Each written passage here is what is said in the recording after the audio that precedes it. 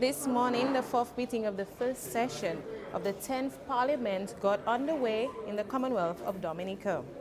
In this session, a resolution for the authorization for an additional credit facility from the International Development Association IDA for funding of emergency agricultural livelihoods and climate resilient project was put before the House. Minister for Blue and Green Economy, Agriculture and National Food Security put this motion before the House. The minister spoke of the many benefits of this program to many farmers and fisherfolk in Dominica following the passage of Hurricane Maria. The increase for this credit facility will be 3/4 of 1% per annum, commitment charge half of 1% per annum, with the repayment of 50 semi-annual installments commencing August 15, 2030, with a grace period of 10 years. Prime Minister and Minister for Finance, Honorable Roosevelt Skerrit, says farmers and fisherfolk under this program have received cash assistance, technical support, and equipment for the revamping of their livelihoods following the passage of Hurricane Maria. Prime Minister Skerrit thanked the World Bank for its continued support to Dominica. This motion was approved by Parliament. Also during this session, the Minister for Environment, Rural Modernization and Kalinago Upliftment, Honorable Kozia Frederick, spoke on the resolution for the authorization for a second additional credit facility from the International Development Association for funding of the Disaster Vulnerability Reduction Project. One of the major projects under the DVRP is the East Coast Road, Guardia to Hatton Garden, which will commence in November. Honorable Frederick says that this project will bring much needed revenue to that part of the island, creating employment to persons in that area. The Member of Parliament for the Salibay constituency says he's excited for this project, which will build resilience in Dominica. Member of Parliament for the Castlebrooks constituency, Honorable Octavia Alfred, also lent her support to the project, which will also benefit her constituency. This motion was also approved by Parliament. Before the adjournment, the Minister for Public Works and the Digital Economy, Honorable Kasane Laville, put the motion before the House for the authorization for an additional credit facility from the International Development Association for funding of the Caribbean Digital Transformation Project. This motion is up for debate and parliamentary approval in this session of Parliament. Please stay tuned for more from the House of Parliament. I am Shakira Pierre for the Government Information Service.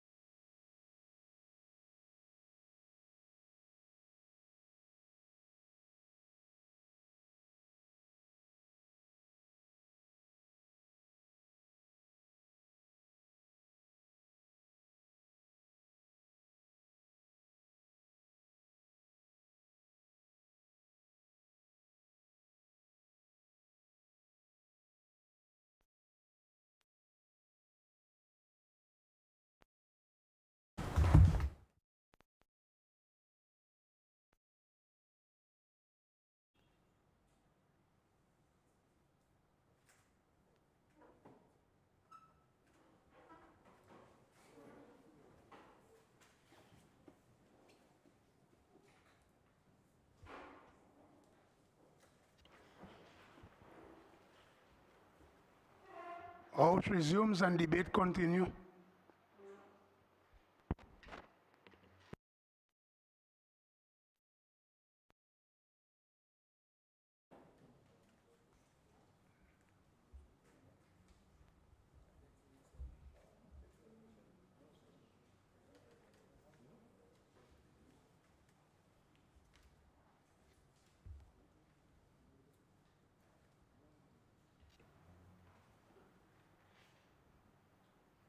Mr. Speaker, I rise to give my full support for the additional funding for the Caribbean Digital Transformation Project. Mr. Speaker, the government's pursuit of creating a digital economy shall certainly assist in making us one of the best places to do business in the region. It is also a clear indication of this government's commitment, confidence, and trust in the young people of Dominica. As this digital economy will certainly create new opportunities and more jobs for our young people and afford them an opportunity to create wealth for their family. Mr. Speaker, you can see at a tender age, a toddler, their interest is in having a smartphone. No matter what toys you bring their way, Mr. Speaker, once they are instantly attracted to mommy's or daddy's smartphone, that is the way for our youth, Mr. Speaker, and you can see it from the tender age of a toddler. And don't talk about tourism, Mr. Speaker, the advantages there. I recently had a meeting with some bayfront vendors, and one of the things they explained to me that they would lose a lot of sale because someone would come to them and they mostly transact by cash, not check, but cash transactions. But with this digital age and the advent of digital wallets, and we can have much more of those products, our bayfront vendors, a tourist can easily pay that vendor by just using a simple app on their phone. And so, even when you have language barriers, when certain tourists, they don't know what something means or what, they can't explain a product, we'll be able to create platforms where tourists can stay probably on the cruise ship, upload a website, translate it to their own language, and transact right there and just pick up their goods on the bayfront from one of our vendors. So this offers tremendous opportunities for us in doing business and making it easier to do business, even for a bayfront vendor or someone in agriculture. So a fisherman, after having his catch, can just simply contact a buyer, vendor, let's say Jungle Bay, and right there, Jungle Bay can send pictures, videos of the fish, and right there, Jungle Bay, being a vendor, can issue payment, and instantly, that fisher folk or farmer can receive payment for goods and services. And for our tourists that visit our island, as they go about exploring different natural sites, Trafalgar Falls, and if any incident were to occur, and there is a need for quick reporting, we could create an app and easily have a tourist indicate where they are, where they're located, and what is the situation, and quickly respond to situations that arise, or have more guidebooks so people can easily move from place to place around the island to visit our attraction spots in our natural haven. And it also offers a great platform, will offer a great platform as we create more websites for buyers and sellers. One of our key challenges right now is that we have so many producers, manufacturers of great products in agro-processing. You have BJs, you have cassava man, you have arts and craft vendors, and the list goes on and on. But what I have noticed, even in discussing with the bayfront vendors, is that they did not know where to access those goods. So we realized that sometimes our vendors have a lot of products made from other countries than Dominica. But by creating those systems, we'll be able to better link buyers to sellers. So sellers can easily, vendors, manufacturers can easily advertise what they have to offer on a website, and transactions can take place right there, Mr. Speaker. And for booking a taxi, and the list goes on of the advantages, and even expanding our economic space, because with the new products that will be created, one can stay right there in Dominica and easily sell to somebody in Antigua or St. Vincent and pay using digital wallet and just ship the goods. And even as we can see, you can also track your products through this an application now. I think there's a company in town, one of our shipping agencies, who offers that, so you can track your product or your good from the time you purchase to the time it arrives to the destination. And I want to say this is also great for the environment. We are one of the first islands in the region to put a ban on plastics.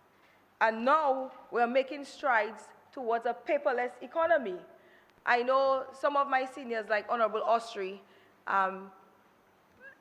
get excited when I say about a paperless economy, because he loves using paper. So I know you're excited about the new move towards a paperless economy. And don't worry, our young people will be well adept to train our seniors who may have challenges in using various apps. And that is the energy we are trying to create in our country. And Mr. Speaker, we saw during the pandemic, the leader of the opposition to Mr. Speaker, he'll get training lessons, and many other people. During the pandemic, Mr. Speaker, that was a joke, Mr. Linton, you can relax, Honorable Leader of the Opposition. We saw the need for e-learning tools. And that is the way of the future for young people, as I said, to learn. So it was a transition period for us, and we saw how important to have backup systems in terms of weather conditions or pandemics, as we saw, that there was a need for children to be exposed to online learning. And therefore, this allows us to have greater platforms for online learning, Mr. Speaker. I do hope that as a result of that, we'll see a reduction in the cost of books.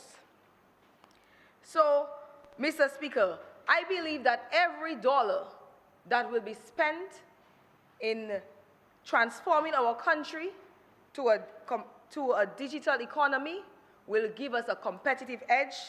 It will make it easier to do business in Dominica, and it will certainly, Mr. Speaker, create new opportunities and more jobs for our young people.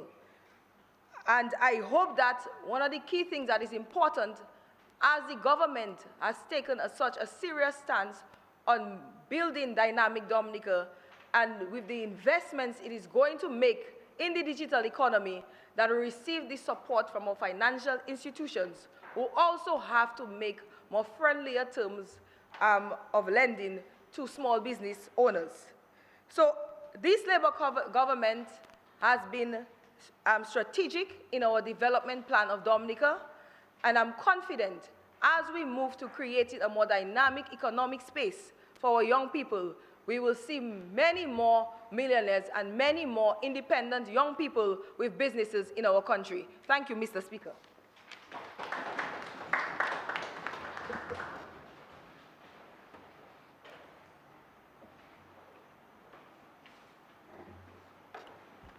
Thank you, Mr. Speaker. I too would like to make a short contribution on the motion before the House. Caribbean Digital Transformation Project. And I welcome the initiative. It is a regional initiative. I heard the member for the Minister of Tourism made mention of it, but if you look, and I quote from the resolution, and whereas this project, which is part of a regional project together with Grenada, St. Vincent, and the OIS, Organization of the Eastern Caribbean States, seeks to address key bottlenecks, harness opportunities to develop the digital economy as a driver of growth, job creation, and improvement in service delivery, support climate mitigation efforts, and strengthen resilience to natural disasters and pandemic. Mr. Speaker, we are in the global, we see ourselves like in the global village. And telecommunications plays a very vital role, and the digital age plays a very vital role in being competitive in the world market.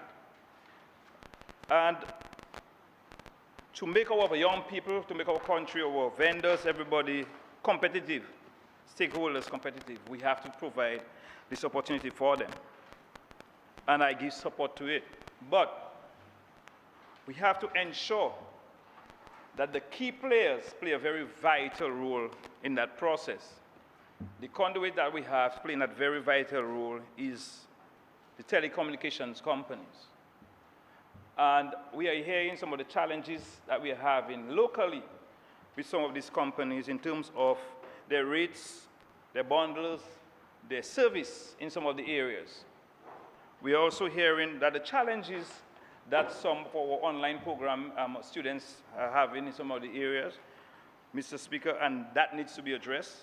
We need to work as well with NTRC to ensure some of the challenges that we're hearing that we are faced with in Dominica, that our local consumers we can come up to speed with the other islands in the Caribbean. And we heard recently of what Digicel is doing in St. Vincent, the rates that they drop the rates in St. Vincent. So we're looking at, with a program across the board in the region, let's ensure that it's an equal playing field where everybody will benefit. One of the biggest concerns that I have with some of the telecommunications company is the roaming.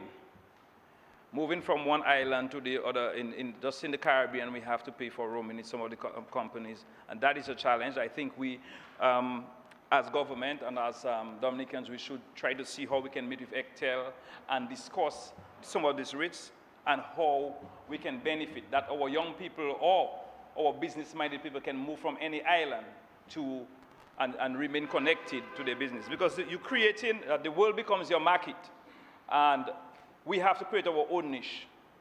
As we promote ourselves, our country to be the nature island of the Caribbean or of the world, we should take the opportunity to, as we heard the Minister of Tourism, to see how we can broaden the scope of our 1,000 product and how we can sell our country. But we have to do some in-house cleaning, Mr. Speaker. Mr. Speaker, I heard the presenter of the bill, the Honorable Minister for Communications and Public Works, Mr. Speaker, made mention of a project steering committee.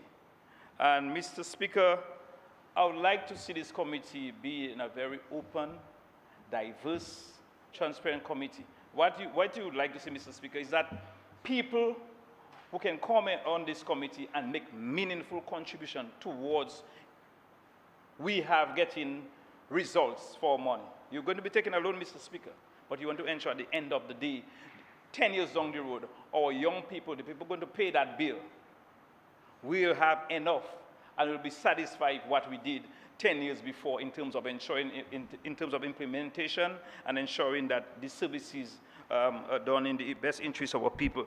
Mr. Speaker, I heard about the digital economy a long time now, but one of my concerns is that digital agriculture is critical as well.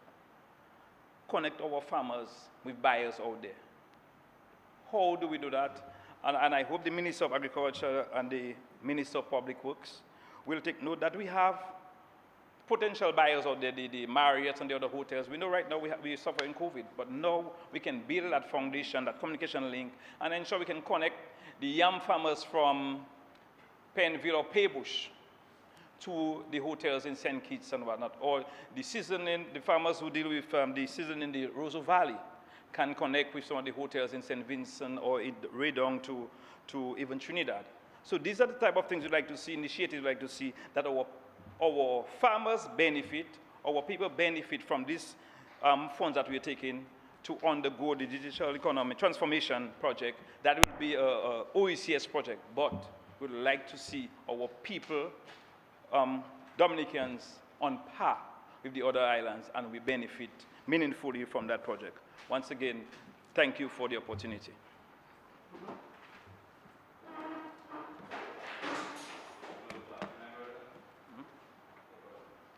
No need to clap. I good. Huh? Yeah, no, what I said is a lot. Right? Yes, Honorable the Senator Riviere.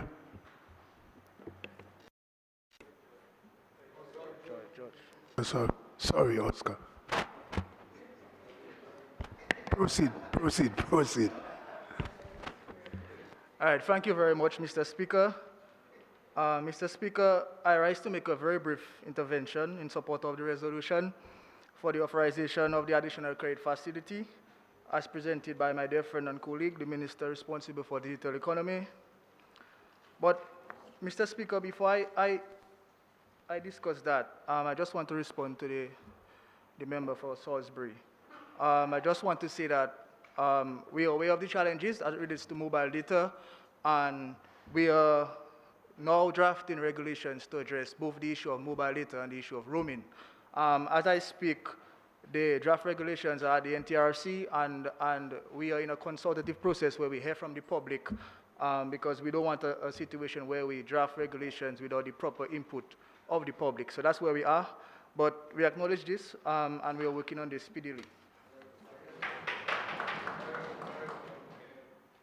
Mr. Speaker, in a short space of time, this government has been able to achieve a number of deliverables as it relates to building the core foundation for our digital transformation. And I must commend the Minister and his team for their diligence, Mr. Speaker. I believe that they have done an excellent job, and I think it's something we can all be proud of. Mr. Speaker, we are all collectively seeking to just eliminate key bottlenecks and harness the opportunities to develop the digital economy as a driver for growth, for job creation, and improved service delivery. We are seeking to ensure that every individual and business in Dominica and also the region gets empowered with access to digital services, especially financial services, and the skills needed to actively participate in an increasingly digital society. Mr. Speaker, COVID-19 has taught us many lessons over the last few months. And one of the fundamental lessons that COVID-19 has taught us is that in order for Dominica to remain competitive and resilient, we must ensure that universal access to online services, affordability of online services, and very importantly, the safety when using online services are achieved. Because the reality is, Mr. Speaker, we have to be innovative, especially in this new era when the internet plays a greater role and changes the way we do business and also carry out our daily lives. And it's against this backdrop that government has advanced its efforts to transform the economy digitally and create additional opportunities, particularly for our youth. Mr. Speaker, we are speaking about a global economy that is worth $3 trillion today, which we can potentially tap into. And this is very significant. So this resolution here, it ensures that we maximize on the opportunities from this new global digital thrust. This implies that we make strides towards a digital government, inclusive of the provision of digital services and a government payment portal. We implement a secure mechanism to identify citizens through a digital ID, which is fundamental to enable access to these digital services, both in the private and public sectors. We develop an enabling environment to promote investment, competition, and innovation in the digital sector, as well as the enhancement of digital financial services.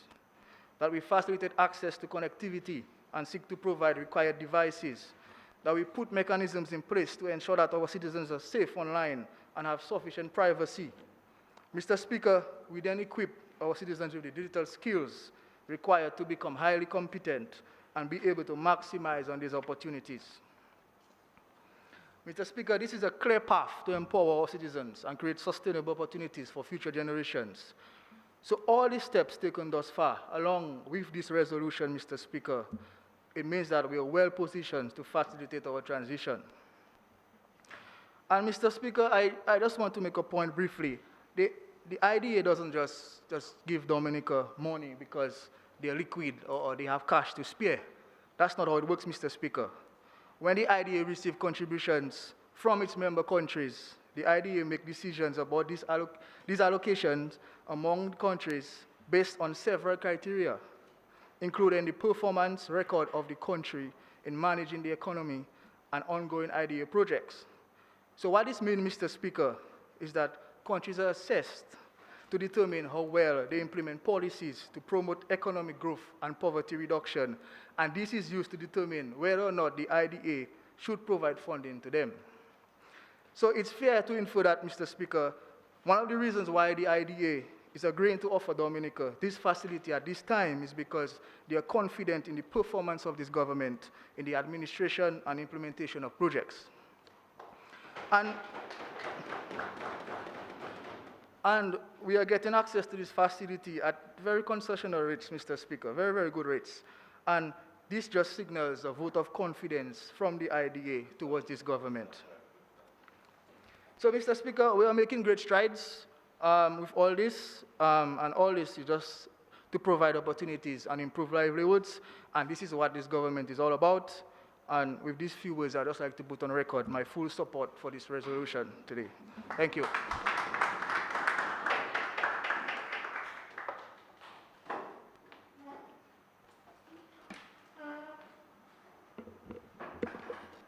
Mr. Speaker, I rise to make my contribution.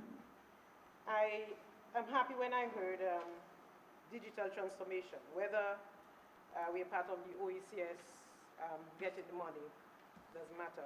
I think we are second to St. Vincent and the Grenadines. St. Vincent and the Grenadines will access 30 million. And I was looking at the resolution, and I looked at what the project seeks to address. And one of the areas, Mr. Speaker, that I like to see is to address the bottlenecks as it refers to climate change mitigation efforts and strengthen resilience to natural impacts and pandemics and other shocks. Because we know what happens when a disaster strikes, that communication, Mr. Speaker, in the various communities around Dominica is non-existent. And you also have our first responders, police and fire, cannot get to the communities because they do not really know what exactly is happening in the communities at any given time. And I assume that this digital transformation project is going to ensure that it is readily available for the persons in the district to access when we do not have electricity, when other things happen. Another thing too, we also assure that we will have readily available data. I heard this morning about we have plenty data, which I have my reservations about, but will we have readily available data when the time comes? Because as we know, Mr. Speaker, insufficient data or no data at all in itself is a vulnerability, because you want to ensure that you have the necessary data in order to have information. And even to the donor agencies to help in case of a disaster, you need to have that kind of data. And I have issues with our data collection process in Dominica. We honestly do not have data. So I don't care what happens here and everybody says we have plenty data. We are lacking data in Dominica. For whatever means, I am not sure. Because we're still waiting on the census data. We have not gotten it yet. So I am happy that we are part of that project. And another thing to Mr. Speaker, this project, we are hoping, will enhance the economic resiliency of our people, because when we talk to resilience, we're not speaking just about projects and infrastructure, we talk about our people. Because if our people are not resilient, obviously the projects that we have in the various communities are not going to have a stay. So, who are we going to employ? Are the people, do we get the skill set in Dominica that we're going to have to get those projects? And are we going to ensure that in spite of your persuasion, whether politically or otherwise, that you're going to get employed? Can you all assure us that this is going to happen?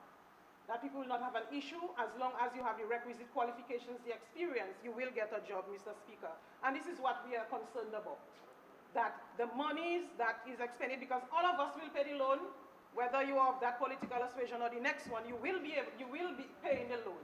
So it behoves us to ensure that all the people that we employ, they have the skill set. It doesn't matter where you belong, that you have the skill set, you have the experience, and you can get a job in this digital economy and in many other projects that we hear coming on board that will create a lot of employment for Dominica, and we need it. Now, we know, as we said, it will hope to enhance the resiliency of our people so that they can comfortably pay the loan when the time comes to pay, because we talk about 10 years, 2030. So those young people who are 17, 18 now will be 27 and 28 in the next 10 years. Will they be able to comfortably agree that we're going to pay that loan? Because we profited, we profited from... Member, member, Can I have... Osham is unparliamentary. I ask you to withdraw it. withdraw that statement, Mr. Speaker. Yes.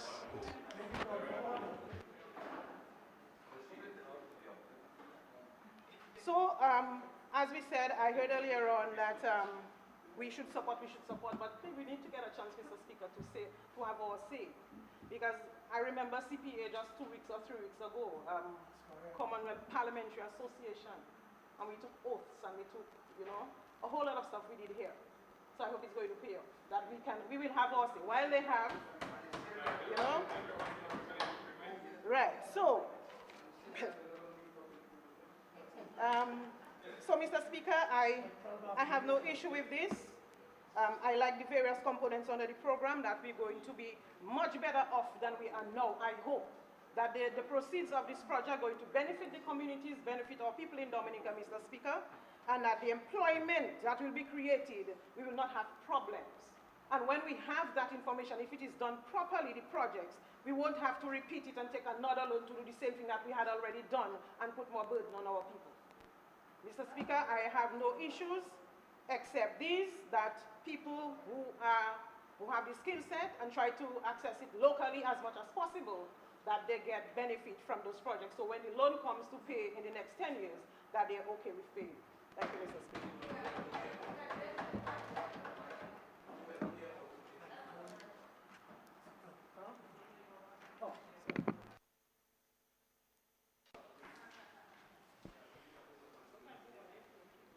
Mr. Speaker, thank you.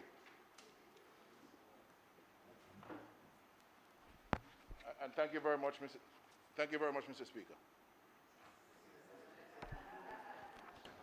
This is a copy of the Hansard Yes. of the meeting of the House of Assembly for Monday, the 10th of February, 2020. Yes. And I have another copy here of Hansard for the meeting of Monday, the 6th of April, 2020.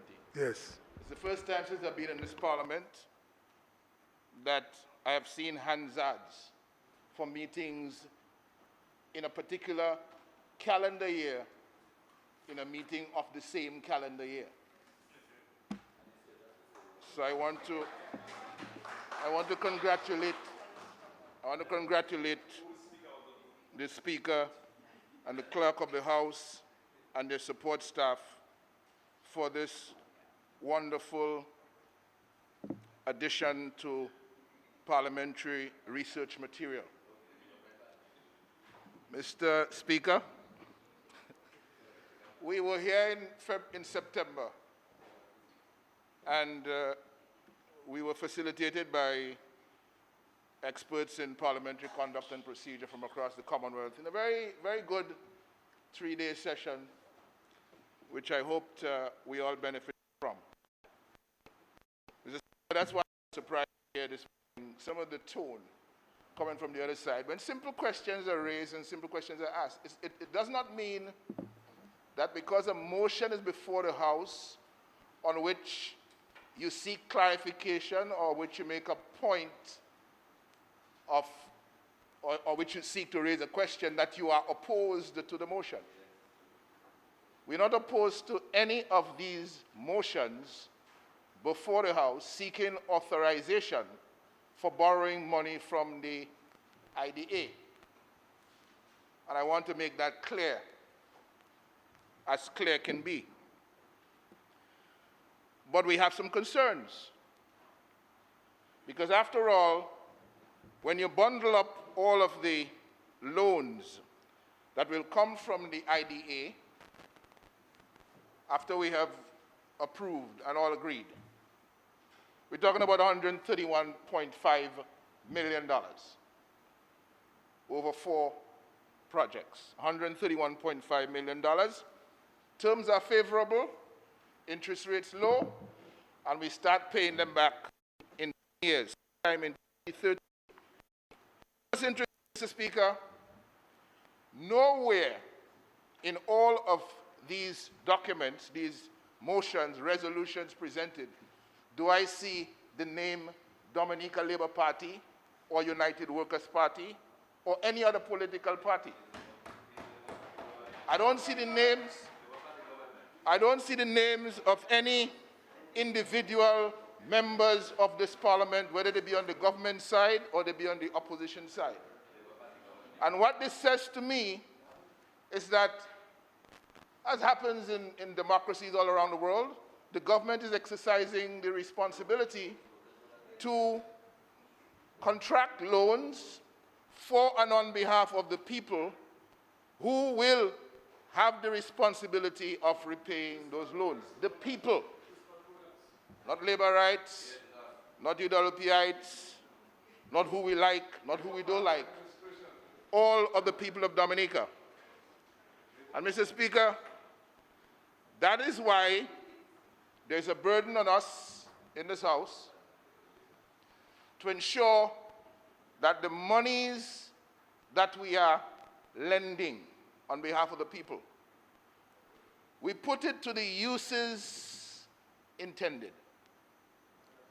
And we ensure that the revenue streams, the sustainable revenue streams that are supposed to be created from these loans are in fact created, are functioning for the benefit of people all around Dominica, so that they are improving their lives. And at the point in time where these loans become due, the country, through these sustainable revenue streams created by the uses of the loans, will be available to repay those debts. Because you have developed, Mr. Speaker, a bad habit in Dominica under this Labour Party administration. We take public money and we use it in ways that are not beneficial to the public at large. And there are a number of examples for us where funds belonging to the people of Dominica are going to the benefit of foreigners. Now, when you take this 131.5... Mr. Speaker, I think... Mr. Speaker, what is this? I mean, listen, but I think the member is imputed because it's talking about monies that are meant for the benefit of the people of Dominica find itself or going to foreigners. I think, Mr. Speaker, we're going on a very dangerous road. And I would like you to ask the member to withdraw this statement. You see, I was really least focused in on where he was going with it. And I left it to the government side to stand and understand in order, which you pointed out in terms of imputing improper motive. So I'll caution the member that I agree that if you're moving in the direction that monies of the state is actually going to foreigners. It's imputing improper motive because it's left to interpretation of the public. It's not clear.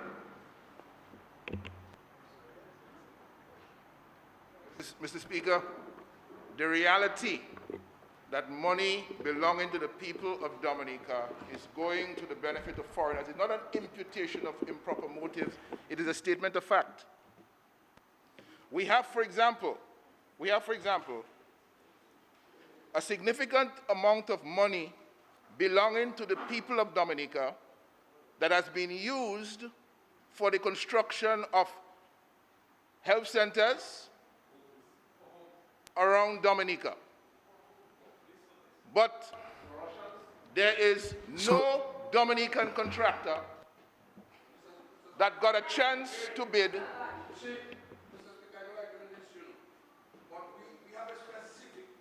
Mr. Speaker, what is this? What is this? Your mic is off. Are you? Member, if he's standing on a point of order. I'm not yielding. He's not standing on a point of order. He must So, sit down. point out. Mr. Speaker, Sit down. Sit down. Mr. Speaker, Mr. Yes, stop. Mr. Speaker, What is the point of order? order of irrelevance, because what the point of order? What the member is now dealing with is not relevant to the subject matter that is being debated before the House. It is not. That is not what is being debated. Yes. So member in regards to, hold on. Let me just rule on the matter. Yeah, member, your mic. I tried. Yeah, both mics, yeah. This one? In regards to relevance, again, if you're going to make a point, make the point clear.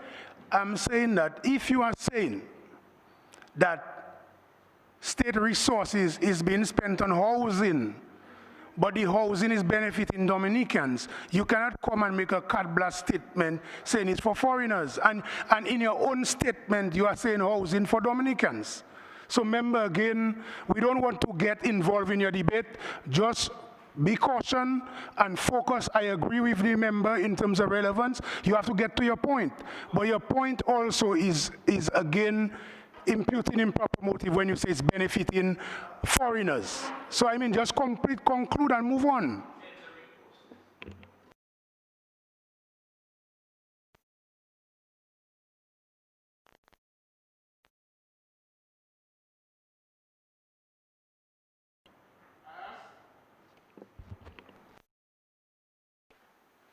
I asked a question in this Honorable House this morning about tendering for the health centers, tendering for the Margaret Hospital. All I heard was Montreal Management Company, Montreal Management Company. Yes. There was absolutely no indication that anybody from Dominica with the capacity to build, with some construction capability, had the opportunity to bid or were invited to bid.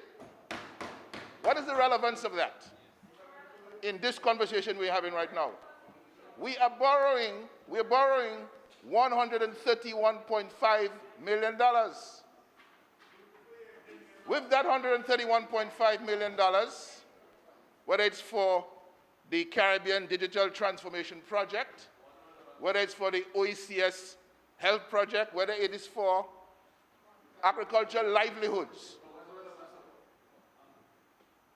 how much of it is going to be spent giving Dominicans an opportunity to build themselves, to grow their wealth, to participate in the revenue streams that will be generated from the spending of these loan monies?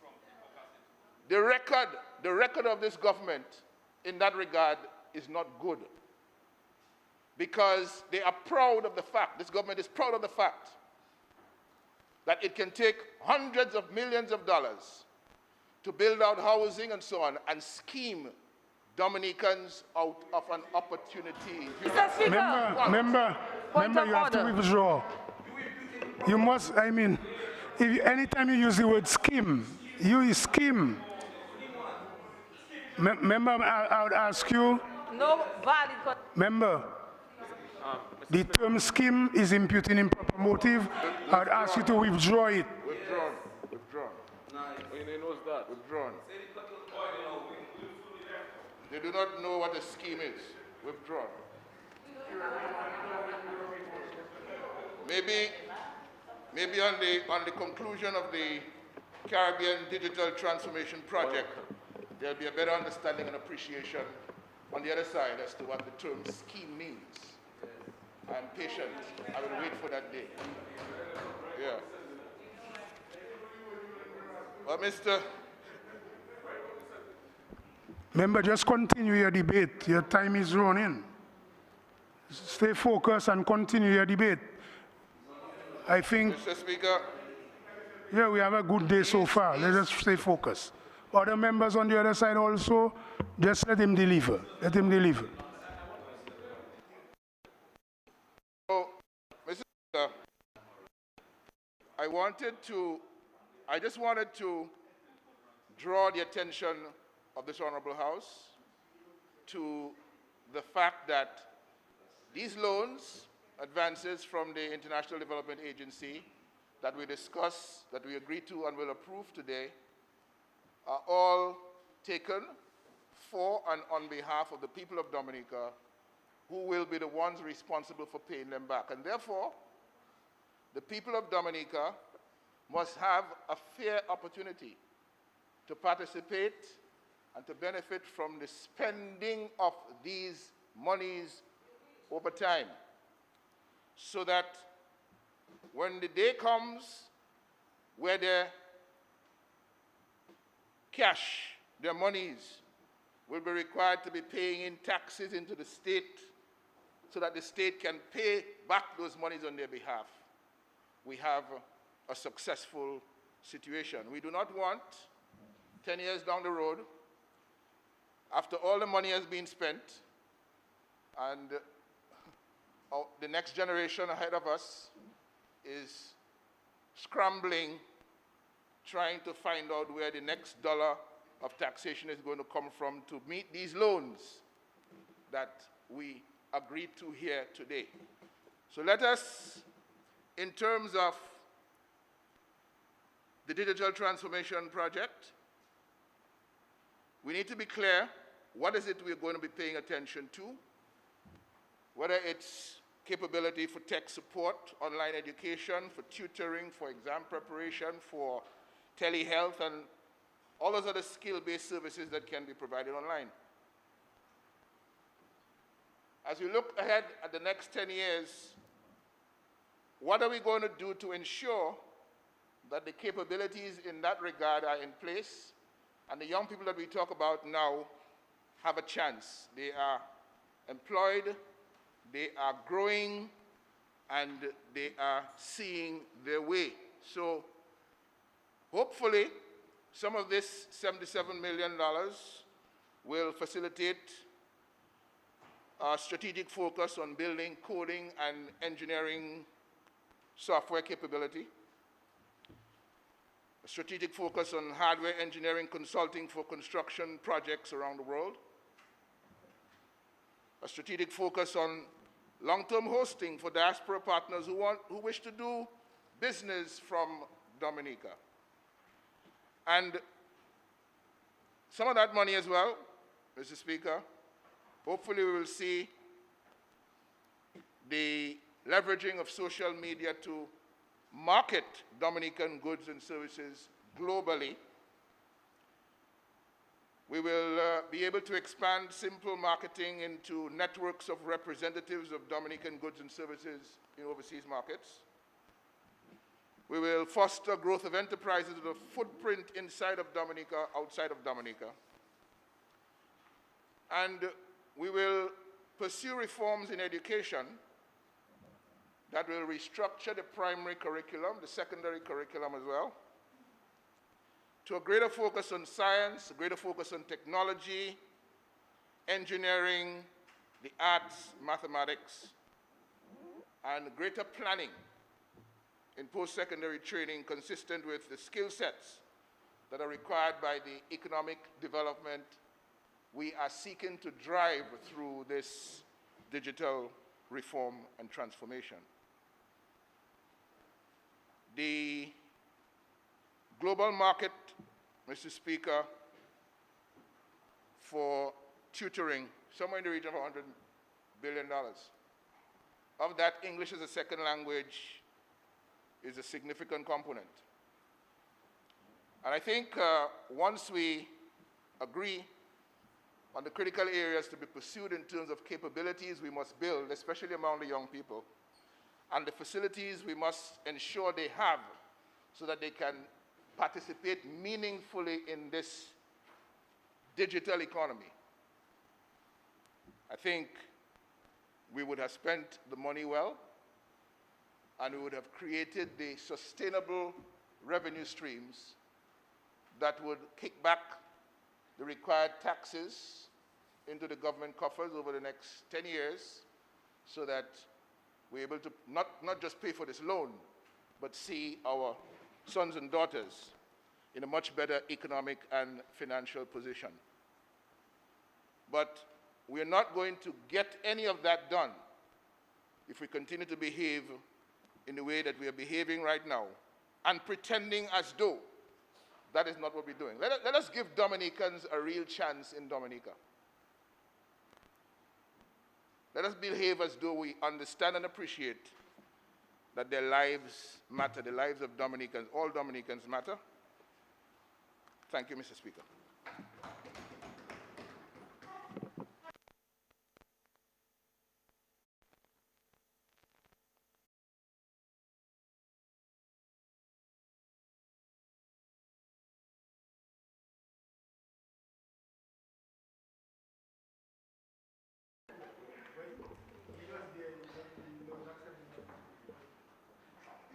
Good afternoon to everyone.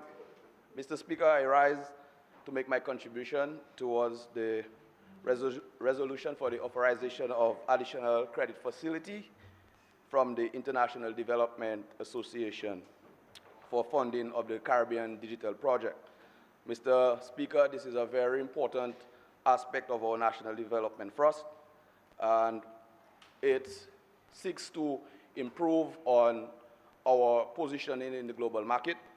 The trend of digitalization is in keeping with the fourth industrial revolution, and it offers opportunity to develop the digital economy as a driver for growth, job creation, and the improvement of service delivery.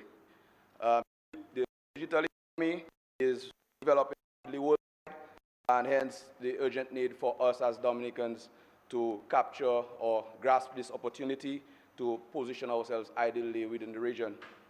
One of the single most important drivers of innovation is the digital economy, as it allows for competition, growth, and it has a huge potential for entrepreneurs of small and medium-sized businesses. The manner in which this is adopted will help us into moving forward, and is a key determinant for future growth, bearing in mind that the trends enable us to not just use technology for recreational purposes, but it allows us to spur innovation and business models, business networking, and further transfer knowledge and access to interrelated markets. However, failing to do so would allow us, or would account for our country to remain in the doldrums, and therefore we need to get digitally connected, and we'll be able to limit the event of we being excluded from digital markets. We want to put as a caution to that we limit inequity, the benefit of technology for all of us who consume. This particular aspect is unquestionable. We need to ensure that the benefits contribute materially to the broad-based economic growth, as no one should be left behind despite of the political preferences, the religious background, or the economic position. We need to ensure that every Dominican gets the fair share of whatever opportunities lies within that particular market, and therefore it would further create employment.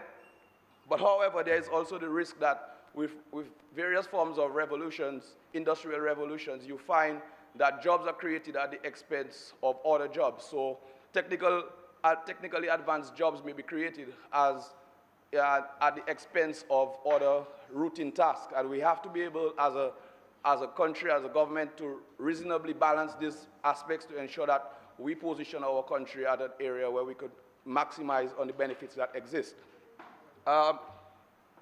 There's also, I want to point out the need for greater emphasis on security, as this is one of the main risk areas in relation with digital technology, and therefore our effort should be augmented to ensure that we are protected, even as we try to, or we seek to launch out into this field to gain the added advantage which it offers, Mr. Speaker.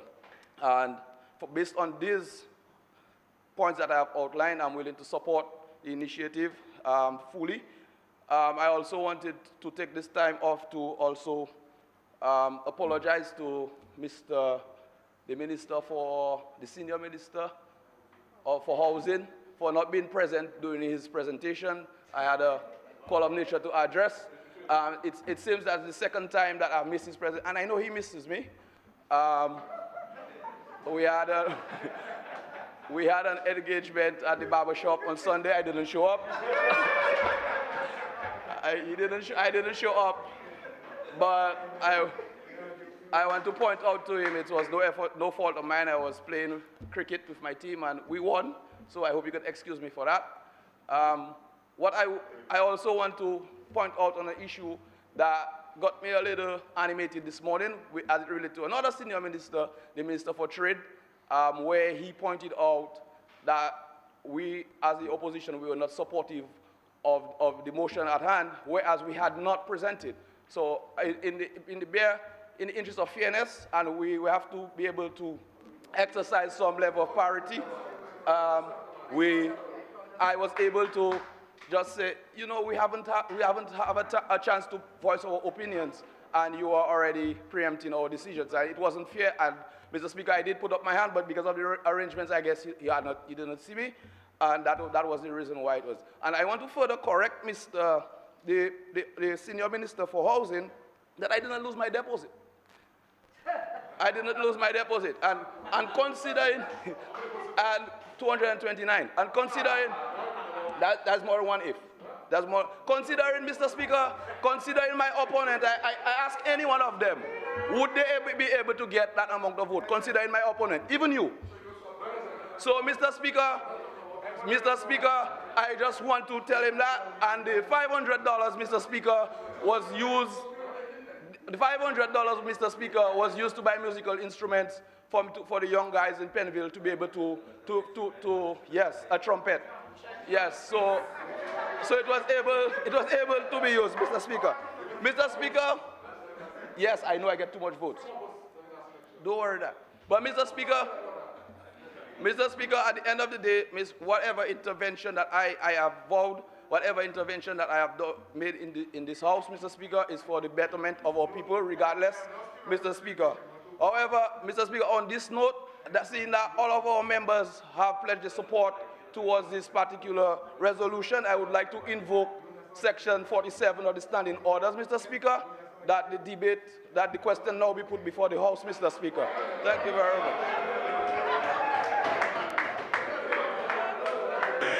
No, you cannot. Member, you cannot. It is the minister.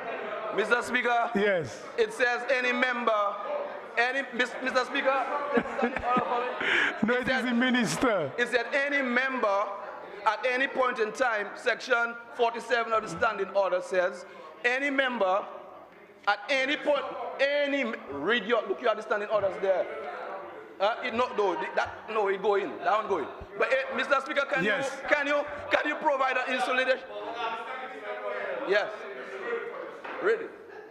Yes, I'm going to read it for you. Yes, just put off your mic, member. Yes, please.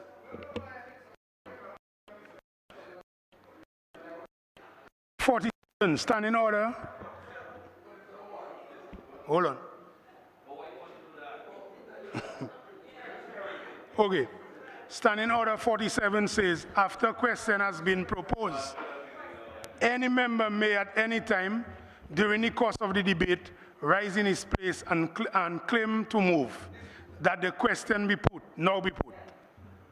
And unless it appears to be the chair that motion is an abuse of the rules of the House or an infringement.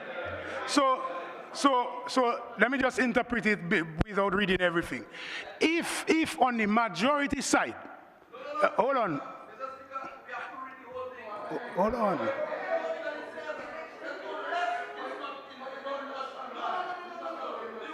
Member, order. Read it. No, but we have to read it. Hold on. We have to read it. Member, put off your mic. And member, I want to ask you, are you completed with your debate? Okay, nice. Okay, so take your seat. So take your seat, member.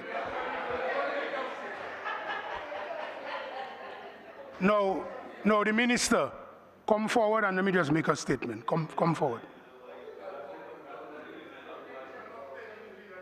Nice.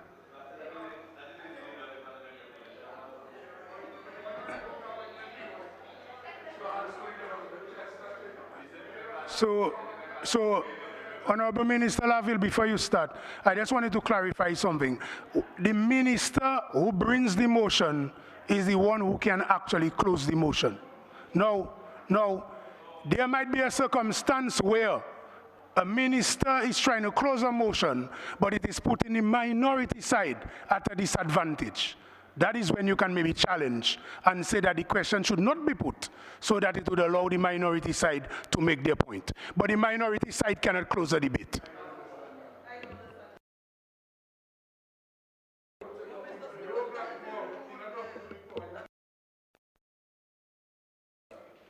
Thank you, Mr. Speaker. Order, let's move.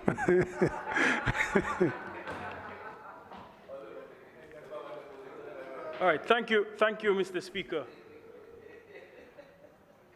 My ears still rings from all the antics and the pseudo-economics lecture that I was just subjected to. I mean, this lecture is falling short on so many grounds. Firstly, on account of substance, it falls flat. And relevance, it's even worse. This lecture, in all honesty, should have been presented to a United Workers' Party government in 1995. When we speak of fiscal prudence, we're talking about the deficit that was left in 1999 regarding the Consolidated Fund, the unpaid checks at the Treasury, the unprocessed LPOs, the money owed to the Dominica Social Security, the unpaid gratuities and pensions, the international institutions that were unpaid, the derelict state of DBMC. And we want to now face this honorable side of the House and give us a lecture. Magwesa. After all, Mr. Speaker, I think we are years too late for this lecture, Mr. Speaker, and my ears are still ringing. And we have somewhat of an unspoken rule on this side of our house. I apologize to sell it out today, but we generally don't speak after our leader. But I understand today why you, Senator Masley, would speak after your leader. I clearly understand. As a matter of fact, any of you should have taken your chance and have spoken after your leader. Because what we witnessed was really a continuation of the budget presentation, where almost an hour and 45 minutes was used and wasted to say nothing. The same thing followed today, where in the home stretch, that's when the leader of the opposition actually made mention of the word digital transformation. I have to ask myself, does he even know what digital transformation is? I feel sorry for the young people in Dominica, the young professionals who are waiting anxiously. They are waiting anxiously for the benefits of this transformation. They're waiting for the jobs, digital skills, the retooling, the substantial opportunities that are expected, all the attendant benefits of this digital transformation. And there's absolutely no contribution from the leader. That's how we use our time. It's really pitiful. It's unfortunate. I would like to thank those of you on the other side who made tangible contributions. Even the member from Salisbury who spoke of digitization in agriculture. And that is something that is, in fact, front and center. So we welcome these sort of contributions. I looked forward as a young child, a young boy, going through high school to debate and be part of these types of proceedings. But honestly, I'm disappointed. After hearing what? Was this a rebuttal? Was this a contribution? What is this?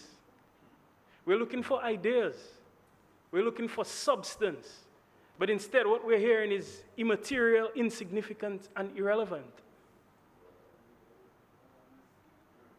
We're trying to make a difference in a country, to do something that can transform the country, to change the way we operate, to change the way we do business, to access the 6 billion people around the world and not be limited to the 70,000 people only in Dominica. That's what we're trying to achieve here. So I'm surprised I even have to say all of this. I was really expecting that we would wind up simply and thank everyone for either their silence. They say sometimes silence might be a show of support. But instead, we're hearing a leader delving into his comfort zone, money. Where he spoke naturally, bringing up questions that were irrelevant to the debate. But yet, when he spoke for 10 seconds on digital transformation, he read. Obviously, that's not the comfort zone. But notwithstanding, Mr. Speaker, this doesn't stop us. Right now, we are preparing to wrap up an opportunity work online program that we have launched in Dominica. And obviously, we have not yet accessed any of the $77 million that will be made available for the digital transformation project. But we've not been sitting around, so 60 young professionals are being trained. November 1st will be the last day of training that's being done. For the past 3 months so far, and I have the pleasure to actually say to this honorable house that already, while these people are being trained for online gigs, already 7 of them have been successful in obtaining jobs through the gig economy. So again, Mr. Speaker, with that being said, we are optimistic about transforming our digital economy here in Dominica. There's no question we're doing whatever it takes to ensure that there's the requisite oversight for this project. The steering committee, like I said, has been in place. We have memberships from various sectors in society. Just to name a few, we have DIC, we have a representative from the University of West Indies, we have various ministry representatives, and I say various because this is expected to touch all aspects, all facets of society. So that is part of the reason why we even have Ministry of Governance on there. So whatever ministry that's not directly represented, because we can't have a steering committee that's composed of 100 people, then governance will likely fill in for those other ministries. So we're well on our way to transforming our digital economy. I'm very happy that the Honorable Prime Minister and my distinguished colleagues have allowed me and they have entrusted me with the management and the oversight of this revolutionary sector. And I assure them that I will do my best with my well-able team to ensure that we realize the attendant benefits to this digital economy. Thank you, Mr. Speaker. I now put it to you so that you can put the question to this House.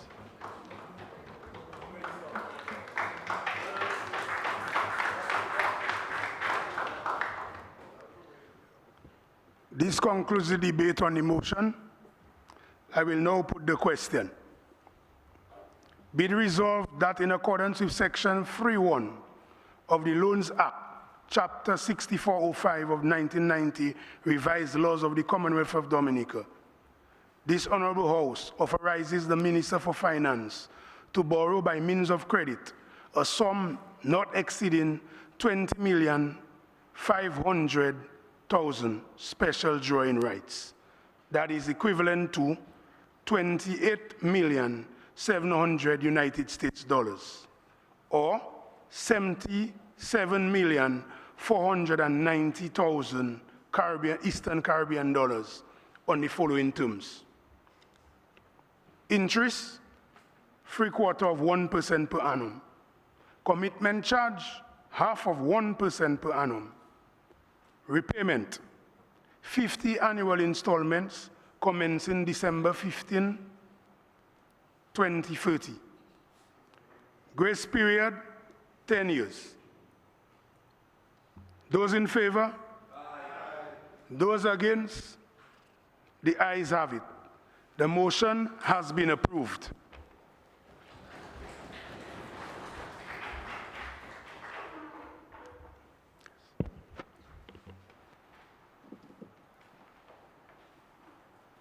Resolution, authorization for an additional credit facility from the International Development Association, IDA, for funding of Organization of Eastern Caribbean States Regional Health Project. Whereas by virtue of Section 3.1 of the Loans Act, Chapter 6405, of the 1990 revised laws of the Commonwealth of Dominica, the House of Assembly may by resolution duly passed authorize the minister responsible for finance to borrow money from approved sources or guarantee loans to statutory boards or public corporations for the purpose of financing general development purposes in any foreign currency or currencies. And whereas, in accordance with agreement dated October 18, 2019, government contracted a loan from IDA in the amount of 2,200,000 special drawing rights for an OECS regional health project. And whereas this project seeks to improve preparedness capacities of health systems for public health emergencies in the OECS region, and provide a response in the event of eligible crisis or emergencies resulting in improved and strengthened public health surveillance and emergency management in Dominica. And whereas with the emergence of the COVID-19 pandemic, it was necessary to divert these funds to respond to the health emergency created by the pandemic in keeping with the terms of the credit agreement. And whereas the government of Dominica and the IDA agreed that the additional funds are necessary to finance the original activities of the project, that is an additional sum not exceeding 2,200,000 special drawing rights, equivalent to 3,080,000 United States dollars, or 8,317,000 Eastern Caribbean dollars. And whereas the government of the Commonwealth of Dominica and the International Development Association have agreed to enter into an agreement whereby the government of the Commonwealth of Dominica will contract a credit facility in the sum of 2,200,000 special drawing rights, equivalent to 3,080,000 United States dollars, or 8,317,000 Eastern Caribbean dollars. Be it resolved that in accordance with Section 3.1 of the Loans Act, Chapter 6405 of the 1990 revised laws of the Commonwealth of Dominica, this Honorable House authorizes the Minister for Finance to borrow by means of credit a sum not exceeding 2,200,000 special drawing rights, equivalent to 3,080,000 United States dollars, or 8,317,000 Eastern Caribbean dollars on the following terms. Interest, 3/4 of 1% per annum. Commitment charge, 1/2 of 1% per annum. Repayment, 50 semi-annual installments commencing August 15, 2030, or grace period, 10 years. Seconded, Mr. Speaker.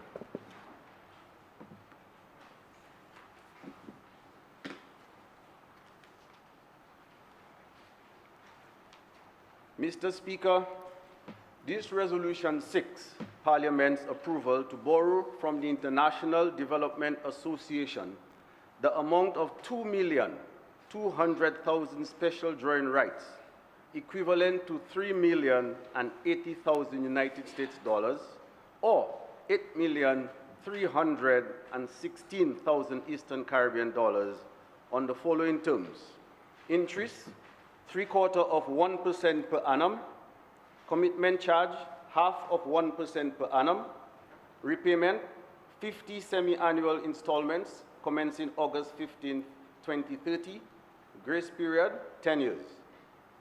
Mr. Speaker, in August 2019, the Board of the International Development Association approved of an OECS regional health project aimed at improving the preparedness capacities of health systems for public health emergencies in the OECS region.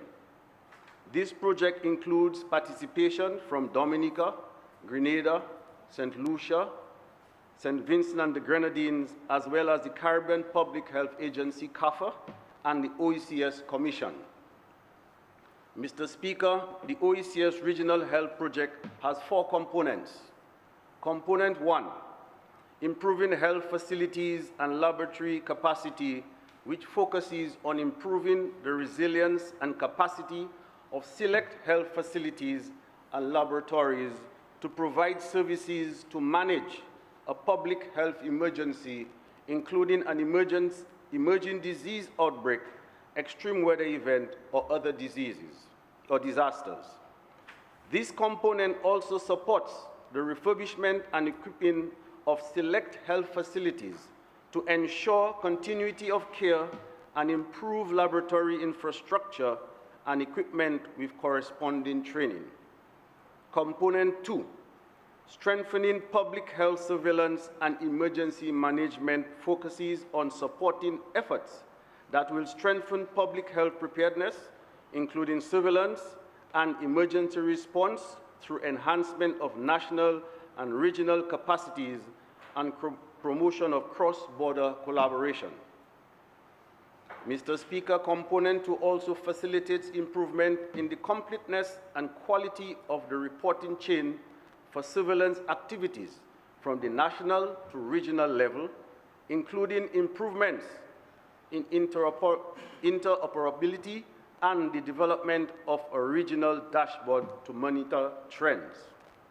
Additionally, Component 2 addresses vulnerabilities at the national level in areas such as port health and the development of national health emergency response mechanisms and operation centers.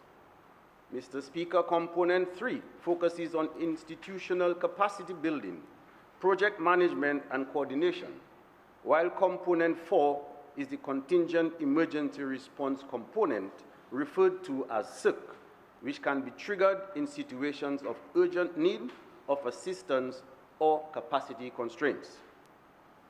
Mr. Speaker, we are all aware of the COVID-19 pandemic situation and the unprecedented response that has been required in our own country and worldwide to manage this deadly and dreadful virus.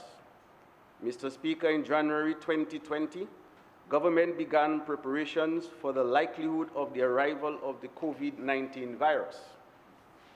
At that time, it had not yet been declared a pandemic. Nevertheless, we began enhancing our healthcare system to facilitate effective management of the virus. Mr. Speaker, the declaration of the pandemic by the World Health Organization in early March 2020 and the subsequent arrival of the virus to the shores later that month, the government of Dominica, having analyzed the situation, made a request to the World Bank to activate the CIRC in order to facilitate the implementation of our strategy to combat the virus. Mr. Speaker, one of the key requirements in the prevention and control of spread of COVID-19 is the need for our healthcare workers to wear personal protective equipment, such as face masks, gloves, and disposable gowns to protect both the patients and themselves during the delivery of healthcare services. The CIRC funds received by Dominica have therefore been allocated to the purchasing of personal protective equipment and pharmaceuticals. For instance, face shields, gloves, goggles, gowns, masks, both medical and N95, overalls, overshoes, head covers, pharmaceuticals to include all drugs used in the treatment and management of COVID-19 cases, which may range from dexamethasone to hydroxychloroquine to azithromycin and other antiviral drugs. Mr. Speaker, permit me to say, with all of these funds from SIC to purchase the PPEs and the pharmaceuticals, it wouldn't mean much if the public does not play their part as well. Because when this government invests such funds from SIC to purchase the PPEs as well as pharmaceuticals, it is only left to the public to play their part in following the protocols that have been put forward by the Ministry of Health. Given that the activation of the SIC has created a financing gap in the OECS Regional Health Project, and in keeping with Section 3.1 of the Loans Act, Chapter 6405 of the 1990 revised laws of the Commonwealth of Dominica, which authorizes the minister with responsibility for finance to A, borrow money or guarantee loans from approved sources, or B, guarantee loans to statutory cooperation on behalf of the government for the purpose of financing general development or for other purposes by resolution passed in Parliament. I present this resolution for Parliament's approval for additional funds to address the financing gap in the OECS Regional Health Project created as a result of the activation of the SIC. Mr. Speaker, I expect that the entire House will give support to this request. I now commend the resolution for approval. Thank you, Mr. Speaker.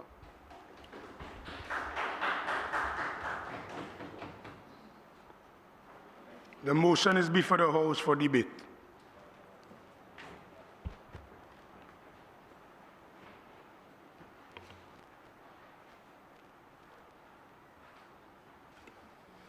Mr. Speaker, I rise to give my support to this motion presented by the Honorable Minister of Health, Honorable Irvin McIntyre. Mr. Speaker, we have been faced with a pandemic from January 2020, and it was only necessary that the Ministry of Health and the government by extension activated the SIC so that we could successfully fight this pandemic. As you know, with the emergence of new diseases, namely before the COVID-19, Zika, chikungunya, and other emerging diseases, the laboratory in our countries worldwide had to be improved so that they can be investigated and diagnosed. So the Ministry of Health had exceptional thinking, and they thought well ahead before this pandemic and had already started putting the laboratory in order, just in case we were visited with this pandemic. And as you know, in the Caribbean, Dominica stands out as one of the only countries who can test for COVID-19 in these times. And, Mr. Speaker, if you were to ask one, where was health yesterday and where is health today in terms of the management of diseases in Dominica, the answer would be very, very simple. What was there yesterday is now being augmented and worked on and fine-tuned so that Dominicans can live a healthier life. And the Dominican Labour Party government not only is working very hard in the containment of the COVID-19 virus, but they're also augmenting the primary healthcare system. And our primary healthcare system is one of the best in the world. In fact, it is being rated as probably the best in the world. And the Ministry of Health is moving forward in the delivery of health, and so much so that in the infrastructure, new health centers are being built. I think there's one being built in Marigot, one in Wesley, Viecas, Penville, in Ansdime, in Colliho, in Newton, in Bacatel. and all the equipment for these health centers have already been placed on island and are waiting to be placed in the health centers for distribution. And as a matter of fact, 5 of these health centers have already been completed and will be in use very soon. So that is where the government is putting primary health care, because we see primary health care as the preventive part of health care. If we could open these wellness centers, we call them wellness centers, as they are used to keep people well. You will use these health centers to go to check your blood sugar, to check your blood pressure before it can progress into any disease. Your eye, everything. It is a holistic thing in these wellness centers and polyclinics. And they're called polyclinics because different diagnostic things can happen there. You could go there to get your ECGs, you could go there to get your lab test done instead of going to Roseau. So the government of Dominica is now decentralizing healthcare to every part of Dominica. So nobody will have to come to Roseau. And while that is being done, we are training people, the government of Dominica and the Ministry of Health is training staff so that they could take up the mantle in delivering the care. And as we speak now, I think 18 community health aides are being trained. And after they're trained, they will be deployed in various primary healthcare districts as the foot soldiers to go to the communities, to meet the people at their homes, to educate them on the nutrition, to talk to them about the COVID-19, to do the COVID-19 checks, because when the people come out of overseas, they are sent to their home after being quarantined. And these are the people that will be going out to the districts and to the homes to make sure that they are being quarantined. And not only that, we are not forgetting the CNCDs, because whilst COVID-19 is there are other health issues that are being taken care of. And these foot soldiers are very necessary to go to the districts and do that work for us, because primary health care, like I said before, is the pillar on which our health system in Dominica is built. And this government is working hard to keeping it that way. We are planning to preventing people from to progressing into what can be very bad diseases. So if you could prevent it before hospitalization, that's the plan of the Ministry of Health. Hence, the primary healthcare system is being taken care of. Mr. Speaker, the Ministry of Health, where I work, we are not only looking at the primary health care. The Dominica-China Friendship Hospital, I visited the last week with the Honorable Minister of Foreign Affairs and the Minister of Health. And what is going on there is remarkable. I saw the transformation of what was once the Princess Margaret Hospital into a modern hospital who match any hospital in the world. And there is plans to have our people remaining right here in Dominica to access health care. We all know how difficult it was in the past for people to go to Antigua, to Martinique, and Guadeloupe to access health care. When this modern marvel is completed, everything medically will be done in Dominica. That will save our people lots of money, and they have been able to stay in the country to facilitate to get health care that is needed. And the Ministry of Health is having that hospital monitored on a daily basis, so we know exactly what the progress is. And I can tell you, you could take a visit yourself, the hospital is progressing satisfactorily. And there is diagnostic equipment now available. The CT scan is now ready and is operational, so now that can be done at the Princess Margaret Hospital. And there is the MRI machine and the HIFU very soon will be coming on stream. They are only expected, waiting for them to be trained by the people to operate it. But they are there, and they are waiting, and they will be operational very soon. And, Mr. Speaker, the hospital is being built, but the government had the foresight, knowing that they will need specialists to operate this hospital.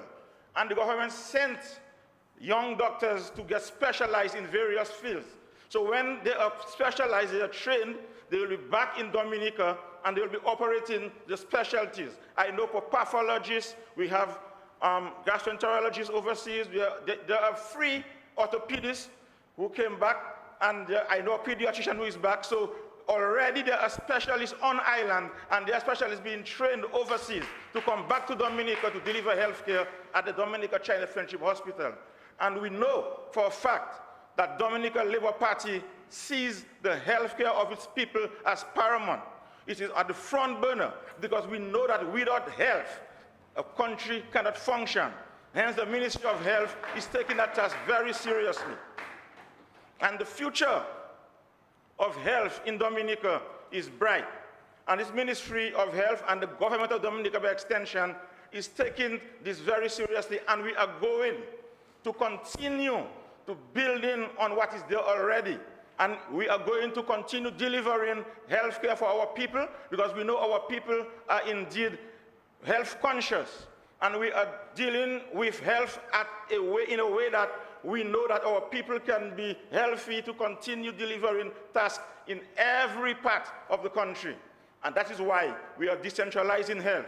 And this money is now that is being sought on the loan will be put in very good use, and I know it can only do well for this country for a fact. I support this motion. Thank you very much.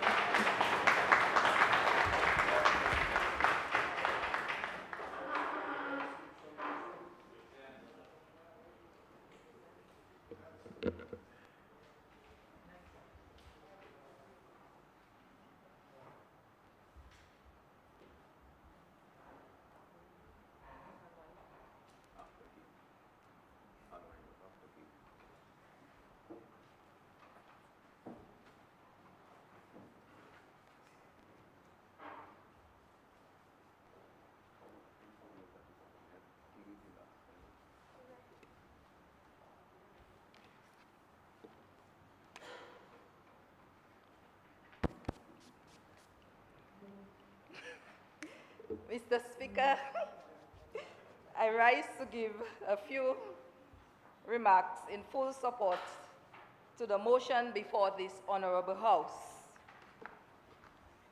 Mr. Speaker, I had the opportunity in 2012 to attend a medical conference in Kingston, Jamaica, with several other medical professionals from the Caribbean and Latin America.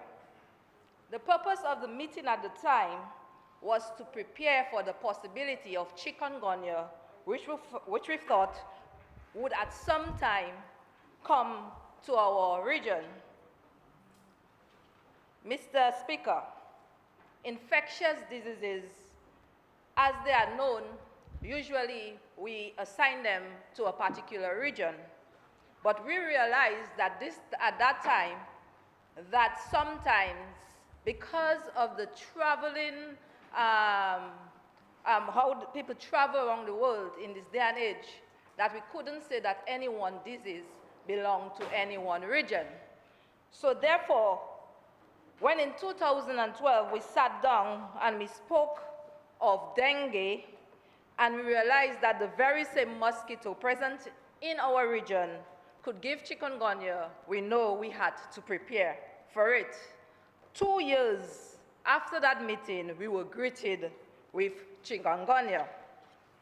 It is therefore evident that the way that the world's population travels without boundaries, that we are at risk for any disease that happens in any area of the world.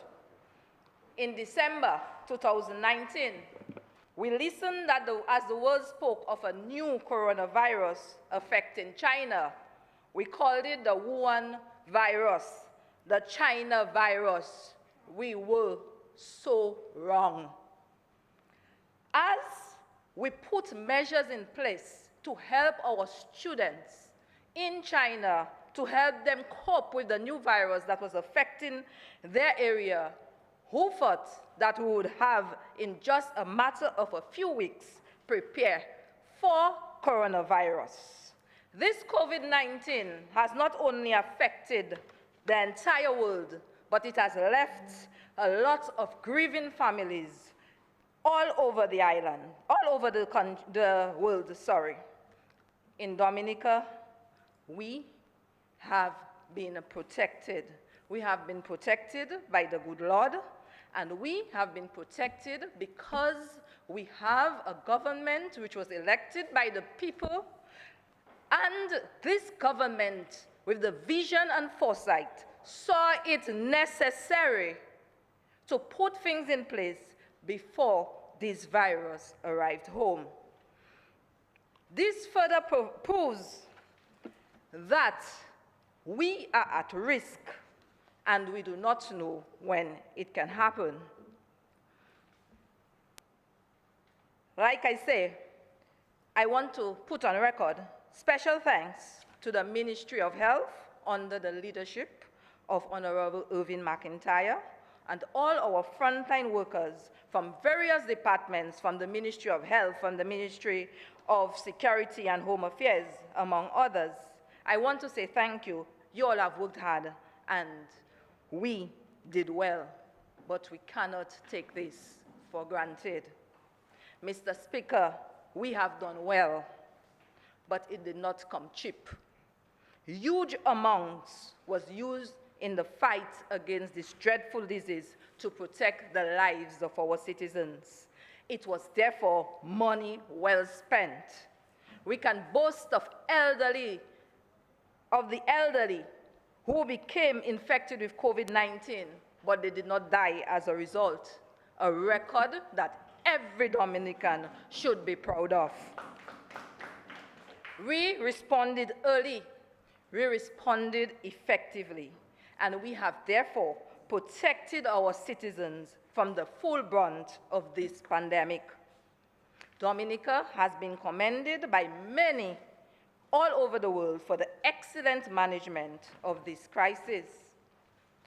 We are not sure when this will end. We are not sure when this will be controlled. We are also not sure when a new disease can emerge and affect us. Therefore, we must remain vigilant in our fight. We must take all the necessary measures to protect our citizens. We must look deep for the necessary funding that we are always ahead of every preparation, not just for COVID-19, but for in the event of any infectious disease that can come to our shores. Mr. Speaker, we are blessed. We are blessed because we have an astute Minister of Finance in the person of Honorable Roosevelt Skerritt. He seems to make it easy. He makes it look like it is so easy to go out there and negotiate the funds we need to fight anything, to build anything. But I assure you, it is not easy. So we have to be thankful for the blessing that is the Prime Minister of Dominica. Mr. Speaker, we can always rely on him to negotiate good interest rates for us, unlike previous administrations where we were left to pay loans of high interest. I remember of one of 14%. This facility that I give support to is at the low rate of 1% per annum. How can we say no? How can we say no to monies that will be placed there to help us in case of an emergency? COVID-19 has shown us that with the resources we need in place, we can effectively fight anything. I therefore, with these few words, want to give my full support on this motion. Thank you.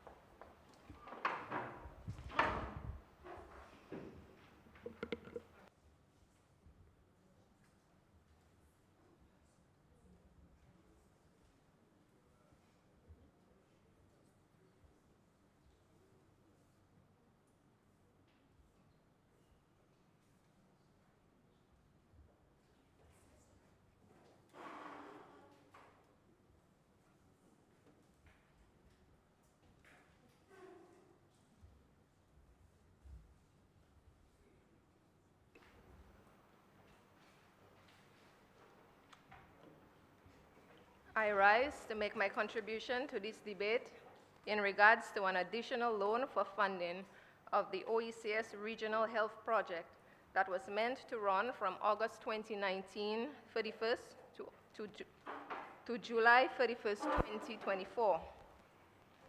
In this presentation, I will use the term the OECS project in reference to the said caption. Mr. Speaker, before I proceed into the heart of my presentation in regards to the health motion set before us, firstly, I want you to grant me a few minutes to extend Independence greetings to Dominicans at home and abroad, because as we mature into our 40s, our rationality, our wisdom should manifest.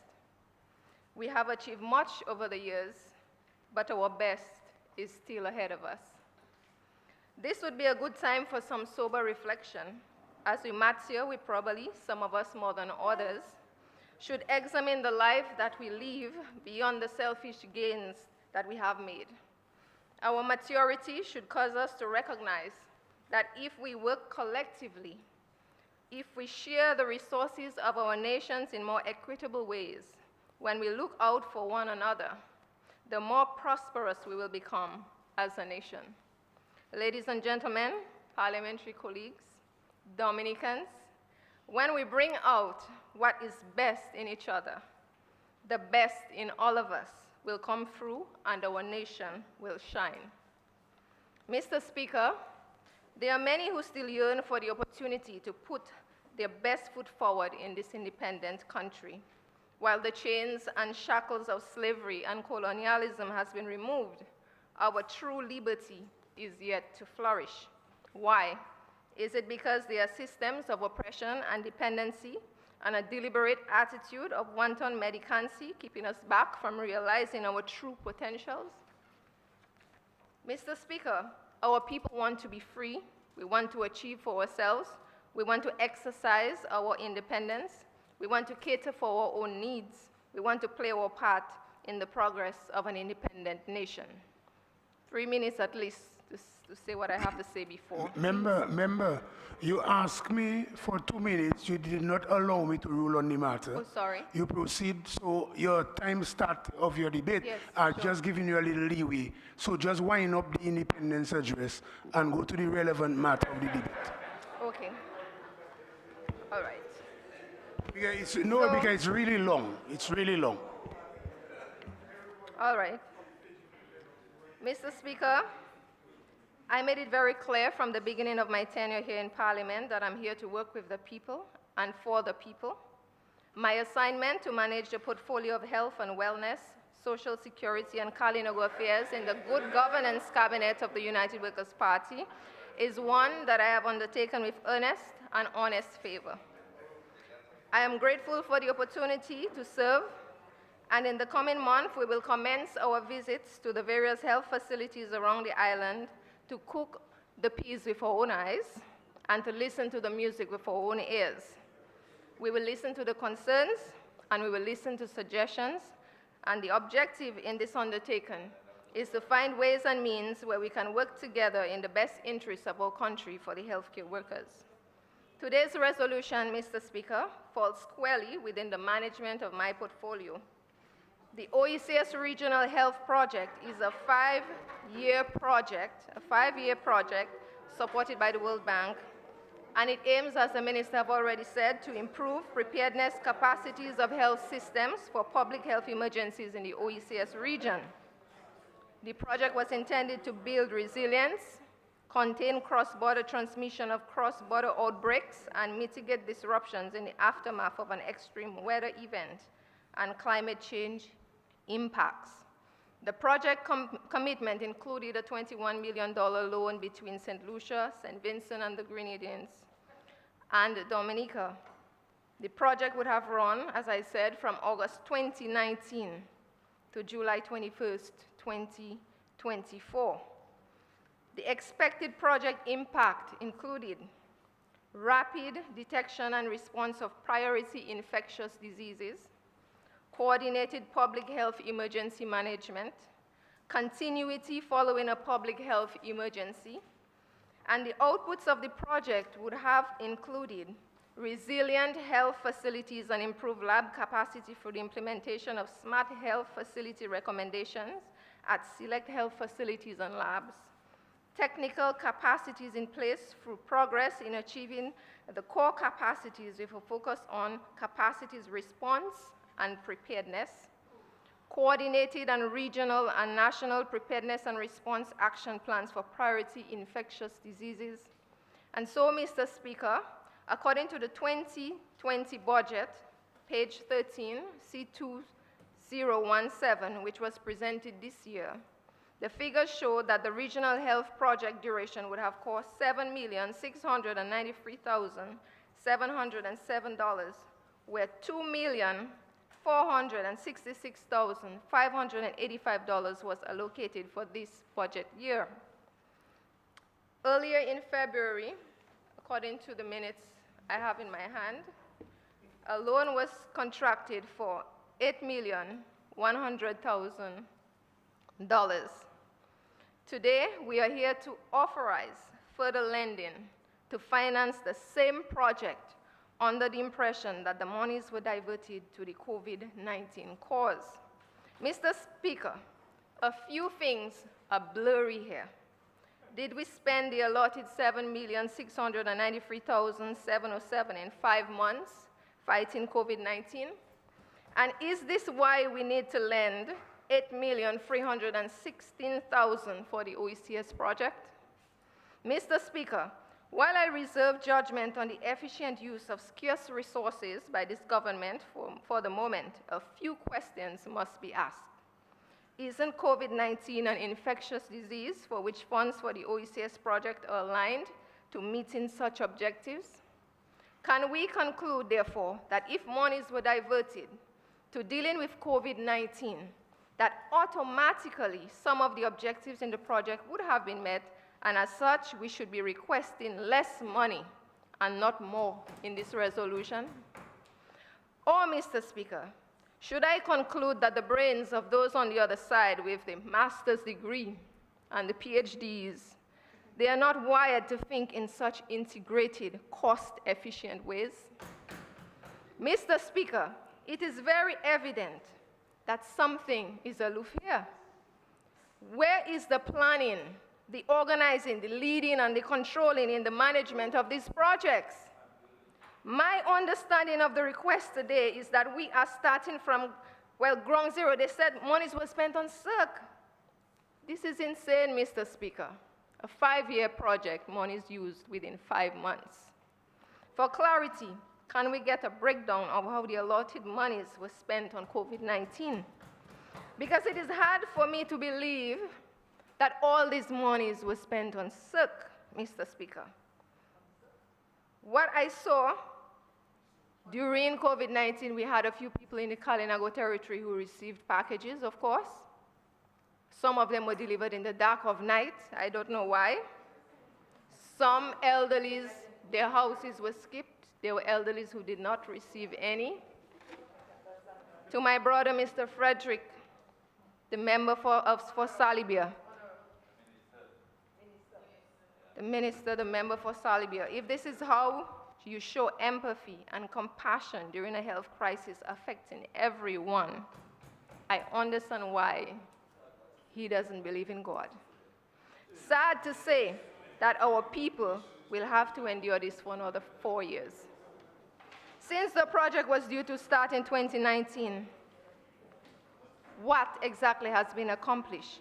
Now that more monies are being requested, can you at least brag of some implementation strategy that will give the Dominican people some confidence that you will not be back in 5 months' time asking for permission to lend more money for the same project? Mr. Speaker, it is quite dreadful that a Minister of Health in dire need for funds for the health sector was comfortable in endorsing a $32,000 rent per month for his party's leader, while the health sector continues to cry from labor pains. Is this the same doctor who sees the impact of COVID-19 but endorses also the move for recreational use of marijuana, when we have no rehabilitation centers, no psychological or counseling support in our communities for persons experiencing high levels of stress during COVID-19?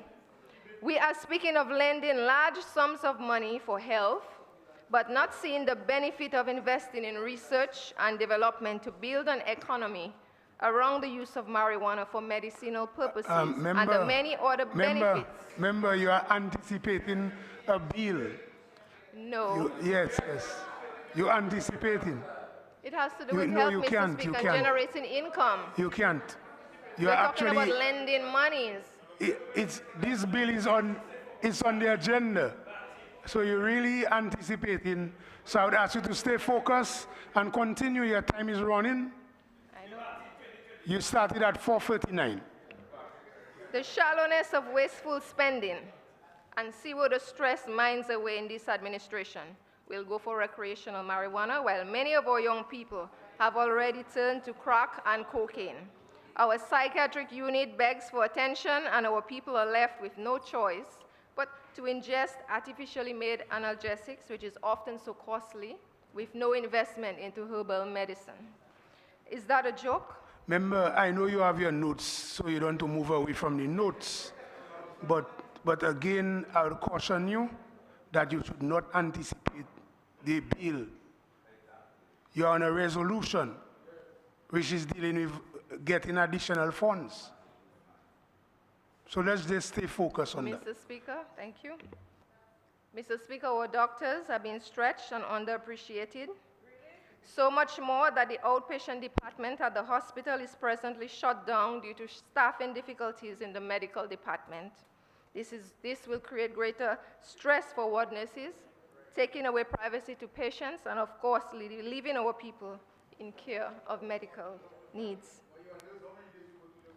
The reckless utterances of the Honorable Member for Roseau South and the Honorable Prime Minister during the infamous campaign has landed us the second wave of backdoor COVID-19.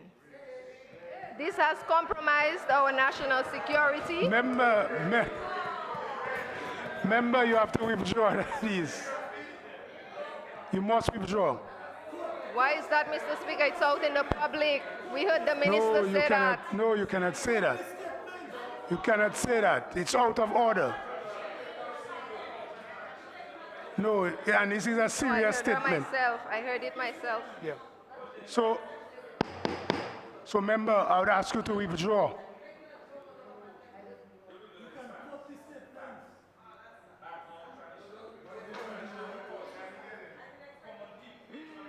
Member, I would ask you to withdraw that statement, your last statement. In regards to the Prime Minister and the Roseau South Parliament, I would ask you to withdraw. Member from Salisbury, I'm directing to the Senator. So let me speak with her. I'm asking her to withdraw. Stop disturbing the Honorable House. Mr. Speaker, can I withdraw something that is already out in the public? Yes, you can, yes. So you have to withdraw. I withdraw. Okay, proceed. It is absolutely clear that the emergence of COVID-19 has placed significant stress on our economy. Our healthcare system have done remarkably well, I must say. We've had no deaths. However, during that same time, we noted that there were a series of health facilities being built around the island under the MMC project. To this date, nowhere in the past budget estimates reflect how much was spent on these facilities. How much do we have left to be spent on these facilities? We need some form of accountability, Mr. Speaker. We also need to take some time to reflect on monies allocated by this government during the COVID-19 pandemic.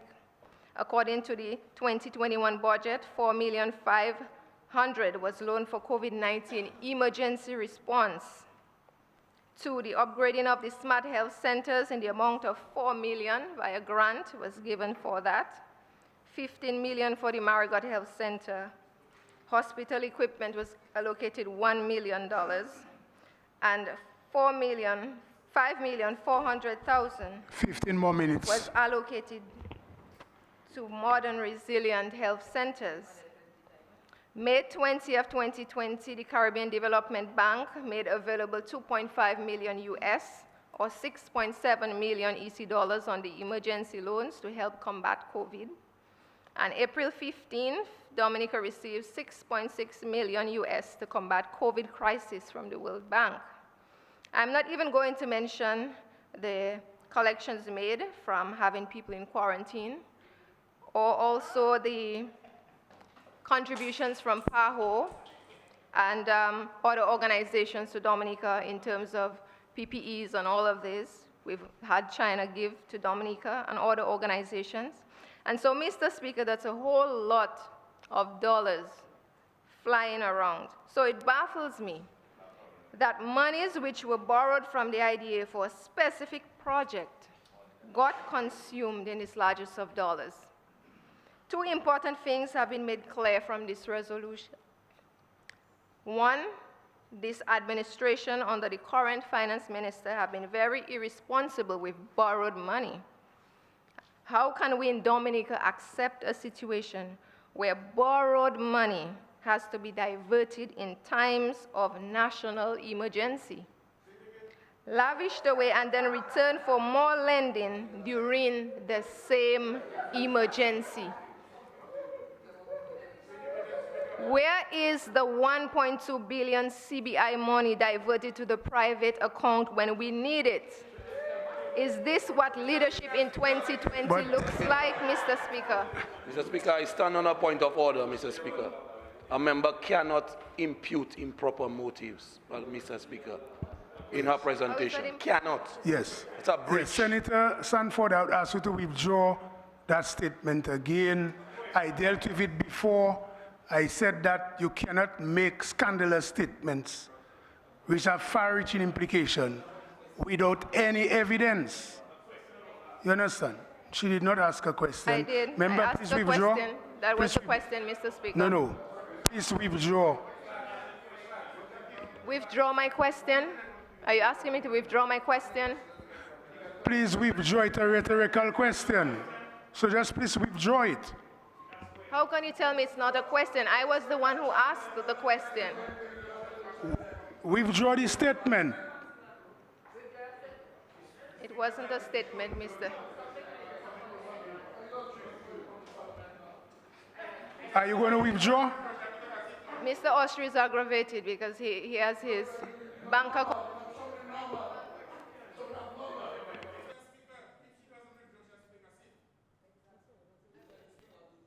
You know the mic is off. Your mic. Yeah, it's off. You withdrawn? No, well, you have to say it on the mic. Hold on. Hold on, hold on. Sit now. But it's not working now. Try.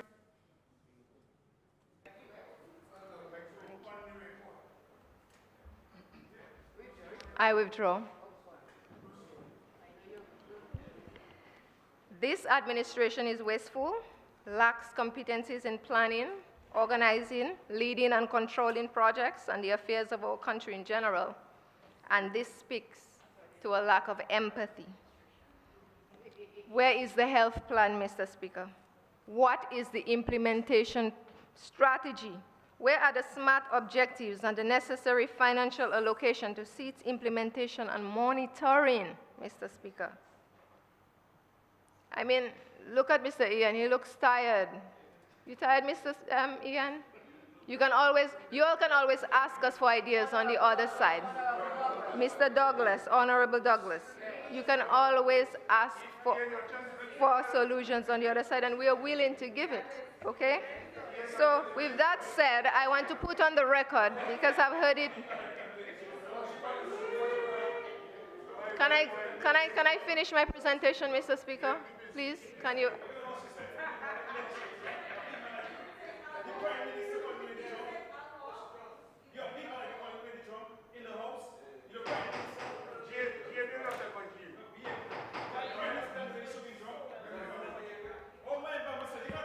Members, cease with the crosstalk. Cease with the crosstalk.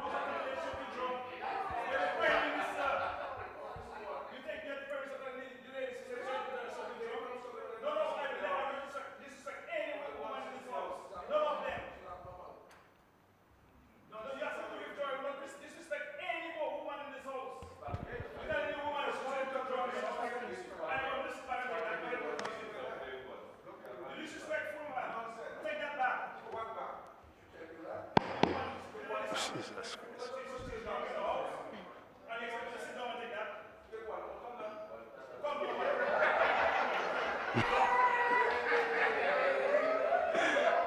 Member proceed.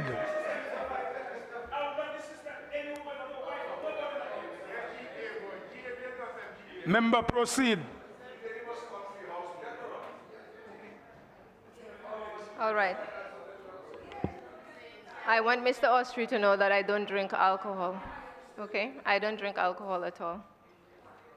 And so I want to put on the record, because I've heard this morning several of the members on our side, on the majority side, stand and say that we on this side do not support the projects, and that is not true.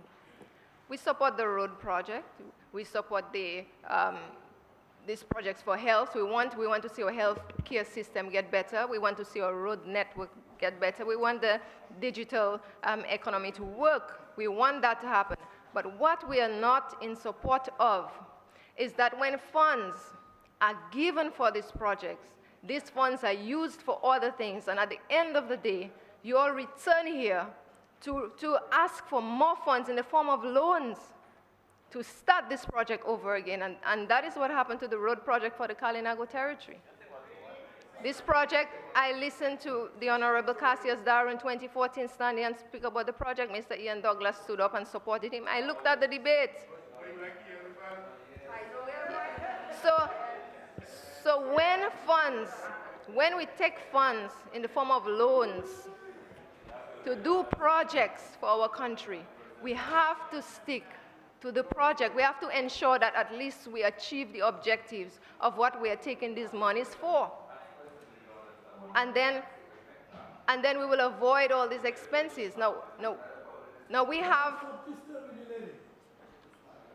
we are taking a lot of loans, but we are not maximizing on our investments, and that is the problem.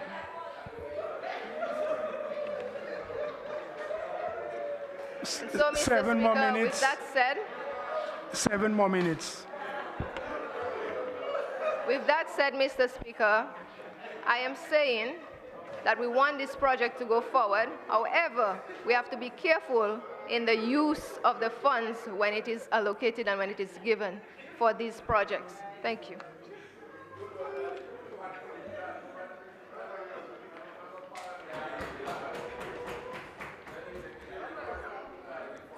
Just a word of caution to all members. You see, when you are delivering and you're on your feet, and you call members tired, let's say lazy, let's say hopeless, you are actually opening yourself to direct criticism, and then you expect me now to protect you. So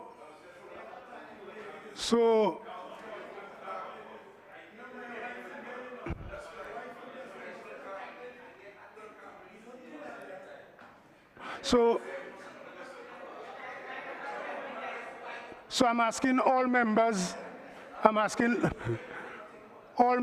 to be guided by my statement. I recognize the Minister of Health.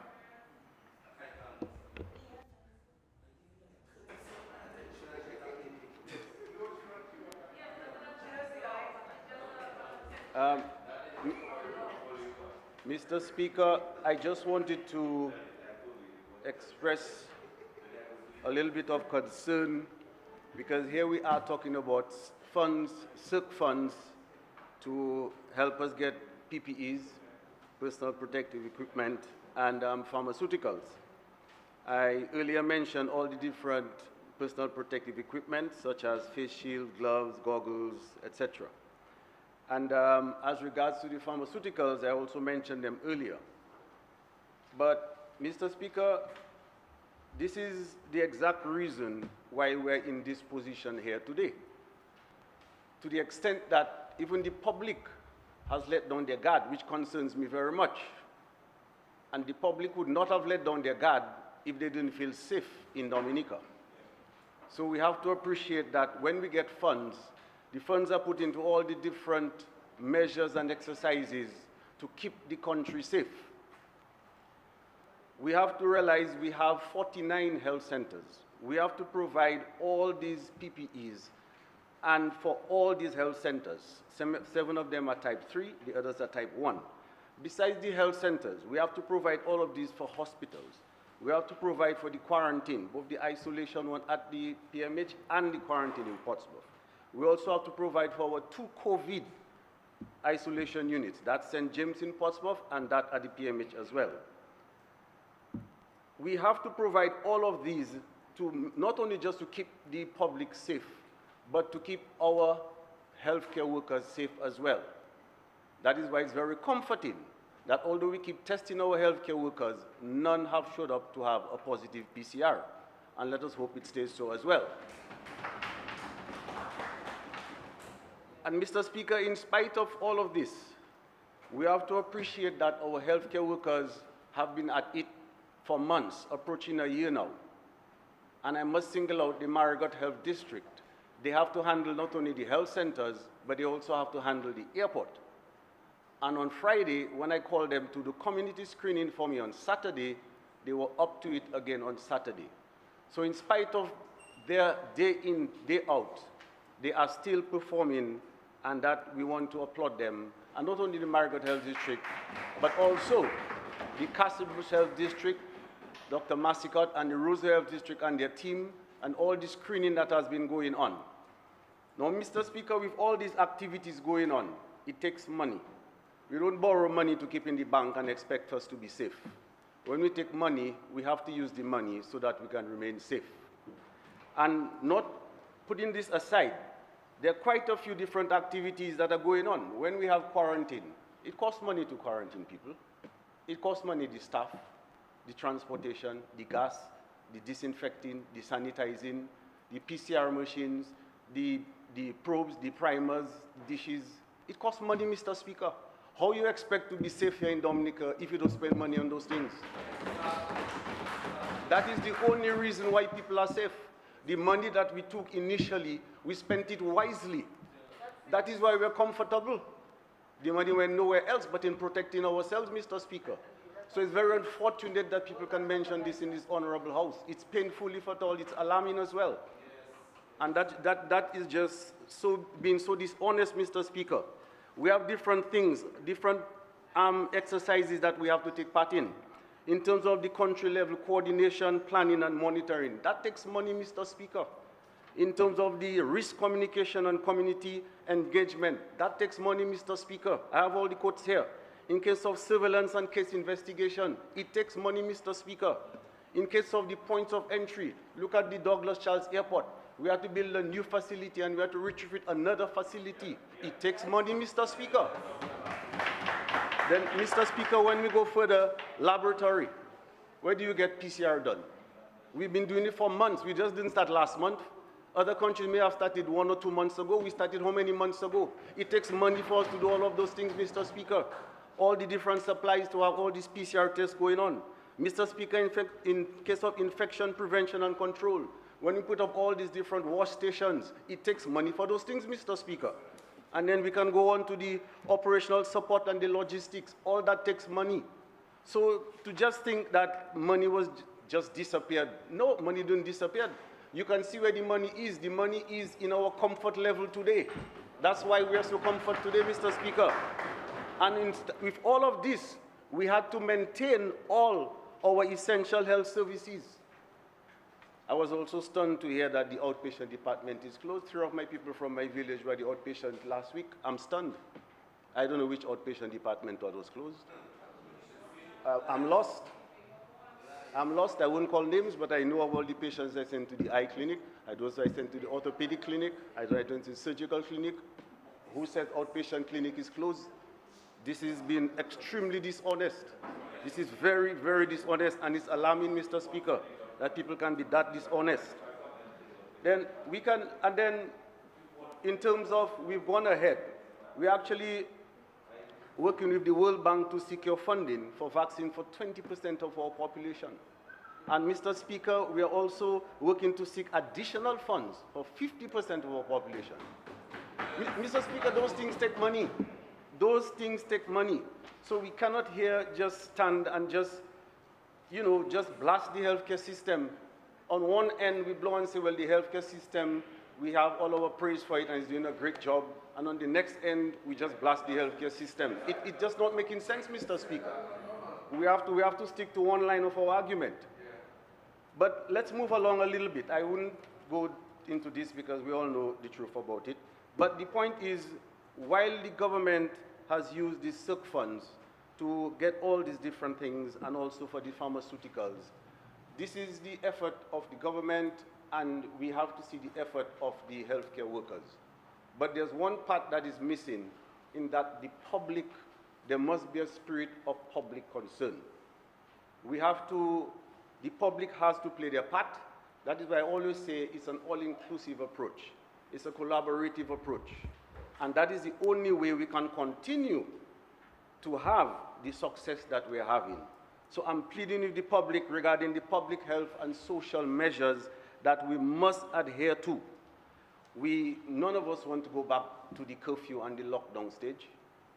But, Mr. Speaker, we can prevent that if we comply to the guidelines and the protocols that have been put forward by the Ministry of Health. So I'm pleading to the public that, yes, we have to adhere to those guidelines and protocols. The simple ones that have brought us to this relative state of safety here today, such as the washing of our hands, and preferably soap and water, Mr. Speaker, because we're not convinced that the alcohol may be 70%. And also sanitizing our workplaces and sanitizing the areas that are frequently touched. Also the physical distancing. Now, Mr. Speaker, interestingly enough, it's Independence time. We've been independent for a while and we have celebrations every time. I'm dissuading the public from engaging in all these mass gatherings that can possibly spread and transmit the virus. It doesn't mean that we cannot celebrate our independence, but we have to be careful and we have to adhere to the protocols and the guidelines that we have put forward. So it would be nice if all the pastors and the priests in their churches just devote 2 minutes to just remind the public, remind the congregation of the health measures that we put in place. It would also be nice if the principals of the different schools put just 2 minutes in their assembly just to remind about the public health and social measures.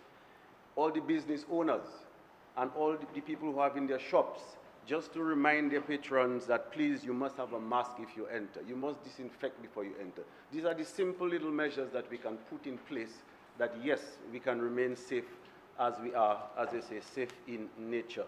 So, Mr. Speaker, I have no reservations. I think the CERC funds received by Dominica for the PPEs and the equipment and all the pharmaceuticals is a well-directed use of our funds, and I think most of us agree on the side that, yes, it should go forward.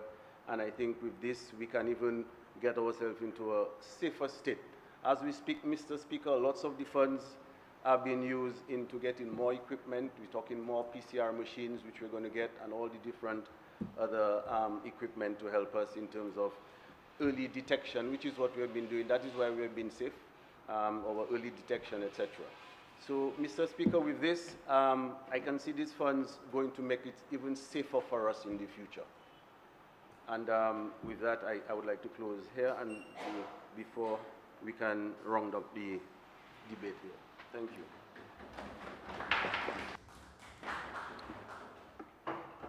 Mr. Speaker, thank you very much. Mr. Speaker, I rise to support the resolution before this House.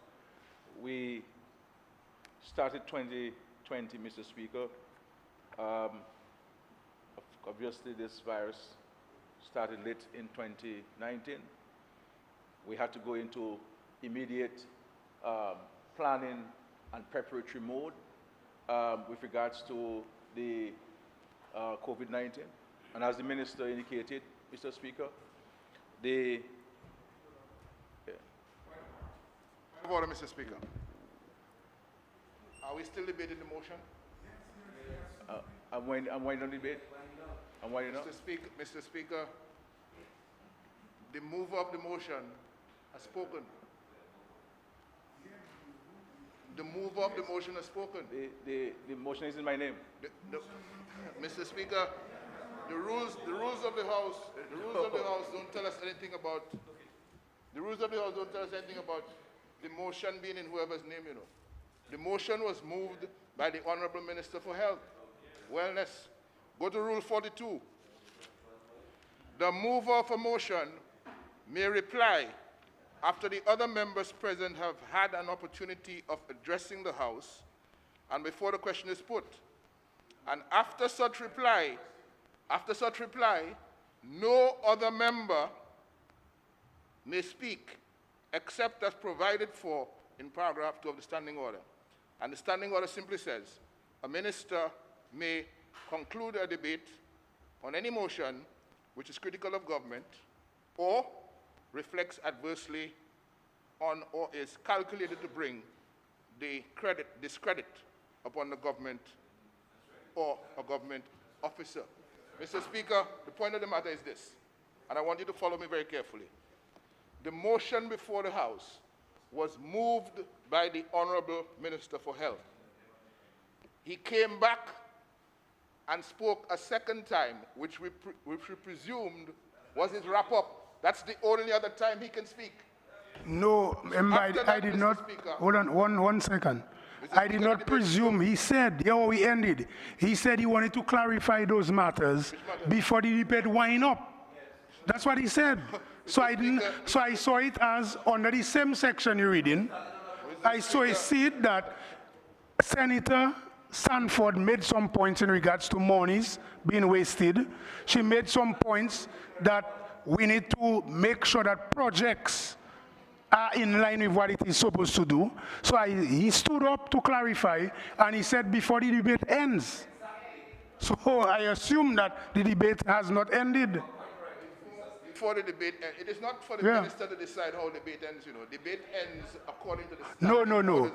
Based on your argument, the minister should say that he put it to end, but he did not. No. But what I'm saying, He stood up. Else, Mr. Speaker. I'm saying something else. Yes. So say what you're saying. Prime Minister, having sat in the House here this morning, when a motion in his name on the order paper was moved by a member of his team, it is the mover of the motion, not the person in whose name the motion stands. The person who moves the motion is the one who closes the So debate. I am That's saying, Rule 43. so hear what I'm saying. So I'm saying in this substantive matter, this resolution, the minister said he's clarifying certain matters that Senator Sanford mentioned. That's why I said if you are asking questions, I must allow the minister to respond. Not necessarily. Not necessarily. No. The Honorable Leader of Opposition read it. So I rule that the debate continue, the Honorable Prime Minister can deliver, and then, no, it's not.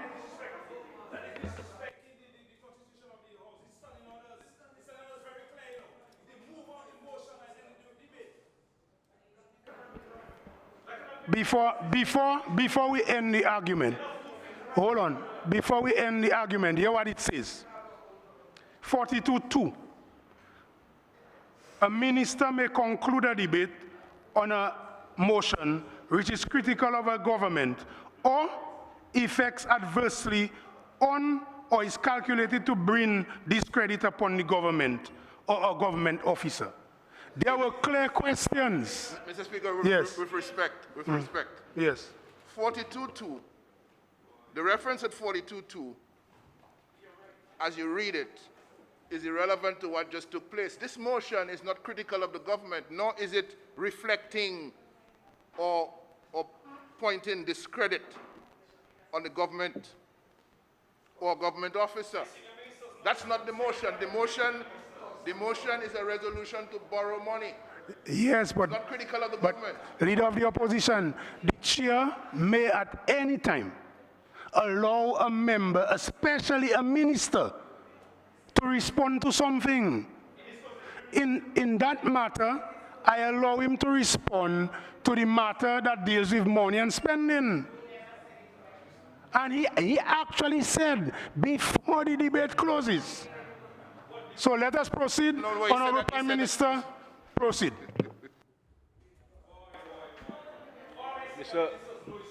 Mr. Speaker.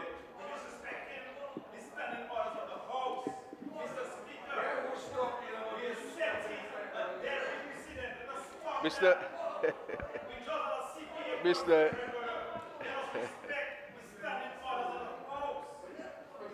Mr. Speaker, Mr. Speaker, I wind up the debate on the motion before us, Mr. Speaker.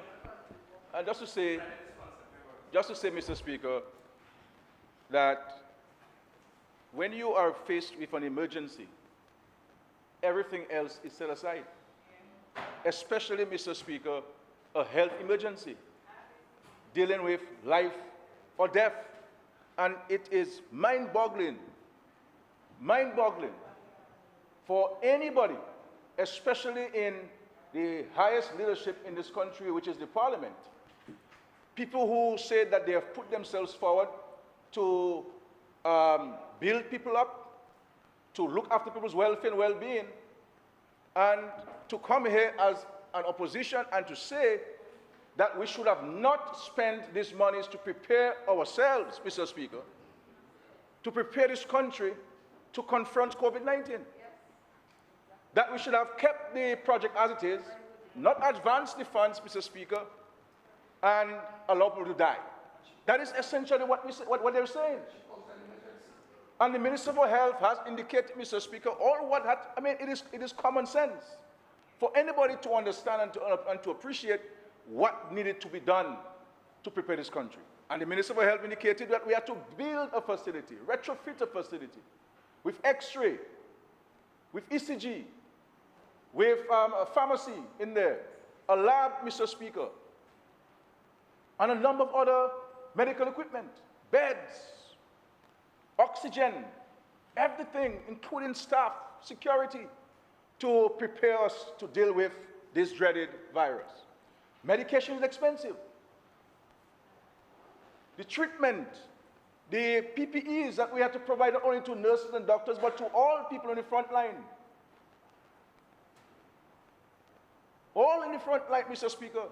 And for us to come here and say that we wasted money, that money should not be spent, Mr. Speaker, that is really, really, really, really unfortunate. That's really reckless and unfortunate. And I'm in total shock. I am bewildered by these utterances. That, Mr. Speaker, we all in our positions, Mr. Speaker, will have from time to time people writing things for us, but we have to satisfy ourselves that that which has been written for us is something that worth saying. People, we have to be careful, Mr. Speaker, of who writes for us, because sometimes people want to embarrass us. They have an axe to grind, and they don't empathize with the struggles and the welfare of people. So when somebody writes you, you have to put it in your own language. I mean, my dear brothers and sisters,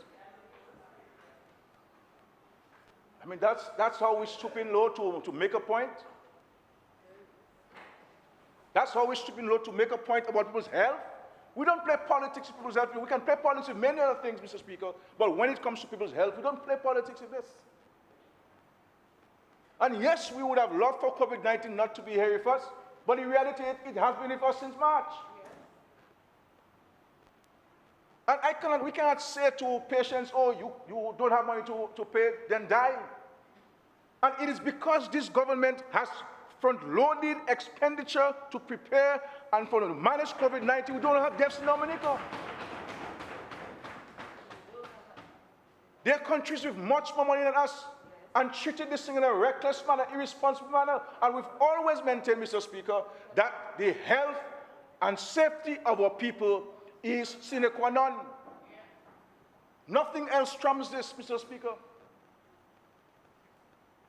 And I mean, people can give me blows, political leave, all sorts of things, but my God, not about people's health, and about people's safety, and about life and death.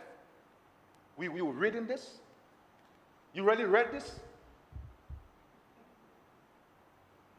I've been there 20 years, Mr. Speaker, and I am totally flabbergasted by this thing. I am out of words. First time I'm out of words, Mr. Speaker. I'm out of words. As Minister of Finance, Mr. Speaker, I would be so happy if we could rewind and go back to January with no COVID. But we have to provide for people's income support.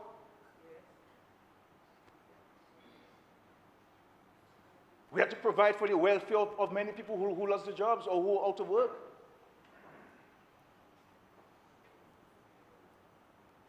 And should I have said as Minister of Finance, that's what you have said as Minister of Finance? Oh, well, the money is there for something else and therefore we cannot use it to buy medication and so forth. When these bills come to me, Mr. Speaker, I raise question about them. But I do not set them aside. I simply sign up and I say, look, the money, because I don't want anybody in the country to say, well, okay, well, they asked Skerrit for money to fight COVID-19 and he didn't give us money. Everything the Minister of Health asked for, Skerrit, as the Minister of Finance, give it to them and will continue to give it to them because the health and the welfare and safety of people is number one. So yes, I get angry with COVID-19, Mr. Speaker, because it's costing us money. I get real upset with it. But our being upset and angry should not be about spending the money or saying to us that we're wasting money to keep people alive. We're wasting money to keep people alive. This is why, Mr. Speaker, the majority of Dominicans, including those who supported them, are saying, thank God it is not the European government, it's Labour in government. And by the manifestations, by the utterances, by the actions, by the deeds, we are seeing the real truth in this.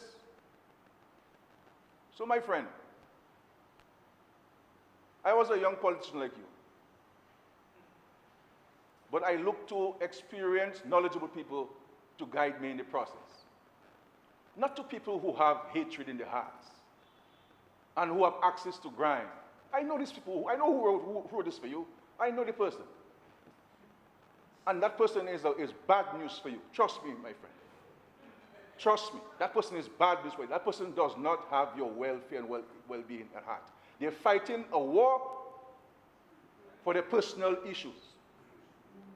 These are not people who are interested in the working people of Dominica. They're not interested in the Carnago brothers and sisters. They're not. They're not. So, my friend, with the greatest of sincerity to you, and I said something on the aside to you, I sincerely apologize for saying this to you. But in the greatest sincerity of my heart, I'm advising you to stay clear of these people who are making you look not what you really are as a young lady. You have potential, but those who are advising you will lead to your own destruction. And it's not good. It's not good. And it's not good what this person is doing to you. And I'm upset at them, not you. No, not you, my friend. Because when we as adults, we as older people, as experienced people, we must make people look good. We must advise them to build up, not to make them look as they made you do today. So I hope you redeem yourself in the next speech you give to the Parliament. And if you want some guidance on the content of your presentation, I am more than willing to assist you in that regard. I'm more than willing to assist you in this regard. So, Mr. Speaker, this is money well spent. Honest to God, I wish this, I don't know where this COVID thing came from. I'm vexed with this COVID thing because it has disrupted our lives in this world. It has turned people's lives upside down. It has caused hundreds of millions of jobs to disappear, Mr. Speaker. It has caused many people to be homeless in many parts of the world. I mean, it has cut the supply chain. I mean, what is going on in tourism, for example, is heart-wrenching. Heart-wrenching. Heart-wrenching. Luckily for us, Mr. Speaker, our economy may not be large, but it is more diversified than most. We can feed ourselves. We have a government that is conscientious, that has kept every person employed, that is spending $3.7 million on the NEP to keep people engaged in the rural communities across Dominica. We're paying over $800,000 every month to senior citizens 70 and over. Social welfare, social safety nets are in place.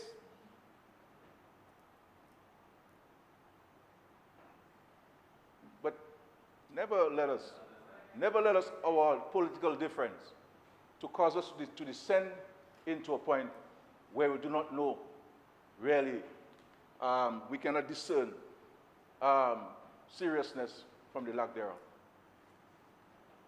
And when it comes to people's lives and safety, we should not have any color in this. And I wish to caution you. You say you hold the portfolio of health.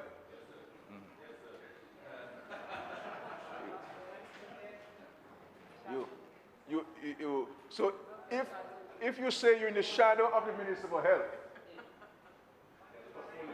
a very experienced doctor, I would tell you everything you see him do, you should do. When you go right, you go right. When you go left, you go left. When you go forward, you go forward. And you say, Dr. Mark, well, show me one, two things. You've been experienced there. You studied in this great nation of India. And you've been a family doctor for so many years. Teach me one, two things about health. But do not let these people who are angry because of their selfishness, because I can tell you a lot of stories about them. And when I'm finished telling you stories, I give you the assurance you will not even take their telephone call for me to speak to them. Mr. Speaker, thank you very much.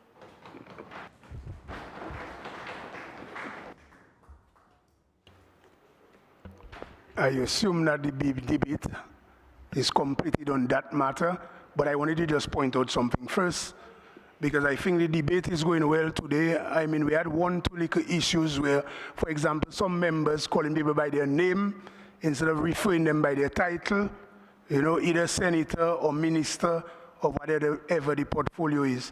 But generally, it's going good, but I wanted to clarify something there on that same decision I made. 41.5, it reads, a member who has spoken on a question may, with the Speaker's permission, again be heard to offer explanation of some material part of his speech. So if you challenge a minister, and I think that it is in the public interest, and I did it before, when we had the challenge with COVID, I allowed the Honorable Minister of Health to give about 10 minutes to Parliament. In that instant there again, I see this could put us in disrepute in regards to funding, international funding, and the perception of the public. Let's go to 41.9. No member may speak on any question after it has been fully, fully put to the vote by the Speaker or the Chair. That is, after the voices of ayes or nays have been collected. On one hand, I'm here to chair, and in all instances, try as much as possible to protect the minority side.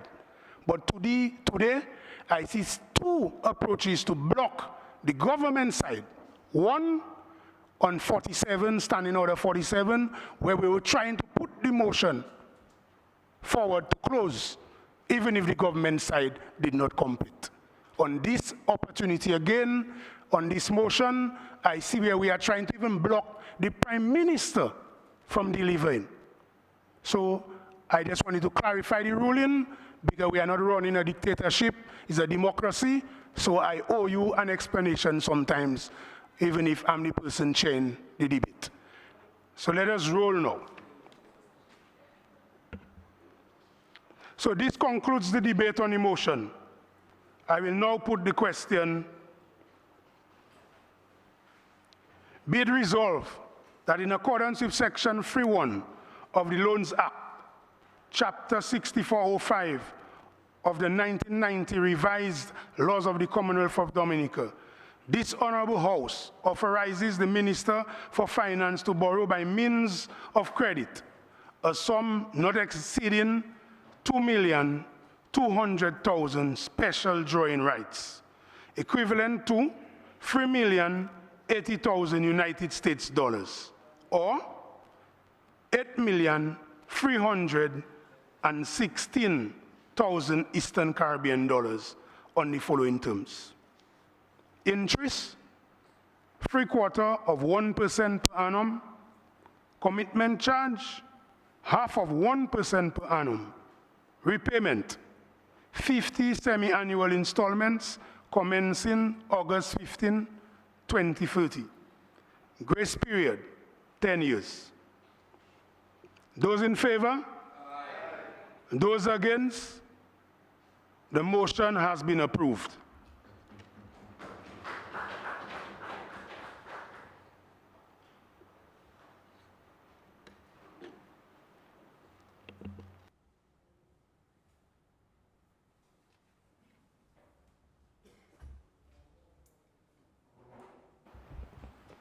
Mr. Speaker, I move the second reading of the bill shortly entitled Title by Registration Amendment Act 2020.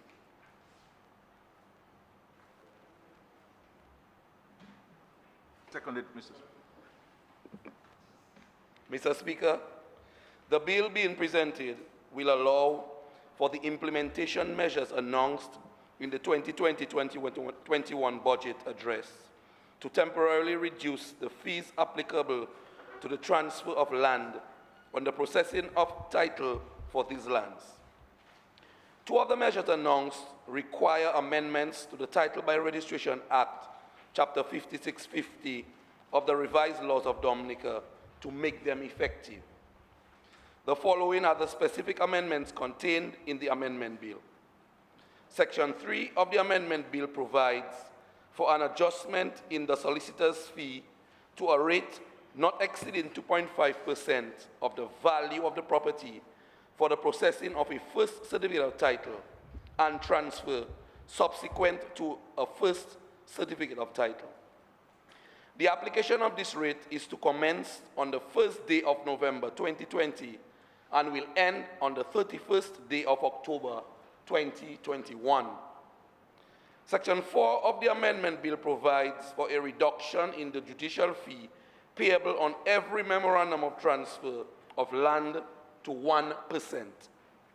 That rate came into effect on the first day of September 2020 and will remain in effect until the 31st day of October 2021. Mr. Speaker, you will realize that there has been a revision in the fee rates to be applied by solicitors since the announcement of the measures in the 2020-2021 budget address. It was our intention to discuss these changes in rates with the Dominica Bar Association prior to the announcement in the budget in order to give them adequate notice. However, pressing circumstances around that time prevented us from so doing. We have since apologized to the association and we have met with them. They also made a formal submission. We have reviewed their submission and listened to their concerns. This is why we have adjusted the rates in a manner that we believe would be fair to all parties, including the beneficiaries of this measure. Mr. Speaker, these measures related to the transfer of land will positively impact the lives and future of countless Dominicans. We are convinced that the reduction in fees will result in an increased number of land transfers during this period. We encourage everyone to take advantage of this. With these few words, Mr. Speaker, I commend the bill to this honorable House. The bill is before the House for debate.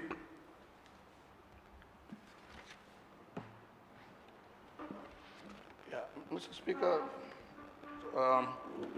very clearly articulated, well said, is a measure announced in the budget that was approved, that we have to get the legislative amendments to. But as Minister of Housing, Mr. Speaker, as I recognize that that measure will fall nicely into our housing program, what it will do, Mr. Speaker, to allow for persons who have land given to them by their relatives, by their families, who would like to transact business with the financial institutions. And we know that probably is not agriculture that we're talking about, so we're talking about mainly housing lands. That it will give them an opportunity, Mr. Speaker, to go about the business of constructing their own homes, thus adding another plank to our world-renowned housing revolution. Mr. Speaker, in Roseau, in the country areas, tradition is that your family, your mother, your dad, whoever will just tell you, take that piece.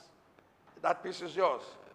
And for the last 30, 40 years, you know that piece is yours. But there's an extent to which you can use, like when we did this squatter regularization. People have been occupying these lands for 40, 50 years. Well, 40 years if you want to use Hurricane David, which was when we experienced the biggest influx of squatting in the country, whether it's in Yampis or in Silver Lake or in Tarish Pit and so on. And these people, Mr. Speaker, not having titles to those properties, could not utilize those properties for the benefit and the development of themselves and of their families. And so we saw many of them doing unplanned development because they're squatters. They can't have a plan. We see them building very low standard housing. And this government, in its wisdom, when we analyzed this situation, we found out that the reason is because these people, some of them were public officers who could go to the bank and who could secure a loan. But they could not do that because they had no title. And because the process was expensive, for want of a better term.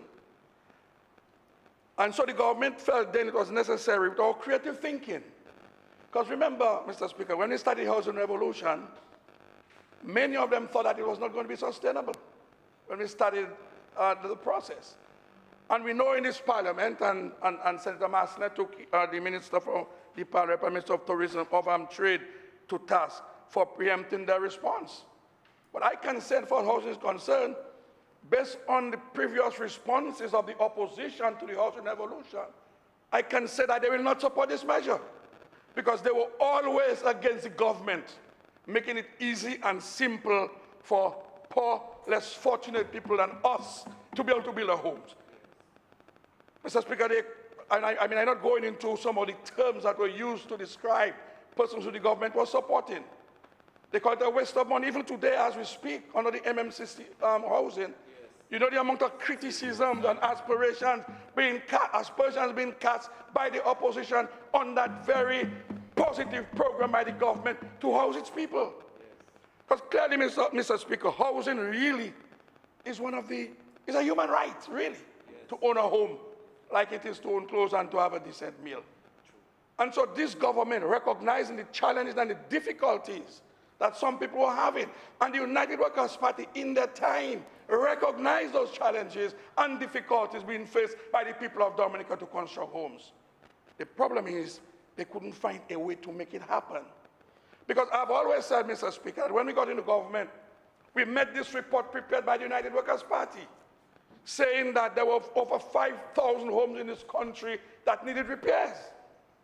So they knew that there was a housing problem in the country, but they did not know how to address it. They could not address it.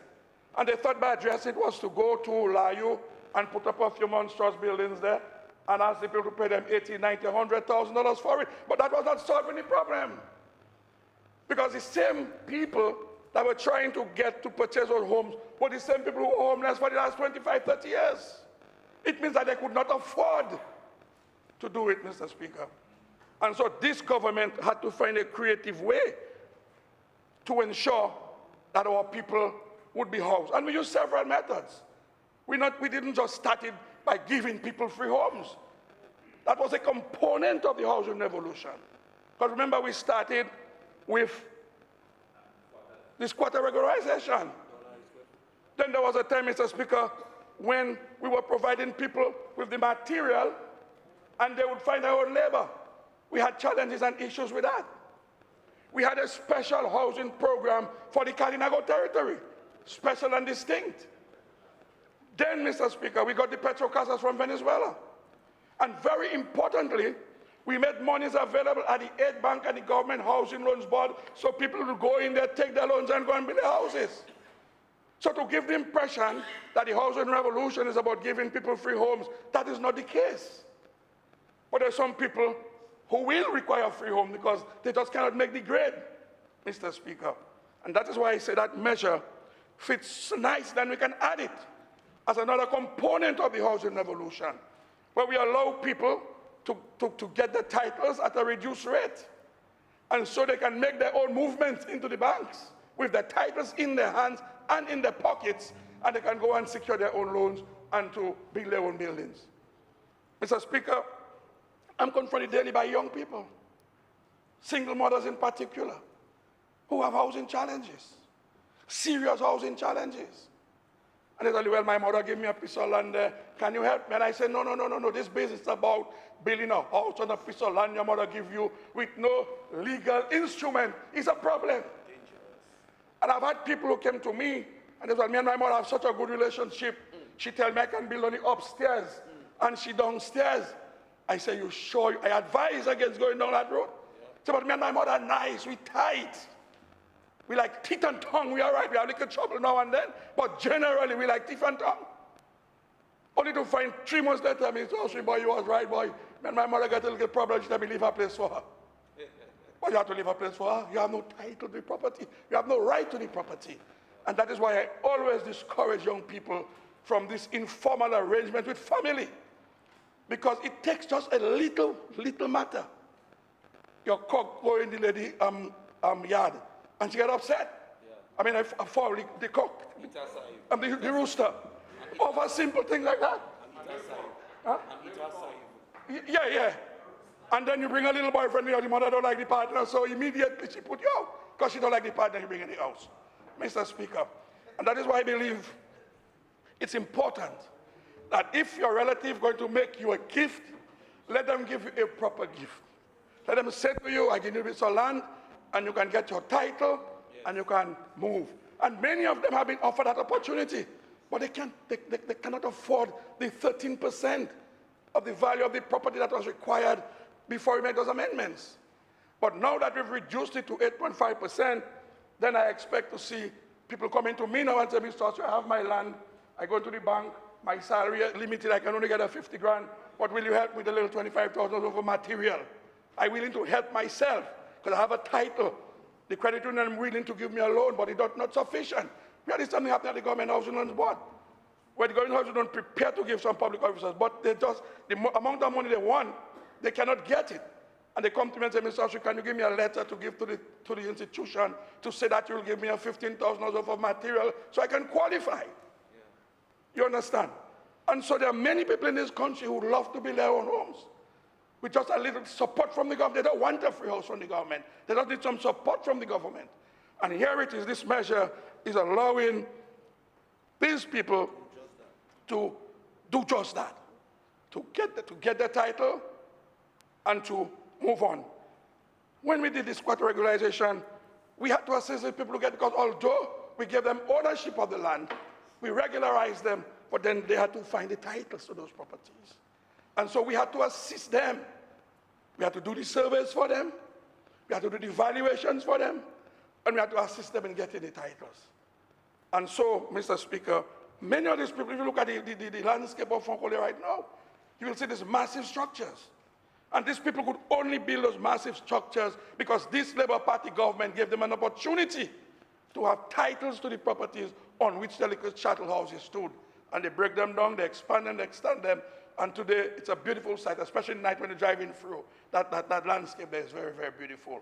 And so I believe, Mr. Speaker, that this measure here will continue, or will form part of a housing revolution. And sometimes I wonder where all those bright ideas are coming from, because this may be the 13th, maybe about 13 actions that we have taken to provide affordable housing for the people of this country. And for 16 years we've been doing this. And for those people who believe that the housing revolution will stop, it won't stop. because this government is very creative. We come up with plans. You don't know where the Prime Minister or bosses get those bright ideas and brilliant ideas from. But you can always count on the Honorable Roosevelt Skerrit Prime Minister for ideas and creativity in making things happen, especially if it's going to benefit those less fortunate and underfortunate in the country. So, Mr. Speaker, as Minister for Lands and Minister for Housing, I had to put this in context. It's not just a simple matter of getting a title, but it's getting a title that will enable you to be your own man or to be your own woman. You will always need some assistance, but it enables you to be your own man, to be your own woman, that you can stand on your own and say, piece of this rock belongs to me. I have my title for it, and I can move. So with this brief contribution, Mr. Speaker, I want to pledge my full support for this measure this evening. Mr. Speaker, just 2 quick minutes, please. I'm in full support of this measure. We have to tie this measure, Mr. Speaker, with the pronouncements in the budget of the $10,000 grant for first-time landowners and first-time homeowners. And people are applying, people have been encouraged, people have been motivated to buy up some land, to build their homes, so that more people can have a piece of the rock in Dominica. And also, Mr. Speaker, I don't want to preempt the stamp amendment, but this matter before us is also tied into the stamp amendment.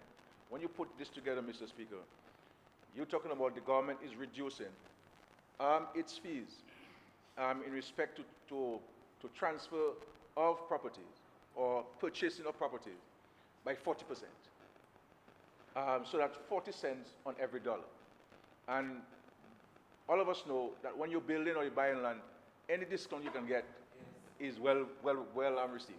If you're buying land and it's $8 a square foot and the potential look at $7.50, and you're buying 10,000 square feet, you can understand how much money you keep in your pocket.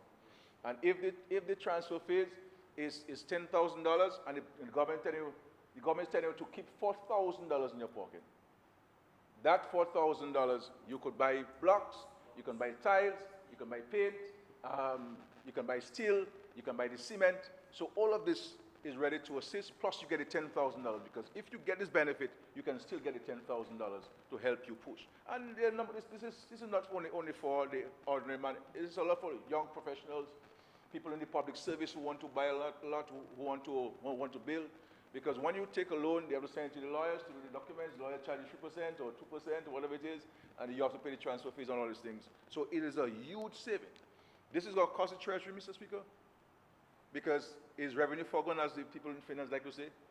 Revenue foregone, Mr. Speaker.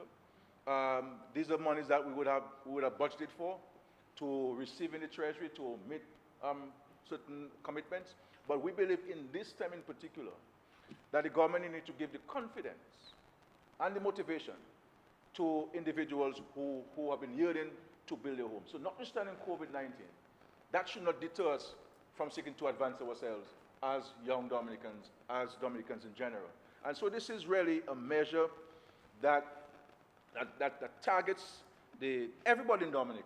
Everybody would benefit from this, Mr. Speaker. Once you are involved in constructing your home, once you're involved in purchasing a piece of property, everybody will benefit from this. Whether you're in the private sector entity or as an individual building a domestic residential home. But for me, I believe it touches a lot of young professionals and a lot of young public servants who want to build their homes, who want to buy a piece of land, who have children and want to make it the next step. And so you save 10,000, you get 10,000 from the government, you're saving 40 cents on the dollar in respect to the measure put in place. So that's money in people's pocket, empowering people, motivating people, encouraging them to really go to the next level of owning a home and building a home. And in this difficult time, governments the world over will look to see where they can get more into the Treasury, because money is needed to fight COVID-19. Money is needed to deal with the budgetary shortfall that all of us in the world are experiencing now. And so, but that notwithstanding, we believe this is the ideal opportunity, ideal time to really give people that jump start, as it were, to encourage people to own a home. And my personal recommendation to a lot of young people, that if you just come from school or you just get a job, we all need a little ride to go to work and so on. Buy a cheaper ride for the time being and invest the rest of the money in buying extra property. You know, so buy a little jalopy for the time being, it'll last you 3-4 years, and buy a piece of land, whether it's 4,000 square feet, 5,000 square feet, and try to build a home, you know, and ensure that you can empower yourself and you can make use of this land and so forth. And also, this comes on the heel of some years ago when we reduced the transfer fees from one family member to the other, because we recognize that there are lots of properties across Dominica, estates or individual lots, where family members left it to the children or wanted to pass it on to the children, but the fees were high. So you have a lot of these properties that were still tied in the will. It was not probated, and so people could not share it among themselves as prescribed by the parent, and so it's tied up. And land that is not in production, you're not using it for title to secure a loan. You're not using it to grow food. You're not using it to produce something. It's of no value to you. The most you'll do is drive by and see whether people are squatting on it or your cow on it or goat on it and so forth. But if it's in use and it can help the economy by generating revenue for yourself and of course for the state. So for this, I am very, very excited about this. I fully support it. These are difficult times, but in difficult times, we must give hope, and this is what the government is doing in this and many other measures which we articulated in the 2020-2021 budget address, Mr. Speaker. I thank you.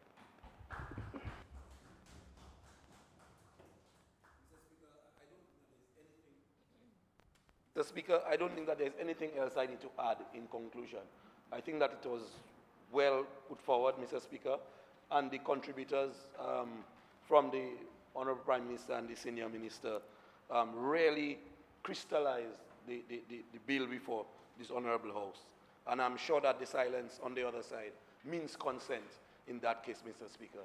And so without any further ado, I will conclude and take my seat, Mr. Speaker. Thank you very much.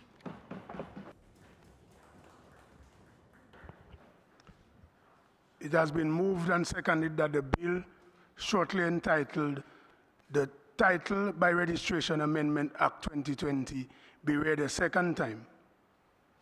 Those in favor? Aye. Those against? The ayes have it.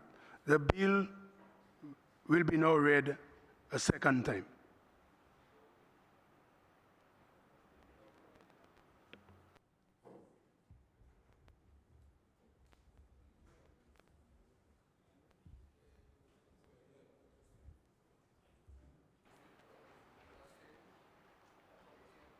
Title by Registration Amendment Act 2020.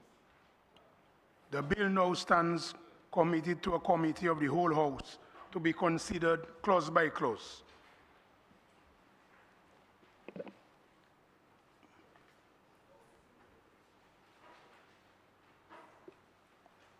House is in committee.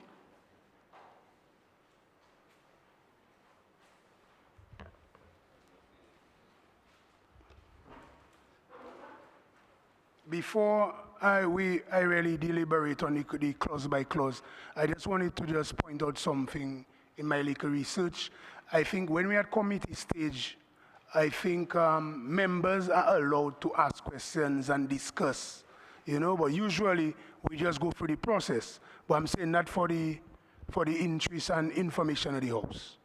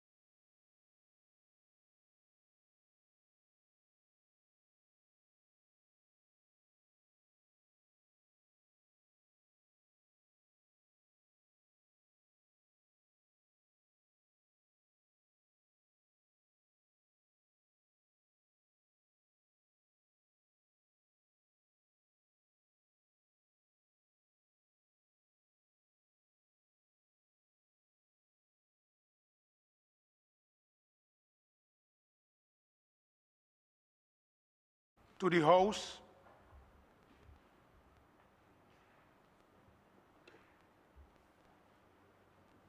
House resumes. I have to report that the bill shortly entitled Title by Registration Amendment Act 2020 passed the committee stage without amendment. The question is that the report of the committee on the bill be adopted. Those in favor? Aye. Those against? The ayes have it. Mr. Speaker, I move that the bill shortly entitled Title by Registration Amendment Act 2020 be read a third time and passed. Beg to second it, Mr. Speaker. It has been moved and seconded that the bill shortly entitled Title by Registration Amendment Act 2020 be read a third time and pass. Those in favor? Aye. Those against? The ayes have it. Title by Registration Amendment Act 2020. The bill has been read a third time and passed accordingly.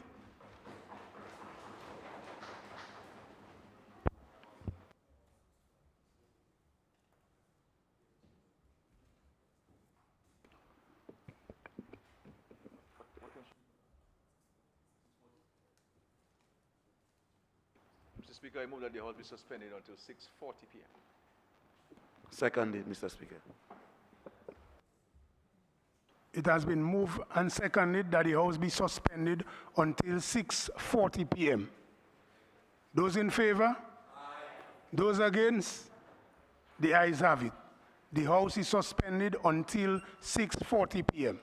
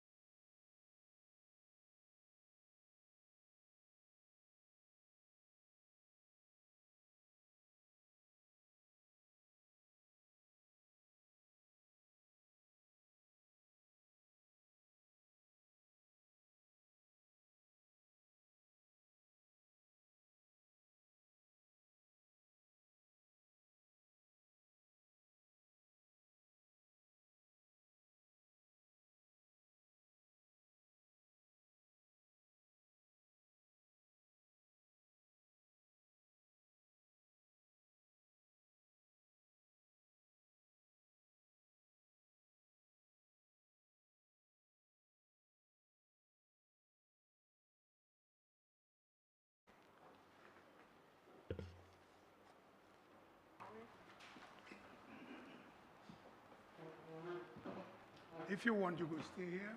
I'll Because stay no there. one is below. Or you could move there. It's up to you. C'est pas grave. Okay. Mr. Speaker, please allow me to extend condolences to the family of Mrs. Irish, who passed. I also extend condolences to the staff, students, parents, and the principal, acting principal of the Wesley High School. Mr. Speaker, in the 2021 budget address, the Honorable Minister for Finance announced a slate of measures aimed at reducing the cost of transferring land. The policy measures are intended to provide greater opportunities for proper ownership and allow landowners to Member, formalize Honorable ownership. Minister, just pause 1 second. We are on the Stamp Amendment Act. That's what it is. Yeah, so move the motion, move that the second reading be and shortly entitled. I move that the second reading of the bill shortly entitled Stamp Amendment Act 2020. Second reading. Seconded, Mr. Speaker. Thank you, Mr. Speaker. In the 2021 budget address, the Honorable Minister for Finance announced a slate of measures aimed at reducing the cost of transferring land. The policy measures are intended to provide greater opportunities for property ownership and allow landowners to formalize ownership. Mr. Speaker, one of the measures is a 50% reduction in the stamp duty rates payable in respect of the transfer of land, that is, a reduction from 4% to 2% of the market value of the property. These measures commence on 1st of September 2020 and will remain for a period of 14 months. To give effect to this policy, it is necessary to amend the Stamp Duty Act, Chapter 6801 of the revised law of Dominica. The proposed amendment bill is presented in 3 clauses. The title of the bill is expressed in Clause 1. That clause also provides for the Amendment Act to come into operation on 1st September 2020 and expire on 31st October 2021. Clause 2 of the amendment bill comprises the interpretation section, while Clause 3 of the amendment bill forms the core of the change being recommended.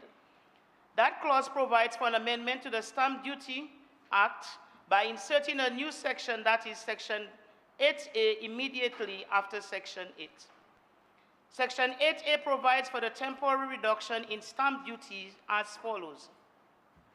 Notwithstanding Section 8.1 from the 1st day of September 2020 to the 31st day of October 2021, there shall be charge on the conveyance or transfer, A, on sale of any property except stock and debentures, 1, a stamp duty of 4.5% on the value of the real property transferred, of which 2.5% shall be paid by the transferor and 2% by the transferee. 2, a stamp duty of 6.5% on the value of the personal property transferred, of which 2.5% shall be paid by the transferor and 4% by the transferee. Operating as a voluntary disposition, inter vivos a stamp duty of 4.5% of the value of the property so conveyed, of which 2.5% shall be paid by the transferor and 2% by the transferee, except that where the transfer is between parent and child, a stamp duty of 2% of the value of the property so conveyed shall be paid by the transferor, and the transferee shall pay no stamp duty. Mr. Speaker, the provision in this bill, though appearing very simple, presents tremendous opportunities for growth of our people, particularly our young people. We are very encouraged by the exciting response of Dominicans to these measures, and since it was announced at the end of July 2020, many people have been asking when are we taking this bill to the Parliament as they are waiting to transact. as a government who has the reputation of reducing taxes to facilitate growth, we present yet another tax relief measure to assist the people of Dominica. Mr. Speaker, I commend this bill to the House. The bill is before the House for debate.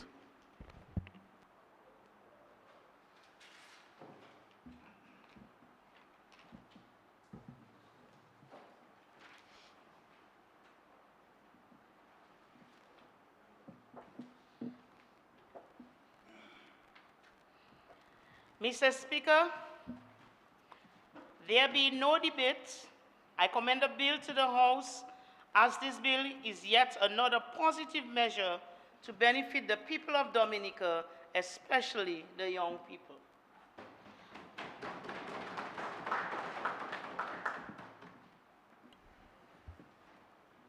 It has been moved and seconded that the bill shortly entitled Stamp Amendment Act 2020 be read a second time.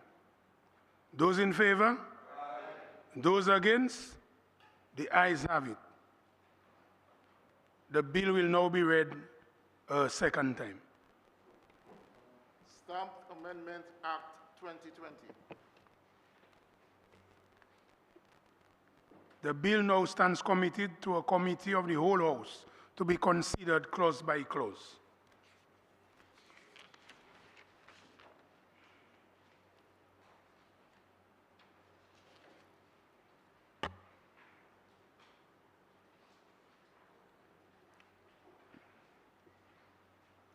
House is in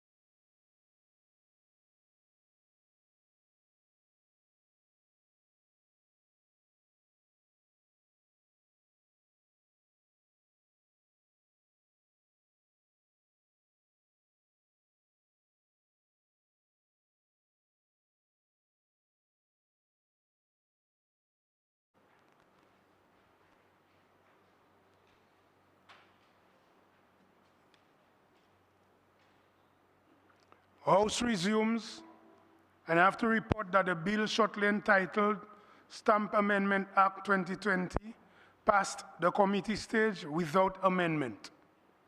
The question is that the report of the committee on the bill be adopted.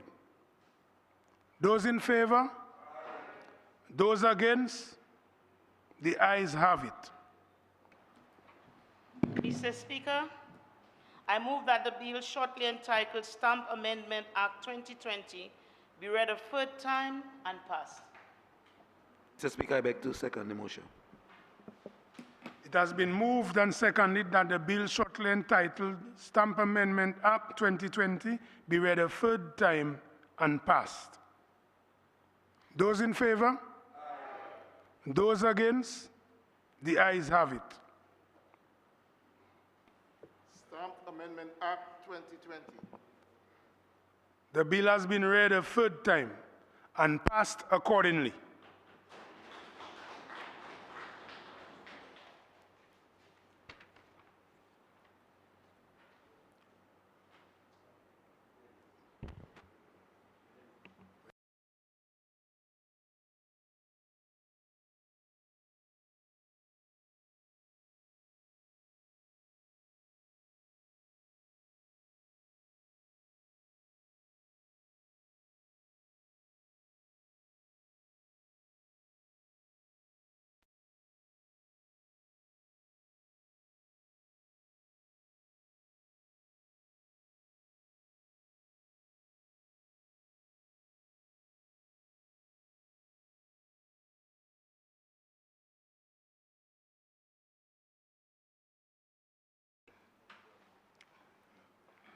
I move the second reading of the bill shortly entitled Credit Reporting Act 2020.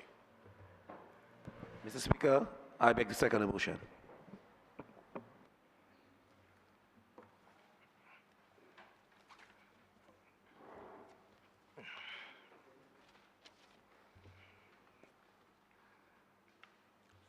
Mr. Speaker,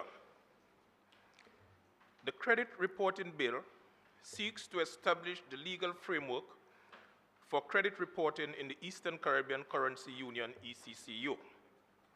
Among other things, through procedures that are fair and equitable, the bill seeks to improve credit assessment processes and to facilitate enhanced risk management and loan pricing strategies throughout the financial sector. The credit assessment processes include assembling and evaluating data relating to credit worthiness, payment habits, credit standing, credit capacity, character, and general reputation of individuals applying for credit at financial institutions.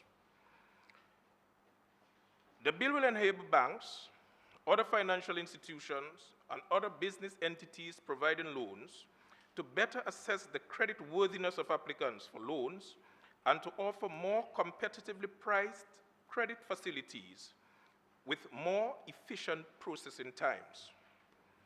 The principle regarding confidentiality, accuracy, relevance, and proper utilization of credit information are reflected in the provision of the bill.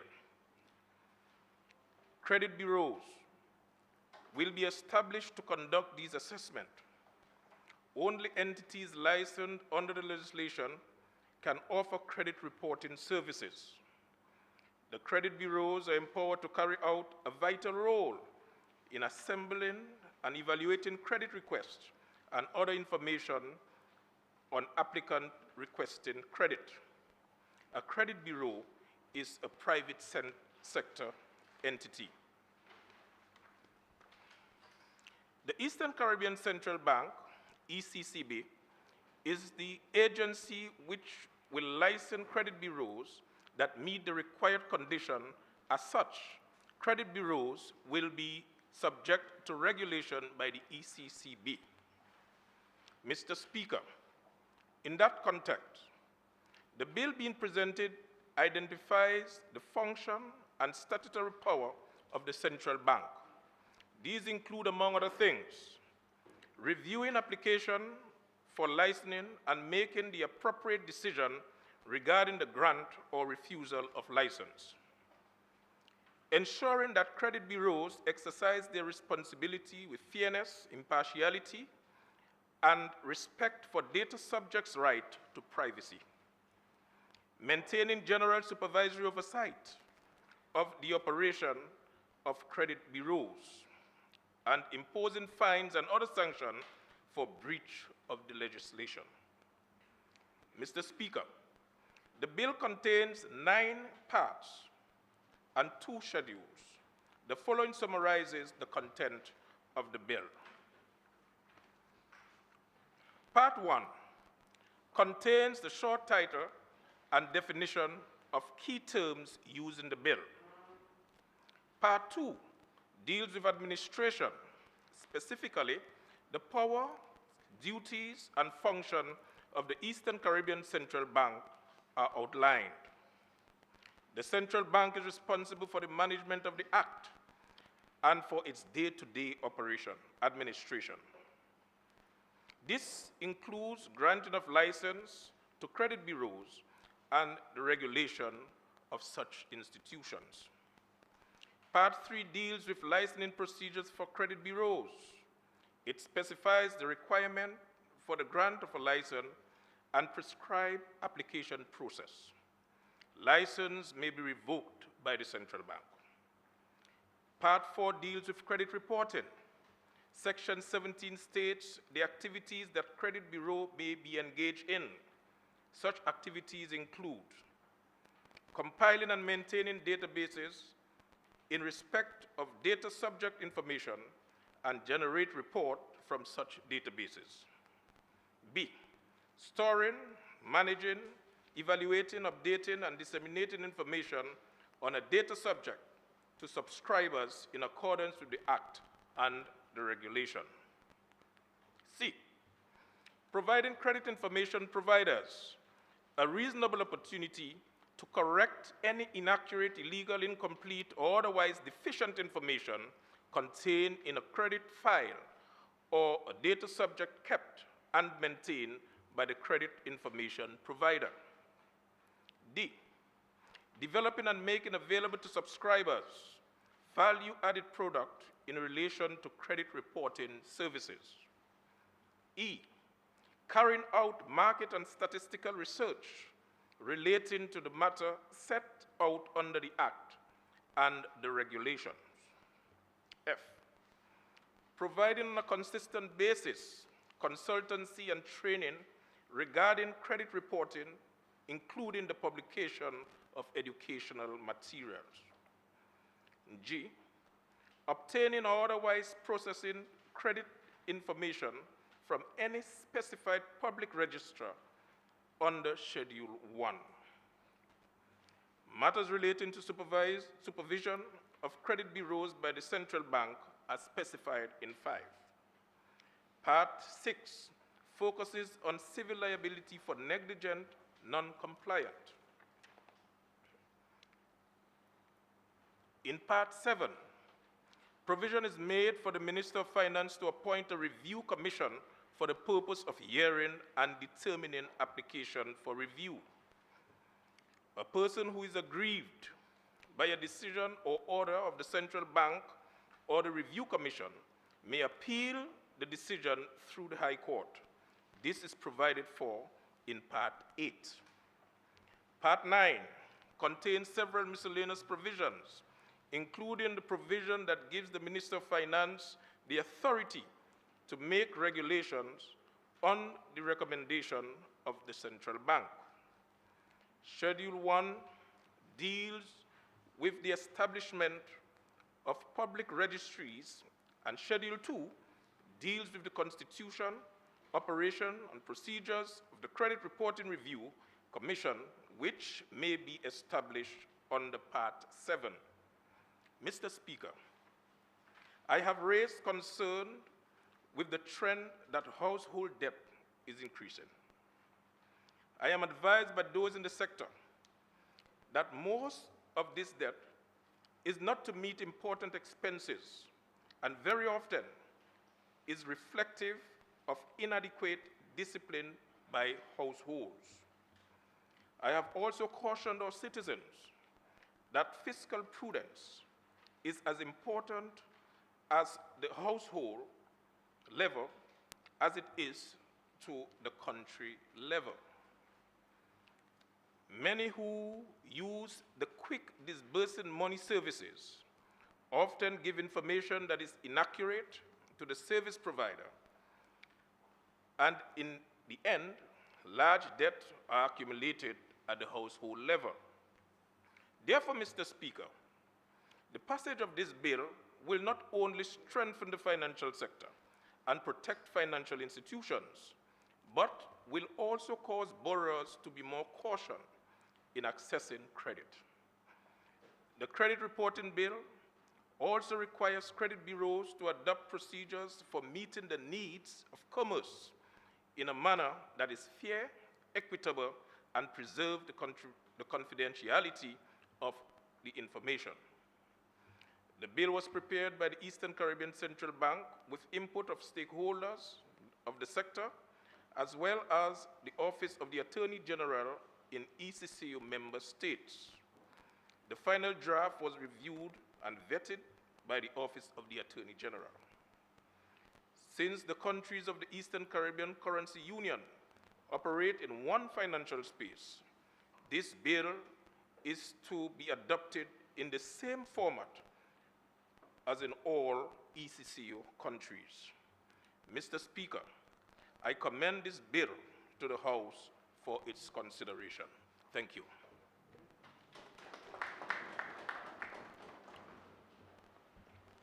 The bill is before the House for debate.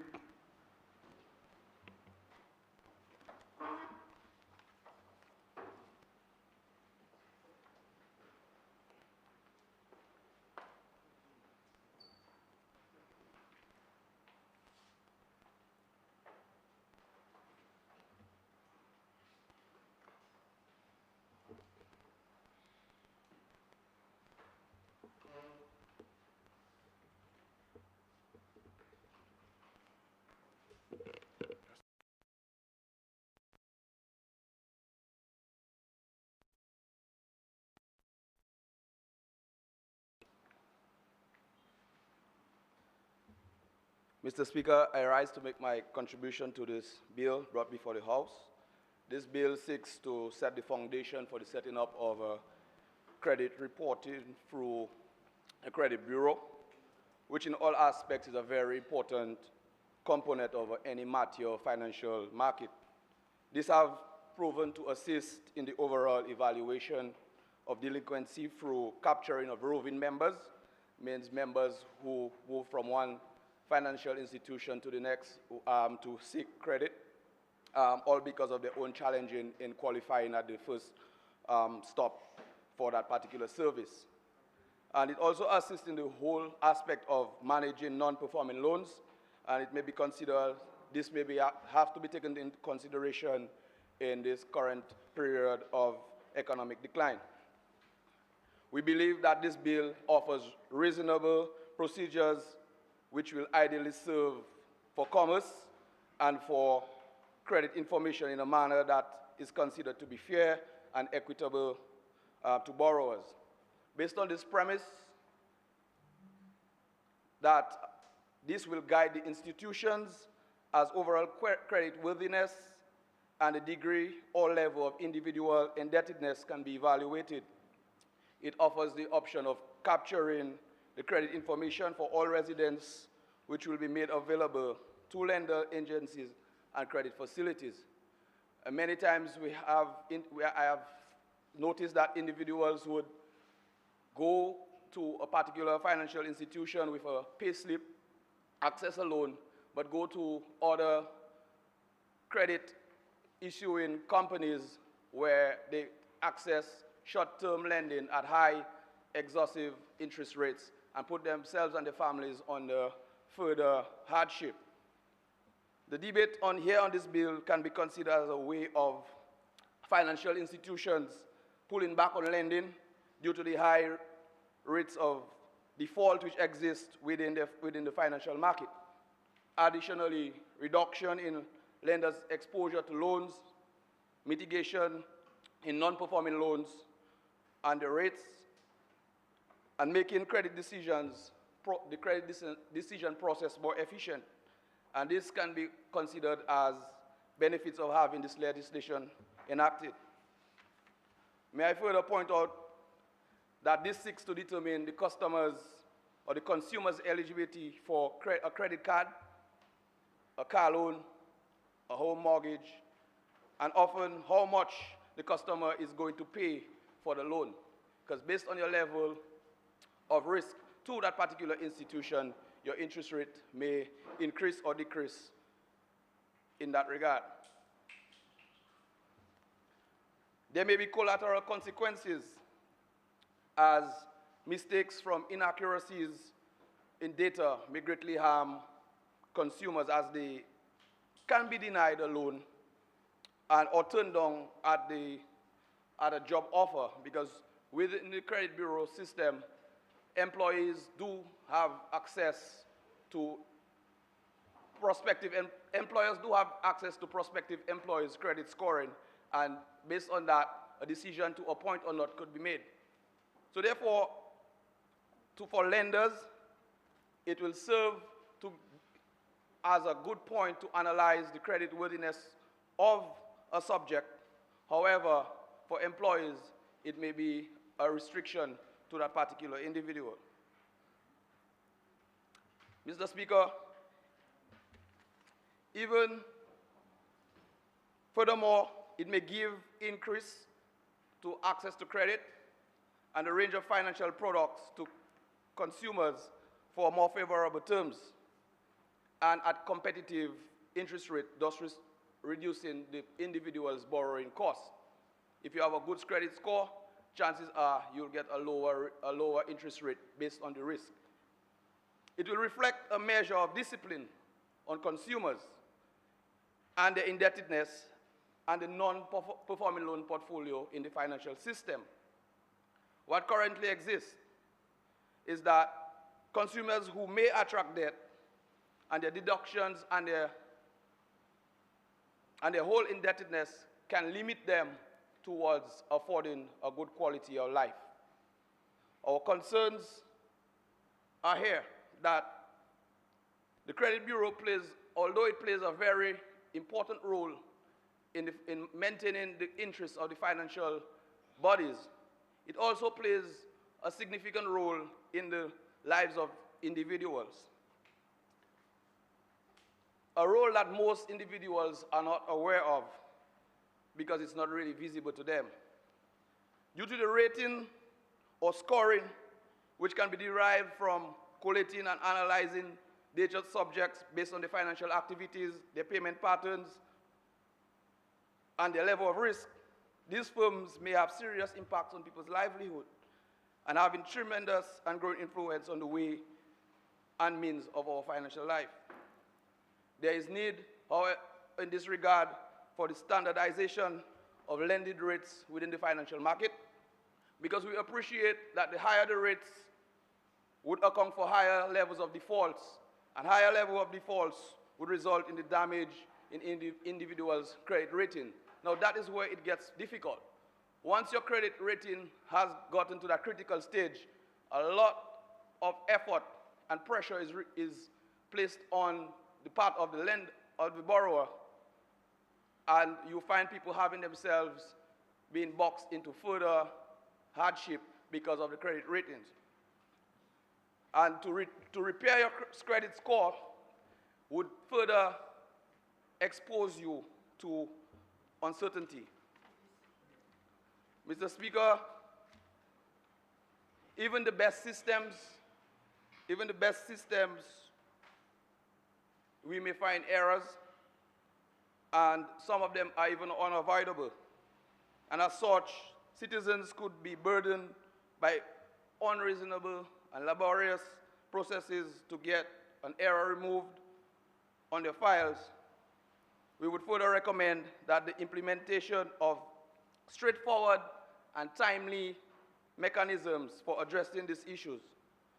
Mr. Speaker, based on the analysis of the risk and the benefits from this particular bill, and considering that it is a harmonized bill that government may not have the liberty to make changes, we are also concerned about cross-border data flow. And that hinges on the government's thrust towards the digital economy. Credit scoring would work succinctly into that concept. However, within that concept, data is king. And cross-border data flow, as pointed out in Section 31, offers a greater concern to us. Now it is incumbent on government to set up parallel systemic framework for the education, advisory, training, which will account for people being empowered to improve their credit score. We believe that if these recommendations could be taken on, the Credit Bureau and the Credit Reporting Bill will serve Dominica's financial sector in guarding our financial institutions, in improving the quality of life of our individuals and nationals, and to allow the credit gaining process to be more efficient. And based on those values to be derived, Mr. Speaker, I would want to support this bill, sir. Thank you very much, Mr. Speaker.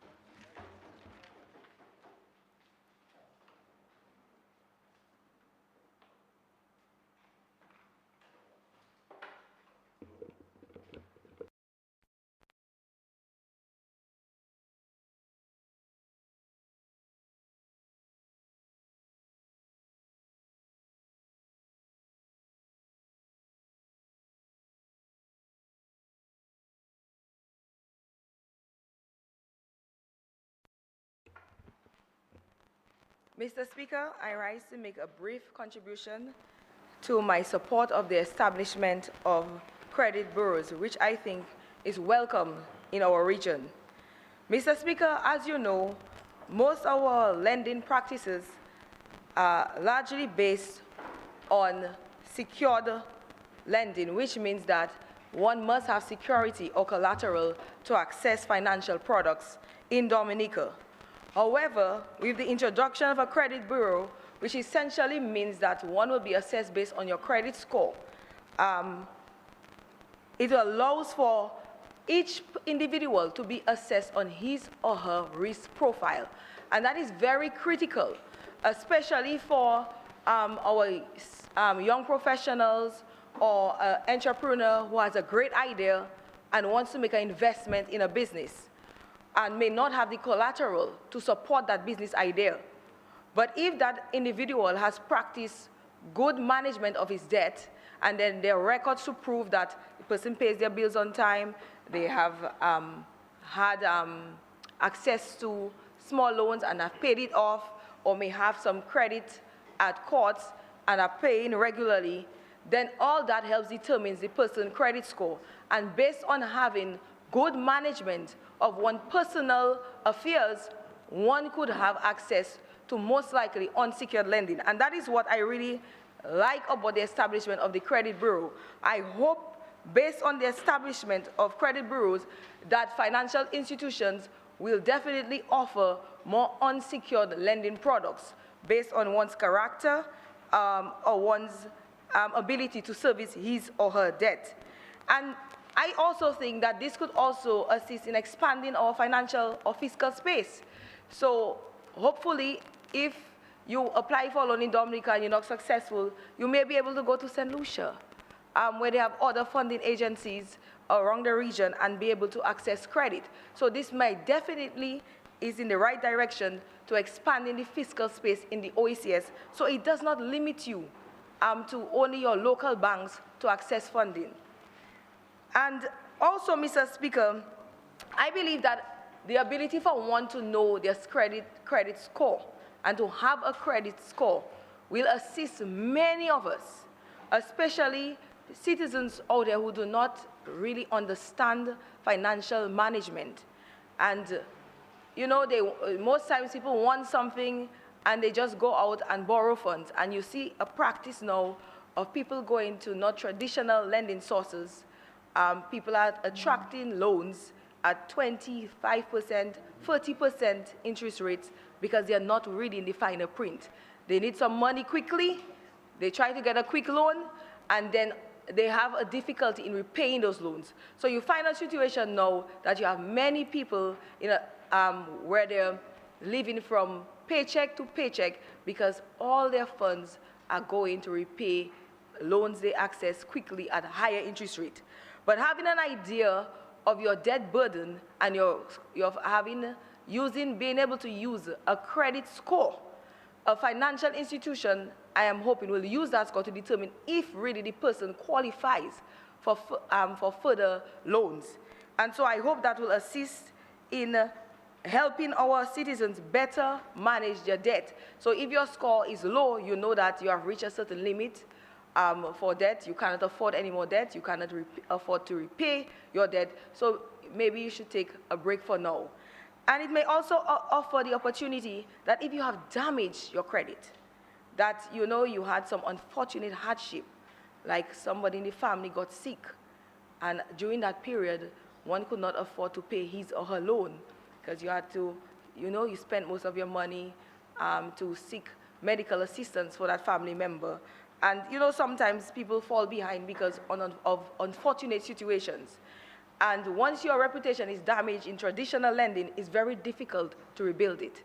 It's like once you're cast out for life, traditional lending practices no.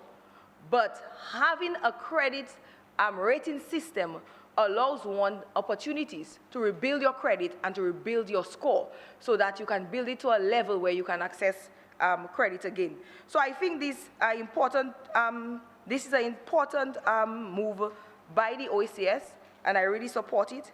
And the other thing I hope to see, because I believe at a point in everyone's life, whether at secondary or tertiary level, one should have financial management training.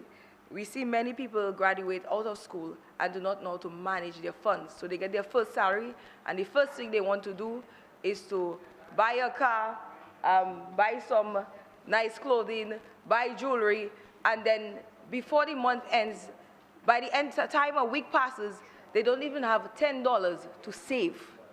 And I think it's important that we teach our young people to save. So I'm hoping with the establishment of a credit bureau, we will see more educational training around financial management being offered. And I believe the Minister of Education, that is something we should consider introducing as mandatory, that people receive financial training. So I believe that with all the investments that this government is currently making in tourism and agriculture, and all the great products I see out there by entrepreneurs, and they're just looking for access to credit, to more funding to expand their product lines. I strongly believe that having this credit bureau and allowing people to be risk profiled and to be rated based on their score, not on what everybody else is doing, or if one bad, and it wouldn't be based on one bad apple spoiling the entire bunch. I believe that many of our business owners will have access to better credit terms, price based on your ability to manage your debt, and not on everybody else's debt ratio, but on your individual debt to equity ratio. And it can certainly make a difference for us in Dominica, and allow the financial institutions to offer more credit to small businesses, to citizens which are unsecured, meaning that you don't need to own a house, have land to have access to credit. So I really hope to see a transformation in that area because of the establishment of credit bureaus. Thank you, Mr. Speaker.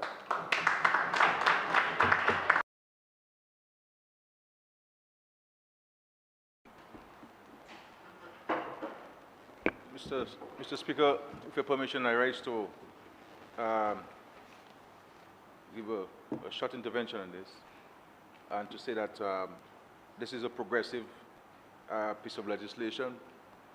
It is timely. It is necessary.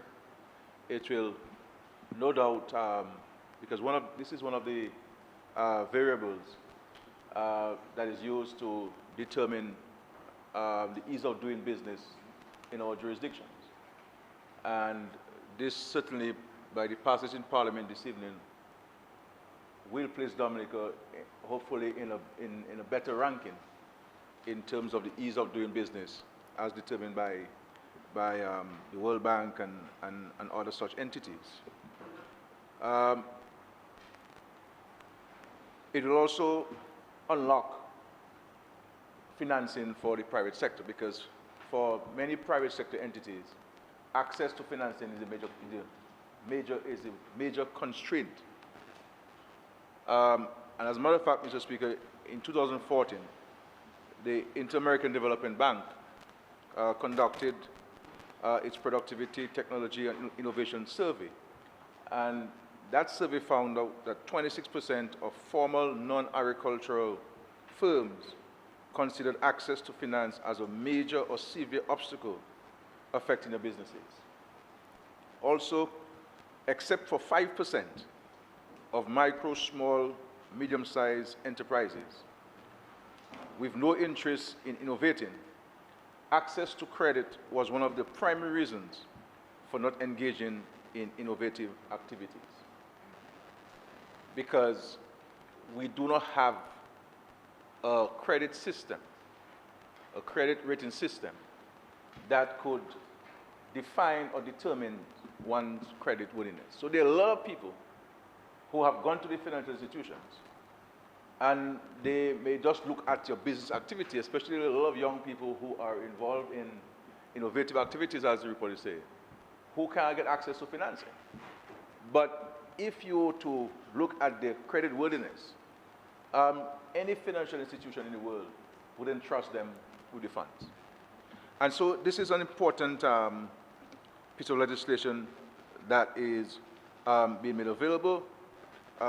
It will also, Mr. Speaker, protect us, the consumers of the products. It will be able to tell us when we've reached our optimum in terms of borrowing, and that we should be dissuaded from borrowing further to place us in further difficulties. And this could have, this passage here and the unlocking of additional funds could have a major and tremendous implications for our macroeconomic situation in our country. Because if you have more money circulating, people have greater access to financing. There are many businesses that will expand, that would sustain their businesses and create more opportunities, more jobs, mean more taxes collected, more consumption, Social Security contributions will be increased because you have more people employed. So there are a multi-layer of possible opportunities that would certainly lend itself to Dominica's economic growth trajectory in the medium term and certainly in the long term. One of the things that and I'm happy that my colleague, Honorable Rivera, referenced it in his introductory statement, the fact that we have to try to manage our debt, our household debt. This is a major concern. And I understand, people get themselves into additional financial demands because there are challenges. Something happens, for example, COVID comes in there, for example, we have had to increase our debt because we have to keep people alive. We have to keep the system working. We have to provide for those who are displaced, and et cetera, et cetera. But we have to be careful with our household borrowing. That can stymie, that can prevent households from developing to the point that they wish to develop. If you are strangled by debt that you cannot service. And so while it will allow for people to be better considered for qualifying loans, it will also protect some of us who have a challenge in managing our financial situation. And Honorable Charles mentioned there, and I fully agree, we have to learn to save. I know some months might be difficult to save, but we have to save. We have to save for a rainy day. And so even with the government system, within the government, as you know, in the budget address, we indicated the setting up of the vulnerability risk fund.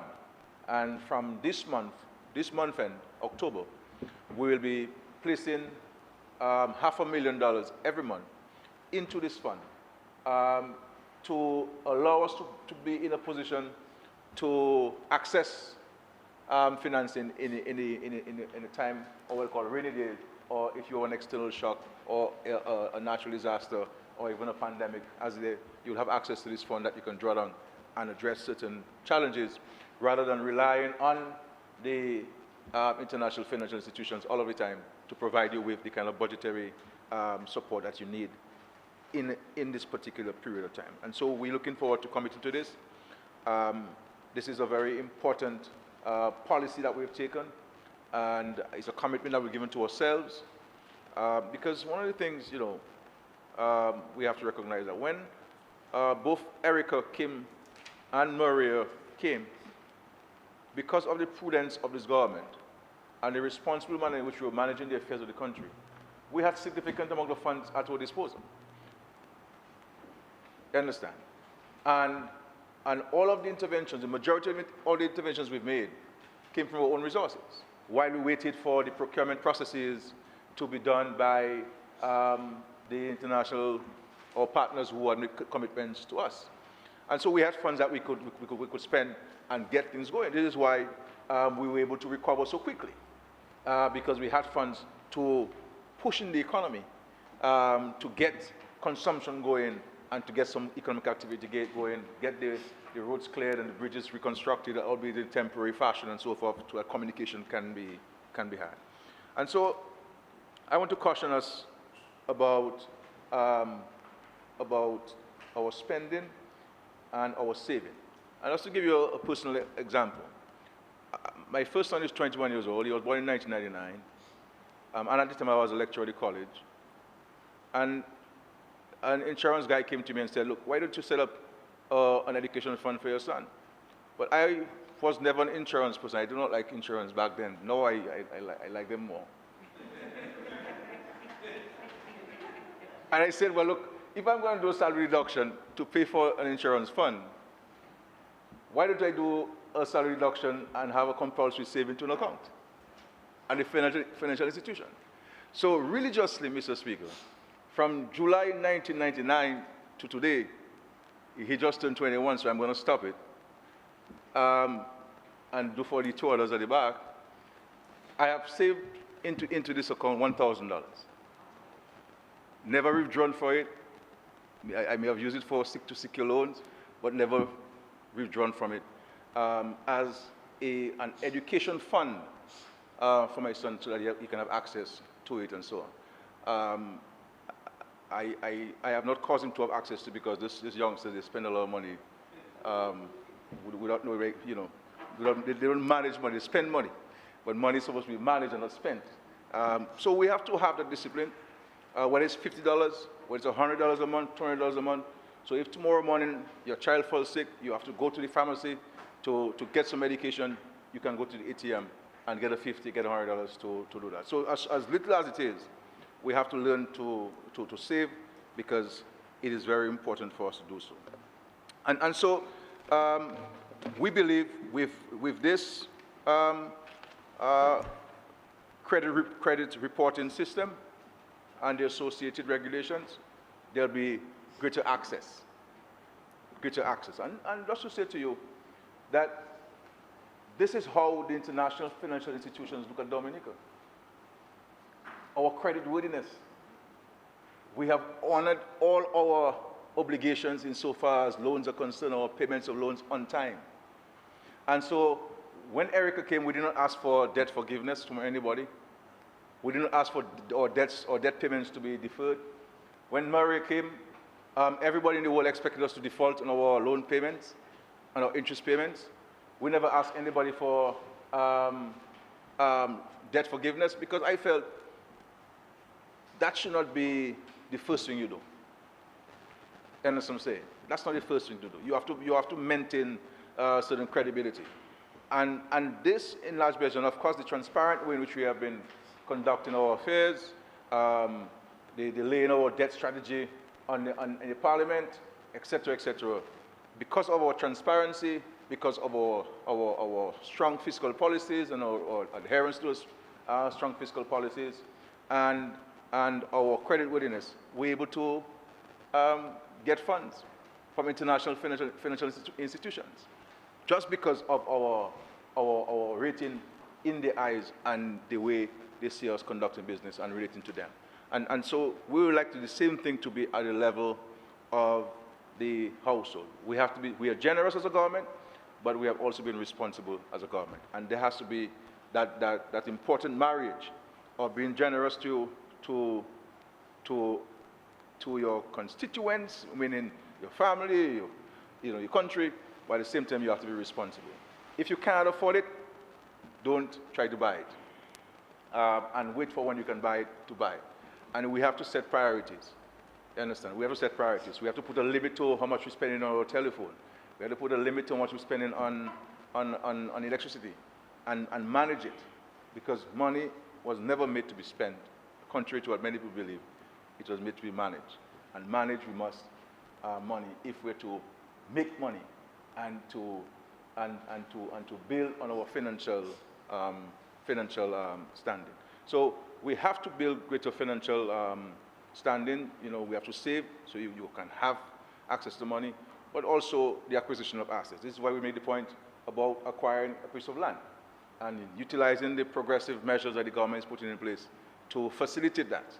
So invest in those things so that can be used as collateral, that can be used to cause you to get into the productive sectors. So Mr. Speaker, I believe this is a very progressive piece of legislation. It has to be passed in all of the countries of the Monetary Council. I believe Dominica might be the first, among the first passing it. We're not saying so to say that, anything. I'm just saying to you that we recognize the importance of it and moving very quickly with its passage, Mr. Speaker. So we just had a meeting of the central bank on Friday, and the governor urged us to have this passed. Also, with the amendment that will come in later on, to pass it so that we can all be on all fours in this. And so I am very happy that we are able to do so tonight. Thank you.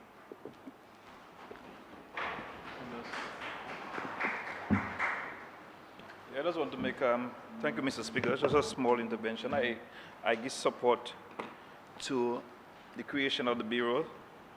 And my concern that I have is some of the lending institutions, Mr. Speaker. I have 3 areas that I have concerns with, and I'm hoping that this piece of legislation will address it. The red tape. You have a lot of people seeking loans and whatnot, and the challenges that they have to get these loans, and the shifting of the goalposts when they go to these lending institutions. The member for the Minister of Tourism mentioned about the fine print. Some of us don't read the fine print. So some of us don't have the time to read the fine print because of the size of the documents that you get. And I'm hoping that the Bureau will create that avenue to do more monitoring of these lending institutions, some of the policies that they have, because it varies in different lending institutions. And I think across the board in the region, we're hoping to see legislation that will ensure that our people be able to get loans. Know your customers. One of the biggest problems that I have with some of the lending institutions. You're from Dominica, and then the decision have to be taken elsewhere. For example, some of the banks, the main offices in the Caribbean might be in Barbados or elsewhere. And you go for a loan right there, and they don't know you. But if you go to the credit union, they will know you, where you come from and whatnot. They will assist you in seeking that loan. So I'm hoping that the Bureau will help to address some of these concerns that some of our lenders are having, small business owners that they have in trying to make ends meet, trying to get a little loan to push their business a bit forward. And I think we are having that challenge on a regular, and I'm hoping that this piece of legislation, harmonized legislation across the board, will assist us in ensuring that our small business owners, especially young professionals, young families trying to build their homes, will maybe get some relief, or when that bureau is created, to help them pave the road to a better future. So I give full support to that piece of legislation, and I'm hoping that our young people will benefit from it. Thank you.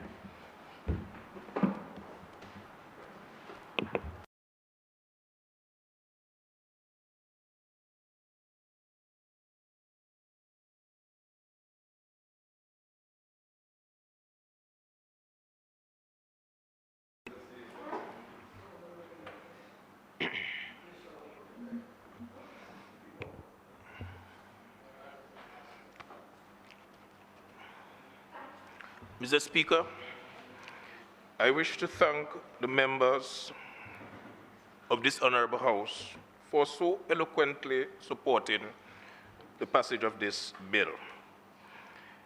With the extraordinary support of members on both sides, it suggests that this is a very timely and necessary bill.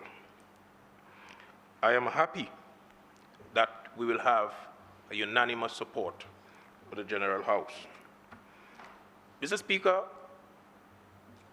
before I take my seat and conclude the debate, permit me to state, as someone who have had tremendous experience in the credit union movement, someone who has served as chairman of credit committee in Marigot for over 6 years, and someone who has also served as president of the board of directors for another 6 years. One of our responsibilities was that of reviewing loan applications, and I did quite a bit of that. Mr. Speaker, many times we had to rely on what we called the 5 C's. And those of you who have been in the credit union movement, you would understand what the 5 C's is all about, where we assess the applicant's credit history. We assess their capacity to repay, their character, their collateral, and also the capital.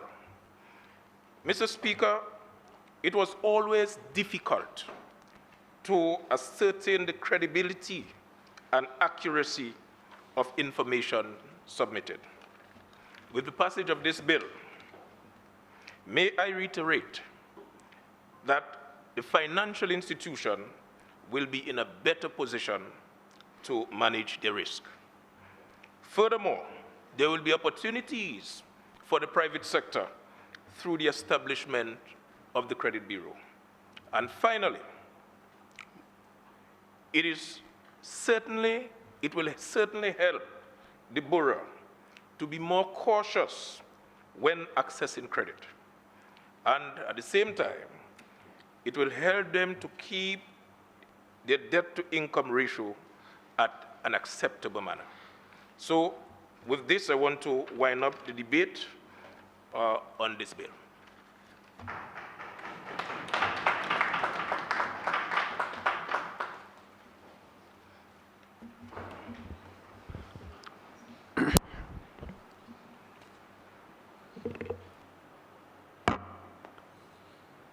It has been moved and seconded that the bill shortly entitled Credit Reporting Act 2020 be read a second time.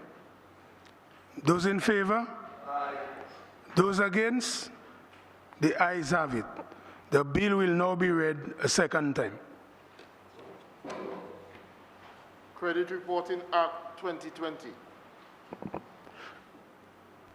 The bill now stands committed to a committee of the whole House to be considered clause by clause.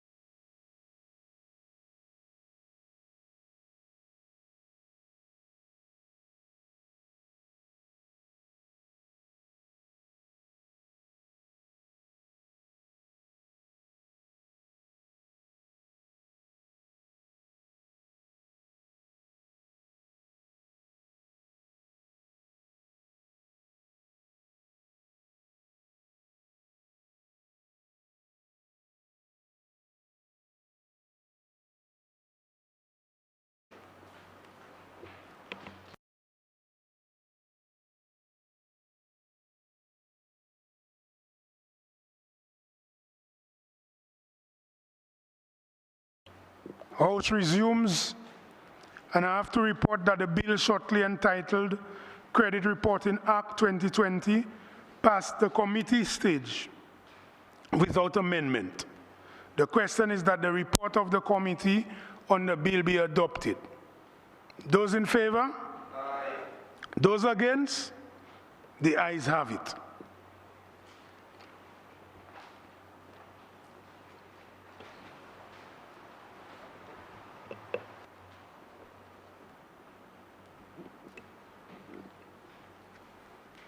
Third reading.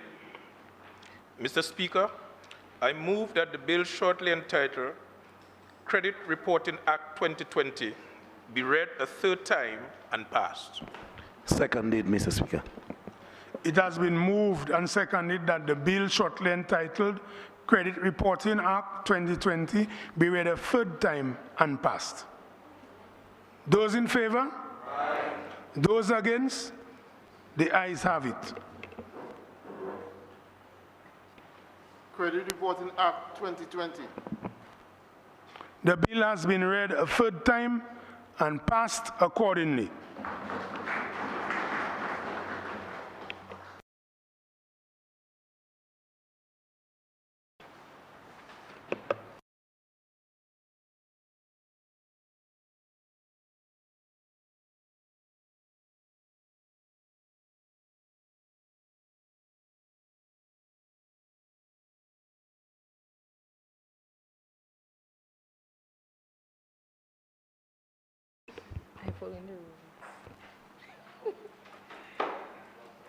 Mr. Speaker, I move the second reading of the bill shortly entitled Income Tax Amendment Act 2020. Seconded, Mr. Speaker. Mr. Speaker, on May 17, 2020, the Honorable Minister of Finance announced a number of fiscal measures to cushion the impact of the COVID-19 pandemic on lives, livelihoods, businesses, and the economy. Among the measures were proposals to amend the Income Tax Act, Chapter 6701 of the 1990 Revised Laws of Dominica to provide for an extension of the time for filing of personal and corporate income tax returns and payments of balances due for income years ending December 31st, 2019, and between January 1st, 2020 and June 30th, 2020. And the granting of a rebate to companies who have committed to continue to employ at least 80% of their staffing complement as at January 1st, 2020, for a period of 12 months from the date of the granting of the rebate. Mr. Speaker, the bill comprises 6 clauses. Clause 1 prescribes the title of the act. Clause 2 deems the act to have come into force on 1st January 2020. This will allow the proper application of the policies, including the application of the 80% of staff requirement. Clause 3 adds a new section to the Income Tax Act. That is Section 65B. Section 65B provides for tax to be charged in respect of the income year of a company beginning during the period 1st January 2019 to 1st July 2020 and ending during the period of 31st December 2019 to 30th June 2020 at the rate of 17% if the company, A, satisfies the controller that it has retained at least 80% of the number of persons who were employed by the company on 1st January 2020, and B, has entered an agreement with the government to retain at least 80% of the number of persons who were employed by the company on 1st January 2020 for a continuous period of 12 months from that date. The company must have entered that agreement by the 30th day of September 2020. Clause 5 extends the deadline for filing income tax returns by 3 months for income years ending 31st December 2019 to 49th June 2020. Therefore, personal and corporate income tax returns for period ending 31st December 2019, which were originally due by 31st March 2020, became due 30th June 2020, 6 months after the end of the income year. The same 3 months extension would be granted to companies whose income years ended during January 2020 to June 2020. Clause 6 extends the deadline to pay tax due for income years ending 31st December 2019 to 30th June 2020 by 3 months. Mr. Speaker, these relief measures have been well received by the private sector and personal income tax filers. We know these are very trying times for businesses. Most of them have held on to all their employees for the social good of these employees and the economic stability of our country. The government takes this opportunity to thank and express sincere appreciation to all of the many employers who continue to protect jobs and livelihoods, and urge the employees in turn to support their employers generously with high levels of productivity and commitment. Mr. Speaker, I commend the bill to this honorable House. Thank you. I also wish to advise Mr. Speaker that in committee stage, I wish to make a further amendment to the bill.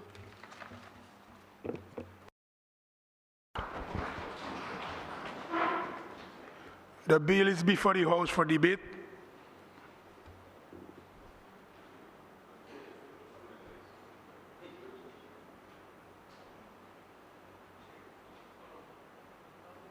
Yeah, go ahead.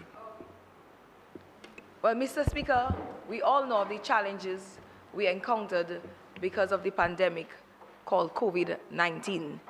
And I'm very happy that we have support from all sides of the House on this bill, which is very important to provide the relief measures that we promised to corporate income tax filers and individual tax owners, and all the other measures that the government has taken to provide relief to our citizens and to cushion the effect of this pandemic. Because of these timely fiscal measures, we were able to see many businesses keep their doors open and many people employed. So without further ado, Mr. Speaker, I wind down the debate for this bill.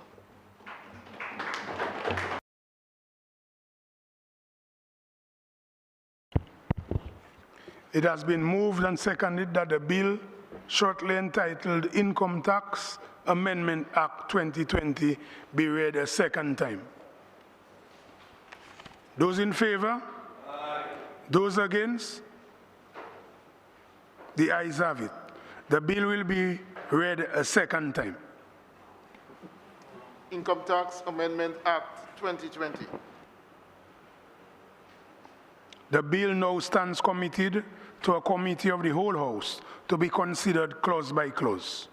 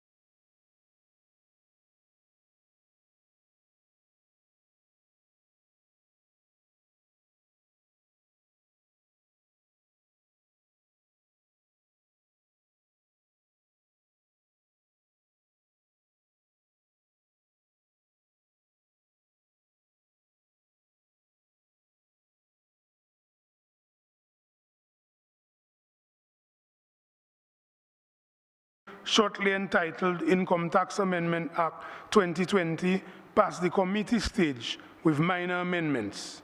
The question is that the report of the committee on the bill be adopted. Those in favor? Aye. Those against? The ayes have it.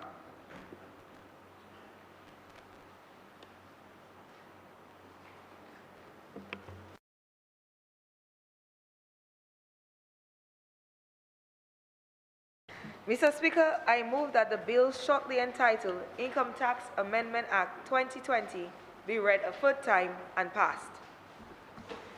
Seconded, Mr. Speaker. It has been moved and seconded that the bill shortly entitled Income Tax Amendment Act 2020 be read a third time and passed. Those in favor? Aye. Those against? The ayes have it. Income Tax Amendment Act 2020. The bill has been read a third time and passed accordingly.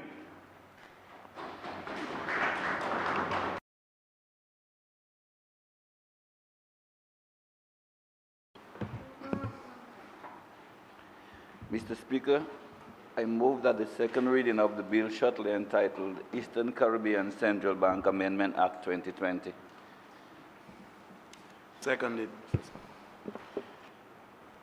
Mr. Speaker, the bill before us seeks to secure the hierarchy of the Eastern Caribbean Central Bank Agreement over any other legislation, including national legislation in the case of conflicts. This amendment will protect the policies approved by the Monetary Council and, most importantly, the integrity of the central bank. It will also provide reasonable assurances to our regional and international partners in terms of the soundness of the bank's control, accounting, reporting, and auditing systems, as well as its legal structure. The bill has 3 clauses. The title of the Amendment Act is stated in Clause 1. Clause 2 is the interpretation section, while Clause 3 inserts a new section, that is Section 4A, immediately after Section 4 of the Parent Act as follows. And it reads, in the event of any inconsistency between the provisions of this Act and the operation of any other enactment, the provisions of this Act shall prevail to the extent of inconsistency, close quote.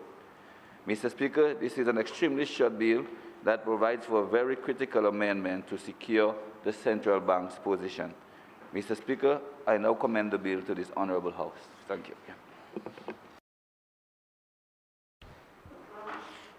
The bill is before the House for debate.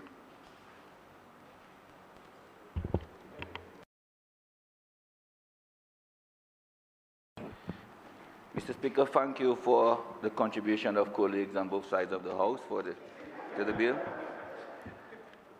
Mr. Speaker, just to wind down the debate, of course, history will show that this administration, the Labour Party administration, for those who don't like to hear it, will go down in history as the government, Mr. Speaker, which has shown the most compliance as it pertains to the sometimes what we describe as quote-unquote outlandish requirements in the fiscal space that we operate in. We continue to advocate at the international level, at all international fora, Mr. Speaker, as sometimes what we think are harsh sometimes requirements leveled against some of the small island developing states like Dominica. But history will show that, and I'm sure the Minister of Finance can allude to that we have complied every step of the way in putting legislation in place to show compliance, because we understand that while we are a sovereign state, we are sometimes compared the smaller fish in the bigger ocean, and some of the de-risking measures that are put in place that we have no choice but to comply to them. So I just wanted to just add these 2 cents to the act, Mr. Speaker, and thank you very much. Oh, yeah.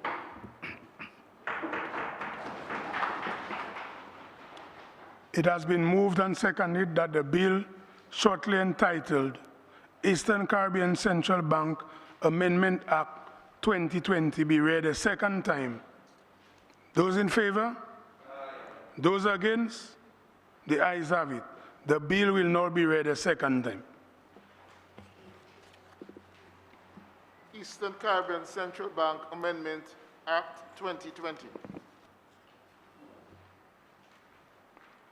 The bill now stands committed to a committee of the whole House to be considered clause by clause.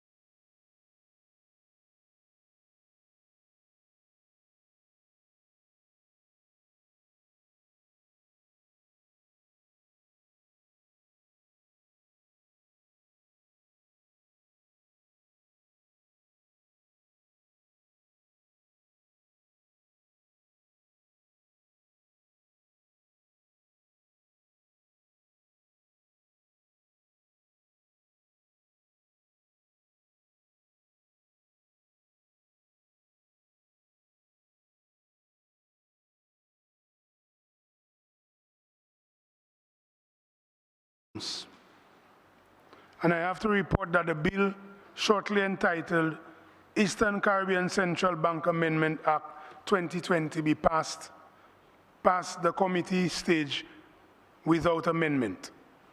The question is that the report of the committee on the bill be adopted. Those in favor? Aye. Those against? The ayes have it. Mr. Speaker, I move that the bill shortly entitled Eastern Caribbean Central Bank Amendment Act 2020 be read a third time and passed. Mr. Speaker, I beg to second the motion. It has been moved and seconded that the bill shortly entitled Eastern Caribbean Central Bank Amendment Act 2020 be read a third time and passed. Those in favor? Aye. Those against? The ayes have it. Eastern Caribbean Central Bank Amendment Act 2020. The bill has been read a third time and passed accordingly.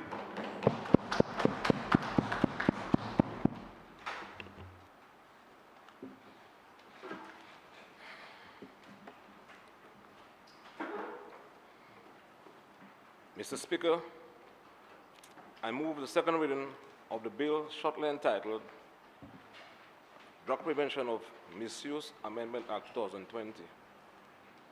Seconded.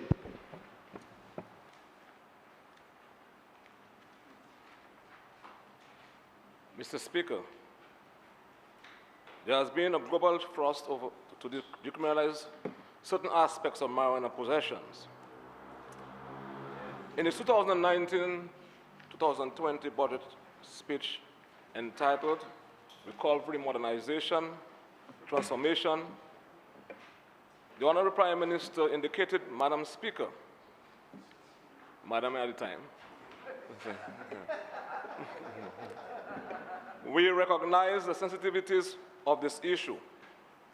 We are of the view, however, that in all the circumstances, particularly having regard to empirical data and the growing international importance of medical marijuana and the world trend of decriminalization of marijuana for medical and religious and recreational use, that the government should bring to Parliament for consideration legislation to decriminalize the possession of a certain quantity of marijuana.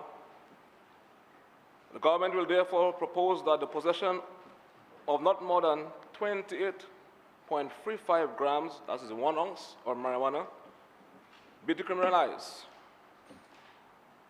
He continued, Mr. Speaker, we will go further and make the necessary amendments to have struck off from the record of those convicted for marijuana possession any conviction in respect of possession of 28.3 grams, 1 ounce, or less. Mr. Speaker, the commitment to decriminalization was reiterated by the Honorable Prime Minister in the National Budget Address for the fiscal year 2020-2021 in which he indicated that the government will forge ahead on the matter. Mr. Speaker, according to the Prime Minister, in dynamic Dominica, a new season of development, the Dominica Labour Party Manifesto, page 22-23, there's a pledge to expunge the criminal records of all persons previously convicted for possessing a spliff. We know what a spliff is, or a small quantity of marijuana. That were clearly not for sale or for trafficking, and to halt prosecution of persons found of possession of 1 ounce or less of marijuana for personal use. As we monitor global development in the marijuana industry and international legal frameworks relating to recreational use, Mr. Speaker, this has to be viewed, Mr. Speaker, as the government commitment to criminal justice. It does not mean that, Mr. Speaker, that is a party, an all and sundry, mother, son, child should go about smoking. Mr. Speaker, it's against that backdrop that the necessary draft legislation was presented for consideration, or is being presented. Mr. Speaker, the world is changing, Mr. Speaker, and there's a different view today than yesterday for persons who actually possess small quantities of marijuana for personal religious use.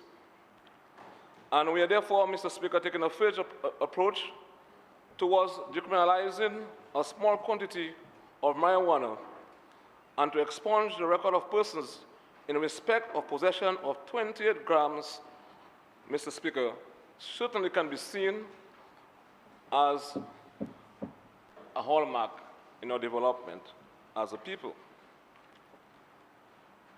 Mr. Speaker, I must stress, however, that there's a common misconception that cannabis should not be decriminalized entirely without some measure of restriction being imposed.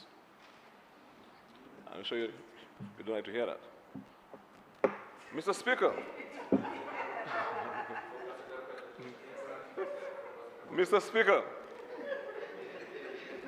this is therefore a very simple bill. And this bill comprises 4 sections. Section 3 amends Section 7 of the Parent Act by deleting the word 15 and substituting the word 28. Section 4 amends the Parent Act by inserting a new section 7A, which places a restriction on the possession of cannabis and indicates that it shall not be lawful for a person to have more than 28 grams of cannabis resin in his possession. Therefore, any person who has 28 grams or less of cannabis or cannabis resin in his possession is not guilty of an offense under Section 7.2. However, it is worthy to note, Mr. Speaker, that the lifting of restriction of being in possession of 20 grams of marijuana does not apply to persons under the age of 18. I want to reiterate for emphasis, Mr. Speaker, does not apply to persons under the age of 18. Mr. Speaker, this legislation is not intended to encourage smoking or the usage of marijuana of minors, as there is serious medical evidence of the adverse effects of cannabis on the undeveloped brains. In keeping with the principle of expunging the records of persons guilty of certain cannabis offenses, Section 7.8 states that any conviction before the relevant date for the offense of possession of 20 grams or less shall be treated as spent conviction and shall not be used against that person. Mr. Speaker, a new Section 7B is being created, and it's important to note, Mr. Speaker, of the right of the public. Therefore, using cannabis in a public place is prohibited. Mr. Speaker, privately owned premises not used for commercial and other purposes of worship is not included. Mr. Speaker, in keeping with the principles already outlined, Section 8 places restrictions on the cultivation of cannabis and indicates that the head of a household, owner, lessee, tenant, or other person who has actual control of property is allowed to cultivate, and again, is allowed to cultivate not more than 3 plants. Not more than 3 plants per household, Mr. Speaker, of the place a person resides permanently. Mr. Speaker, it's important to note for all the relevant parties, Mr. Speaker. Again, Mr. Speaker, again, Mr. Speaker, persons under the age of 18 cannot cultivate as allowed by this section. You pasta, planty, marijuana, Mr. Speaker. Mr. Speaker, with that in mind, and all what I've outlined earlier, I commend this progressive but simple amendments of the Drug Prevention of Misuse Act to this honorable Parliament. I thank you.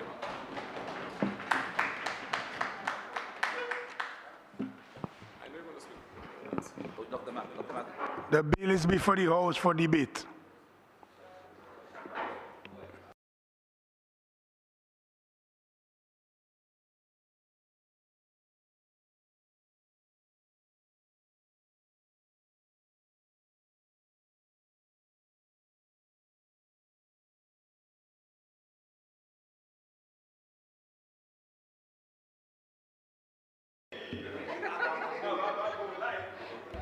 I recognize the Honorable Regis from Grand Bay.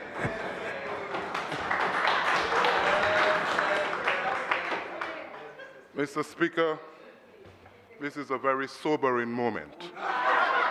Very sobering moment. And Mr. Speaker, I was very happy that Mr. Blackmore presented this bill and introduced this bill to the House. I saw he took his time and explained, and I do hope that the members of the public listened well. Mr. Speaker, this bill, which is before the House, is certainly timely, historic, and quite welcomed by myself and many who are users of the herb for various reasons, Mr. Speaker. I am particularly excited about the recommendation for the expunging of the police records of many, in particular our youth, who were convicted for the possession of small amounts of marijuana. Mr. Speaker, this is also a welcomed opportunity for marijuana users who derive recreational and medicinal benefits from the herb, ganja, cannabis, whatever you want to call it, Mr. Speaker. Oh yes, pot, sensimilia, kaya, whatever you call it, we respect it in many ways. They can now possess limited quantities of marijuana without fear of being subject to the law. Mr. Speaker, In lending support to this bill, I do not want to give the impression that coming from the great constituency of Grand Bay, where we are considered to be major users of the herb, that I am in support of the full legalization of marijuana at this time. That will come some other time, Mr. Speaker. I want to focus on what is before us today, and that is the decriminalization of the possession of 28 grams or less of marijuana, as well as the expunging or erasing of the police records of those who were convicted of possession of small amounts of the substance. Mr. Speaker, what is one spliff? What has one spliff done to deserve this kind of treatment? Terrible, Mr. Speaker. We've been making mistakes for a long time, and so today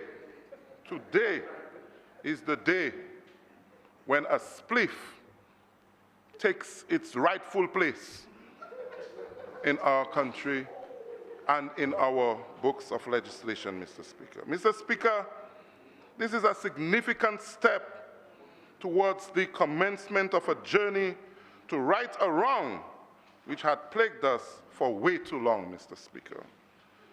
I ask the question, Mr. Speaker, what did it profit the state or any other country to convict users of small quantities of marijuana and to uphold the tarnishing of police records for years? Did it profit us anything? Our people were subjected to being called criminals for one spliff. It was almost like for Pouyon Coco when Chobi sang that. Pouyon Coco. It's the same thing, one spliff. You have to, translate it? For one coconut, Mr. Speaker. You know, we have to bring legislation to this house that Creole is adopted here, you know. Madam Minister of Culture. I could have done this entire presentation in Creole. It would be more effective. I know. They were unable, our people were unable to find jobs because they had stained police records. And they were denied opportunities overseas. A number of them who could not go to Canada to pick a few apples. You know, they couldn't get a US visa. Opportunities overseas were denied simply because they were convicted of possession of one spliff. I dare say the state did not profit. Rather, in many ways, it incapacitated our people. But today, the Dominica Labour Party is joining the rest of the international community in righting this wrong, Mr. Speaker. Mr. Speaker, yes, we will. Mr. Speaker, there was a time when marijuana was not illegal. It had been used as a medicinal plant for more than 5,000 years. It was grown in abundance in the great United States of America during the American Revolution. Check your history. During the 17th and 18th century, it was grown as one of the main products known as hemp. And it was used to manufacture paper, clothing, and rope, and other textiles. And it was also, of course, used for medicine. So what happened? How did marijuana become the so-called dangerous illegal substance? The simple answer to this can be summed up in one word: racism. That's what it was. Simple racism. In the 1930s, over in the United States, marijuana was associated with Mexican immigrants and black musicians. Today, we still have racism. We still have racism. It has not changed. But we are beginning a change today that is progressive, Mr. Speaker. Certain rich businessmen who had invested in nylon production, wanted to destroy the hemp market before it became a competitor.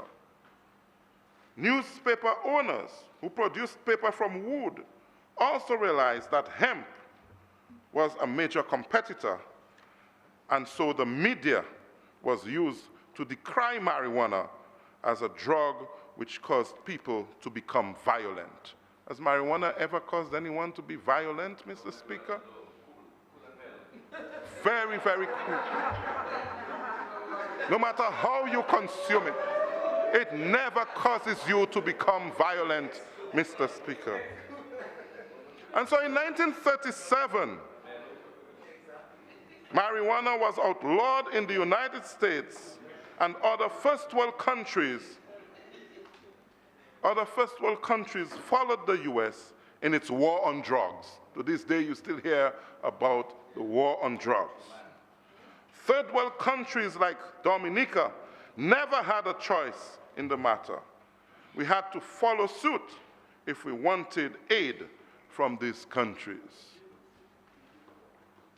Now, today, the world has woken up to the harsh truth that marijuana was never as harmful as tobacco and alcohol, which remained legal because they were produced by high-ranking businessmen at the time who had the resources to defend their products.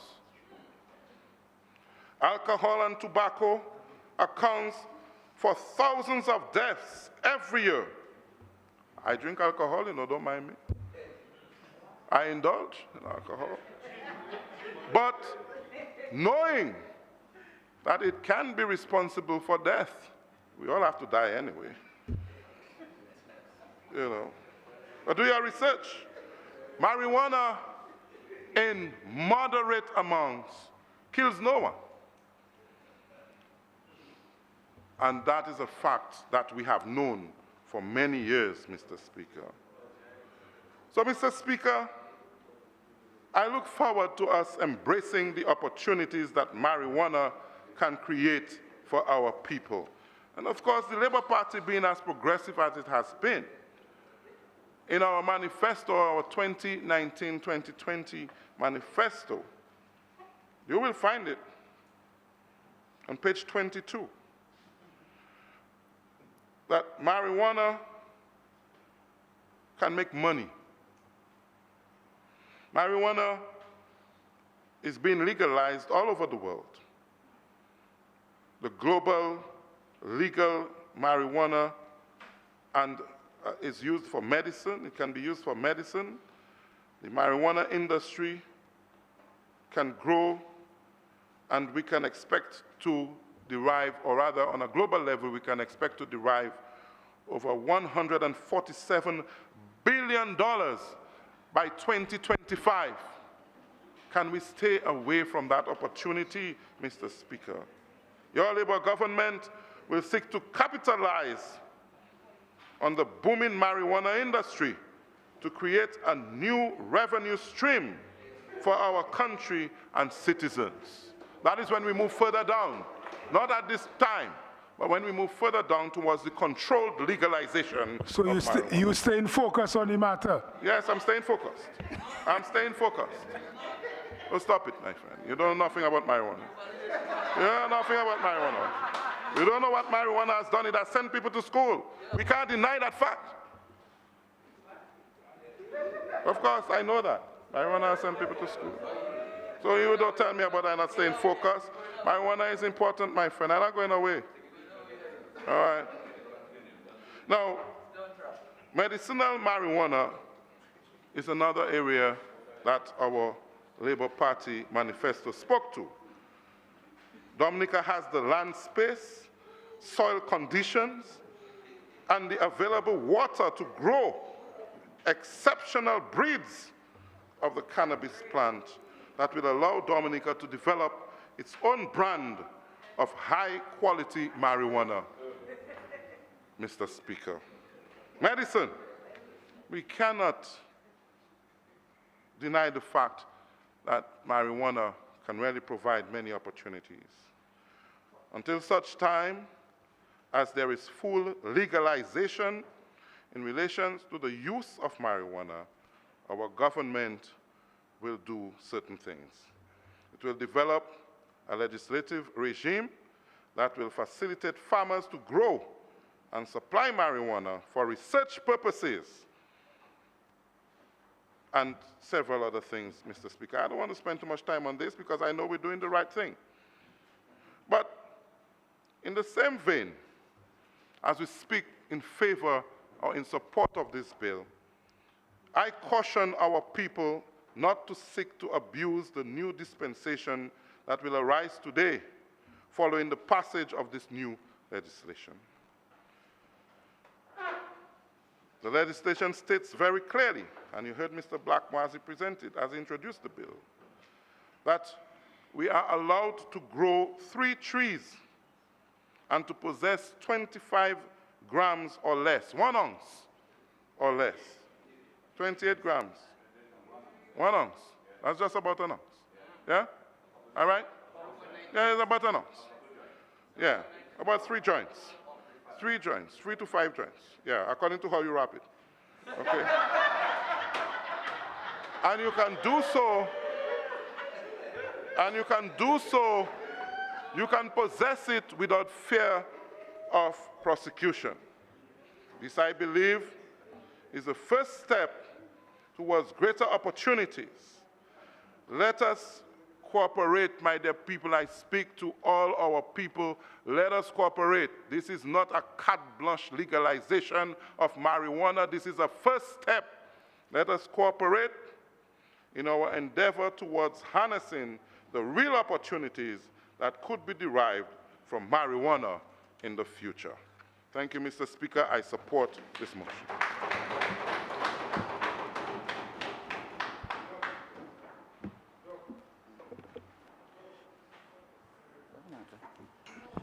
I recognize Dr. Darrow, Honorable Darrow. Thank you, Mr. Speaker. Mr. Speaker, I too rise to give my brief intervention in support of this amendment, the Drugs Prevention of Misuse Act, especially as it refers to the cannabis sativa, what we call a good old herb. I'm not sure if my colleague from the Granby constituency peeped at my notes, but I also started with a brief history of the marijuana, cannabis sativa. So what I will do in an effort not to repeat what the Minister of State within the Ministry of Foreign Affairs mentioned, just do the medical twist to it. As early as 500 BC, there's evidence of marijuana being found in tombs in mainland China. It means that as early as 500 years before the birth of Christ, that there's documented evidence of marijuana being used. Either it's still questioned, still debatable whether it's a ritual or medicinal, found in the tombs of China. Of course, the issue of it being found in King Solomon's grave is still debatable. We know that there are claims to it being found in King Solomon's grave, but then the issue of whether the authenticity of King Solomon and even King David's grave is still being debated by archaeologists. So we still cannot, it's something I think has been used to hype up the merits of the good old herb, because you do get wisdom from it. And we know that King Solomon was the wisest man who ever lived, Mr. Speaker. Minister Regis, the Minister of State, also mentioned in the Americas hemp, which is a milder form of cannabis sativa. In fact, I think it's classified as hemp when the THC, which is one of the 2 psychoactive components of the cannabis sativa, I think is less than 0.3%. I think Dr. Marco, less than 3 or 0.3%. I'll have to clarify that. It's called hemp. And of course, Minister Regis mentioned all the wonderful use of the hemp in America. That's in the early century, 19th century, textile, ropes, etc.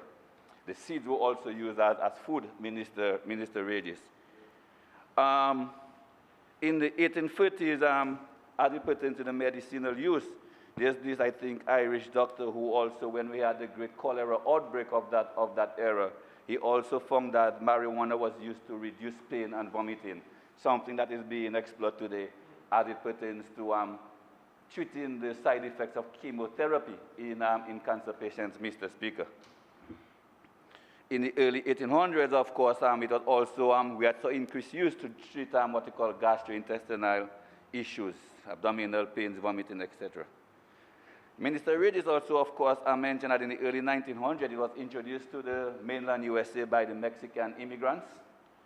And in the Great Depression of the 1930s, we saw the introduction of what they call the Marijuana Tax Act, which almost illegalized the use of marijuana for recreational use, but they continue to use industrial use in the manufacture of rope, textiles, etc., clothing.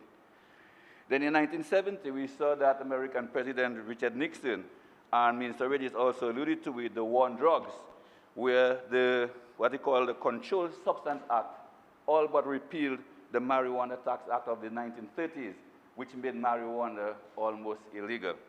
So marijuana then plays in the category of other controlled substances like cocaine, among others. We saw movements as early as 1972 by certain organizations, national commissions on marijuana, to try to get this Controlled Substance Act repealed, etc., but to no success. Mr. Speaker, as we speak, marijuana is still illegal under federal law in the US, but we've seen the decriminalization of marijuana in a number of states. It means that it can still be charged under federal law, but under state law in a number of states, the use of marijuana and various degrees, recreational use, medicinal use, etc. I'm not going to do this, okay? We're dealing with what is going on here. So, Mr. Speaker, so while we laud the introduction of this long-awaited bill, as Minister Regis and both Minister Regis and the Minister for National Security alluded to, this cannot be done in a celebratory mode. Yes, celebratory, but a very somber and responsible mode, Mr. Speaker, because we cannot sweep the negative effects of cannabis sativa or marijuana cannabis under the carpet. And while the Minister for Justice mentioned the age limit as being over 18, meaning you can be charged if you're below 18 in possession, it doesn't mean that the below 18 our most vulnerable population, our kids, the teenagers and children, they are going to be more exposed to it, Mr. Speaker. So while they cannot use it below 18, but they'll be exposed to it because the adults will now have the legal 18 grams lying around, 28 grams, lying around in the house. So they will be more exposed to it, Mr. Speaker. So this we have to be careful. And we really want to reach out, especially to our younger population, that you don't go about lighting up a joint in the bus tonight and say, them fellas free up the herb. You don't go about lighting up a joint in the jam, Mr. Speaker, because it's still illegal to use it in public spaces. And I think this is what a responsible government. Because we've heard in the past members of the public calling out for the outright legalization of the herb, Mr. Speaker. And this is not what a responsible and mature 40-something-year-old government does or country does, Mr. Speaker. What we have done, or what we are doing in this act, is exploiting what we call a low-lying fruit. And yes, we might have been a bit later than a lot of other Caribbean brothers and sisters. But what that has enabled us to do, Mr. Speaker, is to look at where they went wrong, look at the errors that were made, and allowed us now to take a more mature and responsible approach to this act, Mr. Speaker. So with this, what we call, celebration, that it is finally decriminalized at least 28 grams, it also comes with great responsibility, Mr. Speaker. And if it's one thing I would like to really imprint on the minds of the marijuana users out there, Mr. Minister of Health, is that this comes with great responsibility.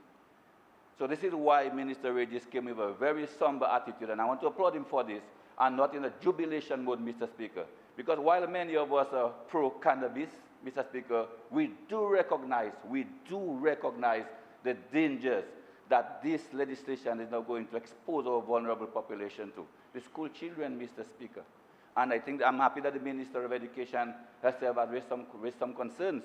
And we have a cabinet subcommittee on the use of marijuana, and we now have to put a vigorous and PR campaign in place, Mr. Speaker, educational campaign to let people understand, yes, it is not legalized, it is decriminalized, Mr. Speaker, and not necessarily legalized.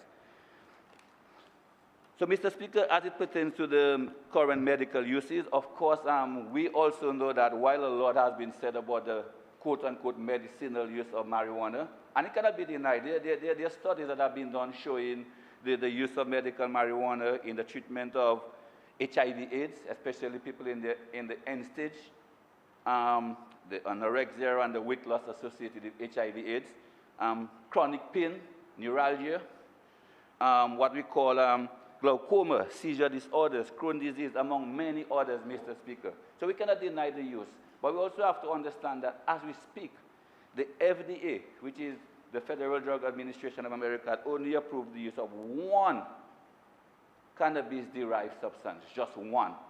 So a lot of this is still in the research, stage, still in the study stage, Mr. Speaker. So we have to be very careful, even as medical practitioners, that we don't go about promoting the use of cannabis in its raw state as a cure or as a prescribed, Mr. Speaker. The FDA has only approved one cannabis-derived medication, and I'm trying to get the name. I have it written down somewhere. A cannabidiol. I'll try to remember that is it. Yes, I'm trying to remember the commercial name for it. I'll get it. And free article synthetic related to cannabis derivatives, Mr. Speaker. So we have to be very careful as medical professionals that we don't go about hailing or promoting marijuana as a wonder herb and just go about prescribing marijuana or marijuana-derived substances until such time as this thing is fully understood, Mr. Speaker. So as I said, I stand in support of this bill, Mr. Speaker. I think as a medical doctor and lawmaker, parliamentarian, it puts me in a very good position to analyze the best and bad of both worlds, the medicinal or potential medicinal uses. There are also social ills that can be associated with the misuse of marijuana.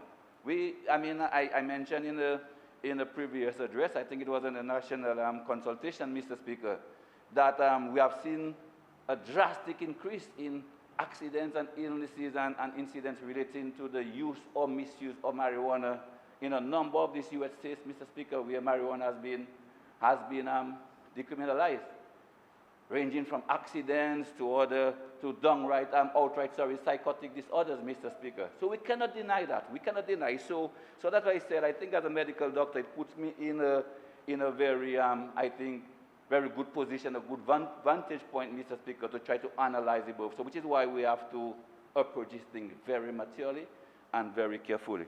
Mr. Speaker, I want to wind down by repeating, by sharing with you something I also shared at the national consultation, because you will recall that this is a journey that started quite some time ago, all the way back in 2014. I think the Prime Minister would tell you the wise leaders of CARICOM, recognizing the pressure that was being applied to the regional governments, given the trend, that the international trend, that the issue of cannabis was taking, they put this Regional Commission on Marijuana in place, led by some brilliant people, lawyers and social workers, medical doctors, and including a good old Rastafari, bona fide Rastafari brethren, Mr. Speaker, to add to the mix.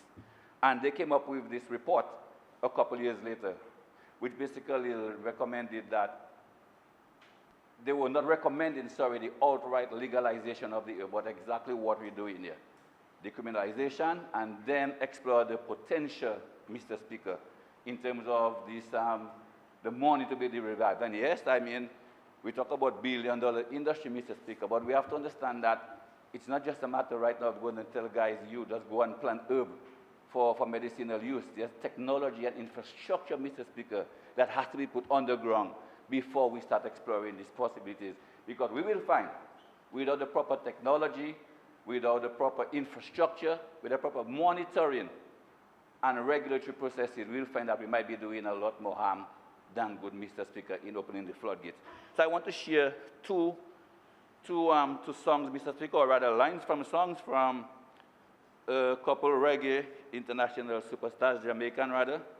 One is from Peter Tosh, and I think the Honorable Minister for Trade and myself, we were chanting that a bit. I think he must be lighting one up in his grave as we speak, Mr. Speaker, where he says, "Me nah go a jail for ganja no more." And back then, Mr. Speaker, these things sounded like fantasies, things that would never come true. But I think they might be happy today to see that finally, especially, Mr. Speaker, this aspect that we haven't mentioned, the religious aspect of it, our Rastafari brethren, Mr. Speaker, who use this cannabis sativa as part of their spiritual worship, Mr. Speaker, that I think that this finally coming through in the region. And finally, Mr. Speaker, Tony Rebel and Benny Man, who used the words, Sensi was found upon King Solomon's grave. To burn Sensi Emilia, may go never be afraid. And while, as I said, Mr. Speaker, the authenticity or veracity of this statement, whether it was found on King Solomon's grave or not, goes on, I think what I think it has done, it has enabled us to draw from King Solomon's wisdom, Mr. Speaker. He being the wisest man who ever lived. It will guide us, Mr. Speaker, to this point where we are today. Handle it as a mature and responsible government, Mr. Speaker. I thank you very much. Yeah.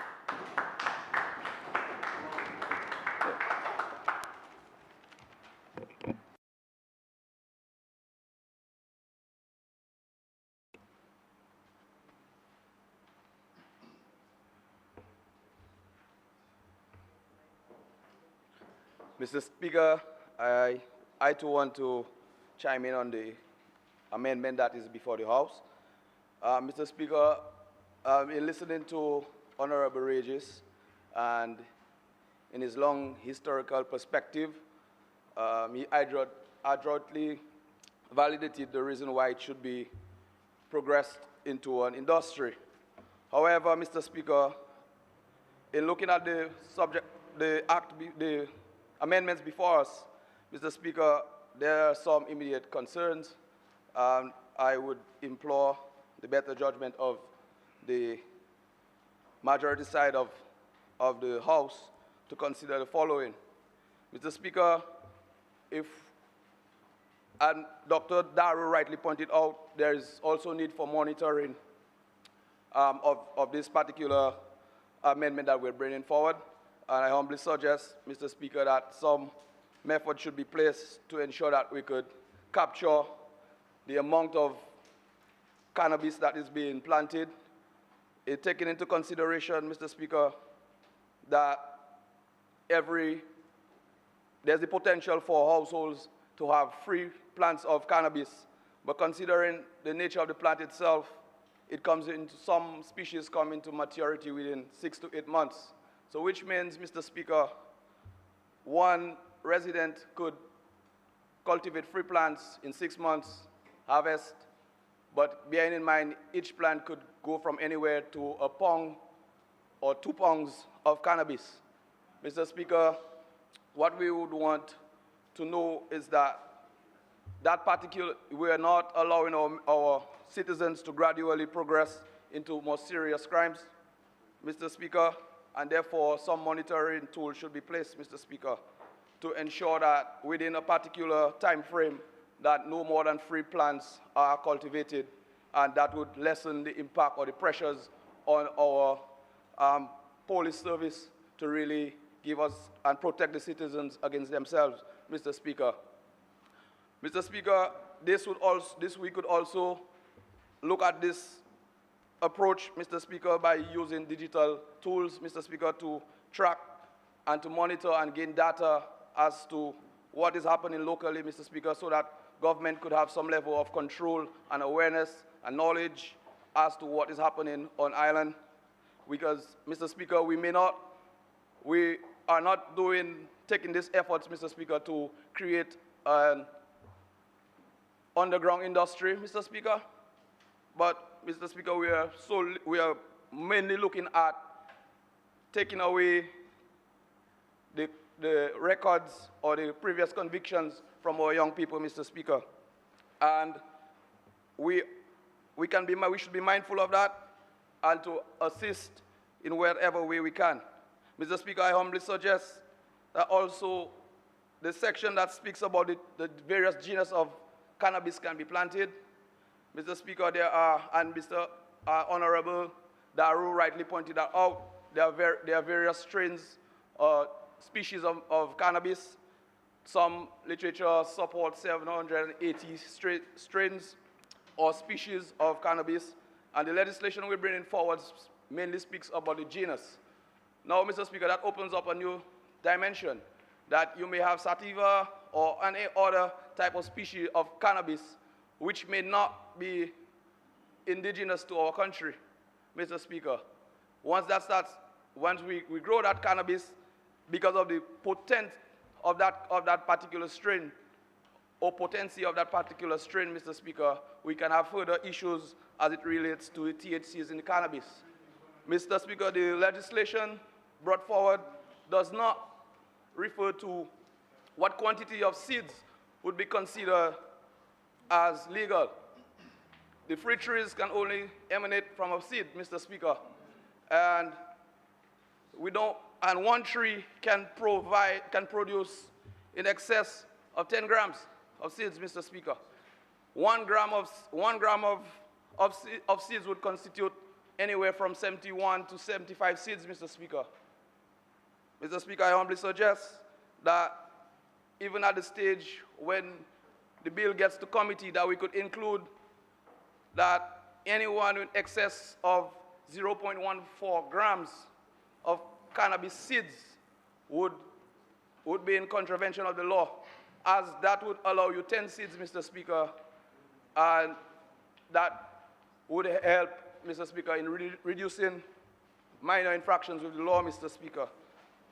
Mr. Speaker, with those few words, Mr. Speaker, I just want to caution the youth, Mr. Speaker, that though, yes, it may offer varying benefits, Mr. Speaker, but we need to look at the long-term goal.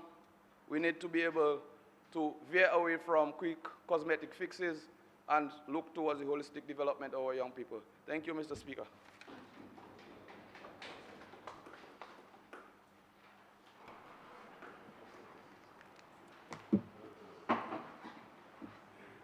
Mr. Speaker, I rise in support of the motion regarding the decriminalization of marijuana. Mr. Speaker, the call to, well, first of all, Mr. Speaker, I would just give you a quick little historical background and the future for cannabis in the Commonwealth of Dominica, because in our manifesto 2019 in Dynamic Dominica, we did mention the cannabis industry for medicinal purposes. Mr. Speaker, the call to legalize or decriminalize marijuana in the region formed part of a menu of recommendations that was placed under the microscope at the 39th regular meeting of the Conference of Heads of Government of CARICOM held at Montego Bay Convention Center in Jamaica in July 2018. So far, in the English-speaking Caribbean, Jamaica has legalized medical marijuana and has created a licensing system governed by the Cannabis Licensing Authority to allow farmers to legally grow cannabis for medical, scientific, or therapeutic purposes. Community members, states like St. Kitts and Nevis, St. Lucia, Republic of Guyana, are way ahead on obtaining the status quo regarding use, possession, and commercial cultivation. In the Cayman Islands, cannabis oil can be imported and sold for medicinal purposes, while in Belize, Bermuda, and Antigua and Barbuda, marijuana has been decriminalized for use in small amounts. That's just a historical part I'm giving you, Mr. Speaker. The National Consultation on Cannabis in the Commonwealth of Dominica was coordinated by the Ministry of National Security and the Ministry of Health and Social Services. That was 16th of November, 2018. We remain very steadfast in our pursuit as articulated in our 2019 manifesto towards a medical marijuana industry, and indeed by our presence today in this honorable house regarding decriminalization. Mr. Speaker, according to the CARICOM Marijuana Commission report, surveys done in 5 CARICOM countries by the Caribbean Development Research Services, Inc., CADREC, reveal considerable shifting in public attitudes towards some form of legal reform and away from prohibition. In Barbados, for instance, it was found that over 63% were in favor of reform in 2017, and it was 30% in 2014. While 57% of Dominicans wanted to see the law change to remove some sanctions. In Antigua and Barbuda, a poll conducted in August 2016 showed that 62% of residents supported legalization, while in St. Lucia in 2017, 51% were found to be in favor of reform. In Grenada in 2017, the pollsters found that 61% of the population wanted to remove prohibition, while in St. Vincent and the Grenadines, support for partial legalization was at 35% in 2017. Mr. Speaker, though action is indeed necessary at the regional level to review the current status of marijuana, the Commonwealth of Dominica, in accordance with its own circumstance, has determined its own pathway to pursue the law reform necessary as proposed by the Regional Marijuana Commission. Mr. Speaker, the growth of the cannabis industry is accelerating at a rapid pace. As more governments legalize medical and recreational cannabis, increased opportunities have prompted entrepreneurs and multinational companies to jump onto the opportunity. In addition to cannabis for recreational and medicinal purposes, there is a broad range of cannabis-related consumer products that include drinks, soft drinks, coffee, sleep-induced teas, or cannabis-infused non-alcoholic beers and wines, edibles such as chocolates and snacks, topical creams, a well-industrialized cannabis product like oils, wax, and textiles. Mr. Speaker, the robustly expanding popularity of recreational cannabis utilization is creating a shift from flower bud to processed formats. Although cannabis is known for the trademark high it produces, there are many customers who do not wish to consume cannabis for its psychoactive effects, but still want to experience the reported therapeutic benefits. Accordingly, the demand for cannabidiol-based products is also on the rise. When we say cannabidiol, refer to CBD. Mr. Speaker, the two main components, there are hundreds of components, but two of the main components are THC, which is tetrahydrocannabinol, which is responsible for the psychoactive part of it, which is the high people talk about, and CBD, which is cannabidiol, which is basically for the medicinal part of cannabis. The global cannabis market accounted for US $10.6 billion in 2018 and expected to record a robust compound annual growth rate of 14.5% during the forecast of 2019 to 2024. A compound annual growth rate of 5 to 10 is regarded as good, and we're talking about 14 to 5%. And $97.35 billion by 2026, a compound annual growth rate of 32.9%.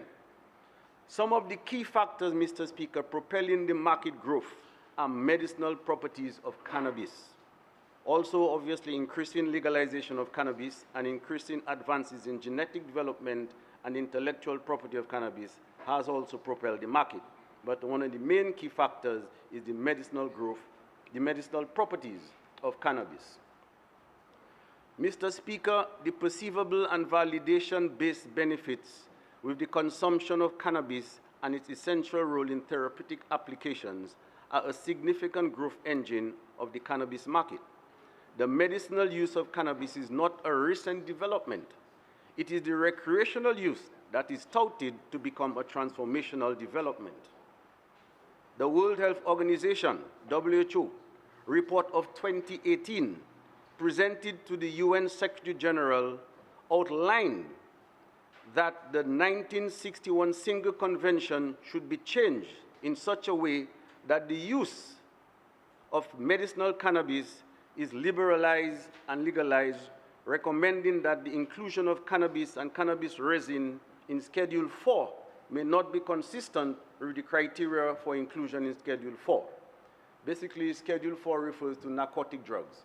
And the World Health Organization is saying that inclusion of cannabis in the Schedule 4, the evidence presented to the committee did not indicate that cannabis plant and cannabis resin were liable to produce the ill effects similar to the other substances in Schedule 4 of the 1961 Convention on Narcotic Drugs. Additionally, Mr. Speaker, the WHO has recommended that CBD, that's cannabidiol, products containing less than 0.2% THC, which is the tetrahydrocannabidiol, which is the active part, should be taken out of the treaty completely and thus liberating the market for CBD production. That is the medicinal part of cannabis, the cannabidiol.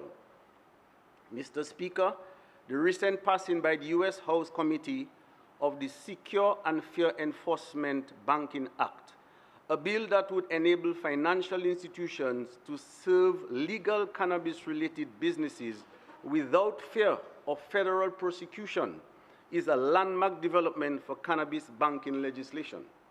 Such legislation would bring billions of dollars into the banking sector and give law enforcement the ability to monitor these transactions through bank tracking, which would make tax compliance easier and thus result in higher tax revenue. Mr. Speaker, the development of a viable and flourishing medicinal marijuana industry must be contextualized within the domain of sustainable intensification of agriculture and the modernization of the agricultural sector. It must stem from a vision of quality primary production to value-added manufacture and multiple stakeholders' involvement and significant indigenous ownership. The strategy seeks to strengthen the social capital base by providing producers with the organizational frameworks necessary to develop commercial linkages and function as entrepreneurs.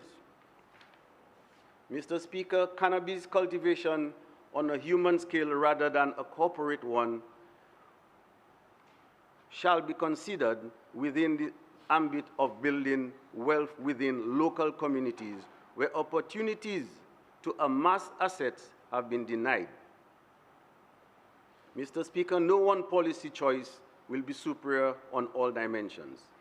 There will be trade-offs and differences of opinion about how much weight to place on different outcomes, which will lead to disagreements about which policy to choose. There is no recipe for marijuana legalization or decriminalization, nor are there an abundance of working modules of established legal marijuana markets. It must be expected that any initial set of choices will need to be reconsidered in the light of experience, new knowledge, and changing conditions, including state policy and the policies in the international community. As commercial enterprises continue to develop, it will be the jurisdictions that are the most proactive and organized that reap the great benefits. Mr. Speaker, the issue of decriminalization for personal use is as current as ever before. Nonetheless, the experience also points to the concerns of the use of cannabis in public places and the prohibition of the sale or use of cannabis by persons under the age of 18, thus keeping cannabis out of the hands of children and youth. Furthermore, the subject of sacramental use in adherence to religious and beliefs and practices is one of the main reasons the scope of law reform must include the issue of constitutional rights afforded to every sovereign citizen. Mr. Speaker, in ending, I will just read a line by Professor Rosemary Bell Antoine at the EU CARICOM Law Conference in 2018. That's at the University in St. Augustine, Trinidad. She says, "Today, the new frontier that is marijuana envisions the issue as a public health issue and a rights issue. So in this new frontier, we can now frame the marijuana debate within the context of the right to health, the right to privacy, and even protection against discrimination. Moreover, it concerns all of us, not only because cannabis is now seen as an important medicinal substance which many want access to, but because issues of social injustice affects us all." Mr. Speaker, she most probably is referring to the gay and lesbian rights that got their way, the same-sex marriage that got their way lots of other things have got their way, and most probably she's referring to the cannabis users that should get their way as well. Thank you, Mr. Speaker. Mr. Speaker, just 1 minute, please. I must confess, Mr. Speaker, I've never smoked marijuana. I have seen it, but I've never smoked it. But I believe that, yeah, I mean, someone tell me I missed out. But I am a man of practical affairs, Mr. Speaker, and I recognize that society is evolving, and we have to make changes as time goes by. The fact of the matter is, Mr. Speaker, marijuana was not an illegal drug or illegal plant before. I believe it is really, just to give you, I say everybody gives some historical facts, but the Mexicans, really, when the U.S. went and took over parts of Mexico, well, they said the Mexicans came to the United States, they brought their customs with them, including this plant, and they call it, I think, marijuana, right? And they used it to keep calm and to relax as a relaxant and so forth. And then in 1937, the U.S. authorities imposed a tax on it. And I believe in the 60s that tax was ruled to be unconstitutional. And that's when the U.S. brought in the Banned Substance Act, treating marijuana as an illegal substance. And it's for students of modern history, it will be interesting for you to read the arguments that were made during the passage of this bill in the Congress, and the reason they gave about the blacks and all sorts of innuendos and misguided facts and information that were provided in this argument. So we here in Dominica, there is a group of people who use the herb for religious purposes.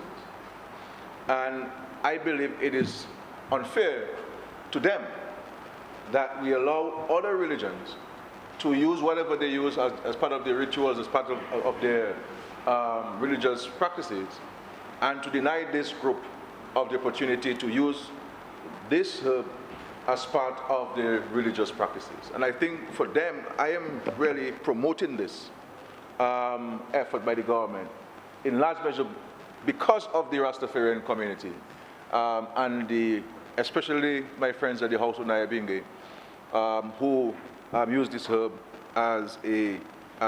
for religious purposes. And you know, I have had the opportunity to go to the House of Nyabingi a couple of times, and I have had the privilege of sitting with the elders and hear them speak about the use of the herb. And contrary to popular belief, the Rastafarians do not promote the indiscriminate use of marijuana at all. When you speak to guys like Wa, who is one of the elders, I mean, and I've always said to Wa that I believe that he should be on the radio and the television speaking to the youth and speaking to the country about the use of marijuana and how the Rastafarian movement sees the use of marijuana and so on. So they do not support the indiscriminate use of it, and men just passing in the streets and smoking of marijuana and on a bus and bus stop and so forth. They do not support this. But I believe it's an important day for them, that they can have this stuff in their possession, that when they go to the House of Nyabingi, they can use it for their religious purposes and not be fearful that the authorities will come in to apprehend them and prosecute them for this. So that's one of the reasons why I support it.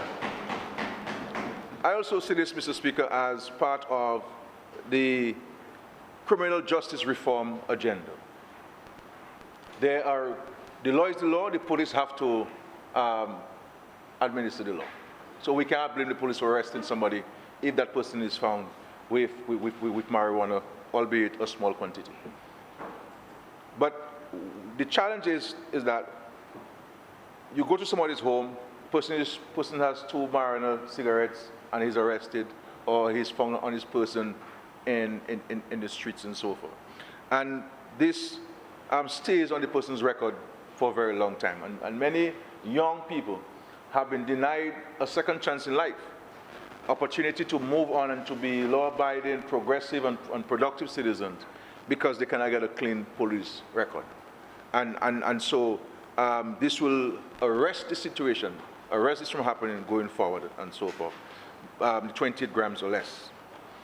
And also, Mr. Speaker, we are aware, this is a small society, that many of our citizens who are suffering from cancer have related to the exceptional positive impact the marijuana oil is having on their state of mind and body and so forth. So one will be able to, with this 28 grams, be able to extract the oils from this marijuana to provide to those who are suffering from this.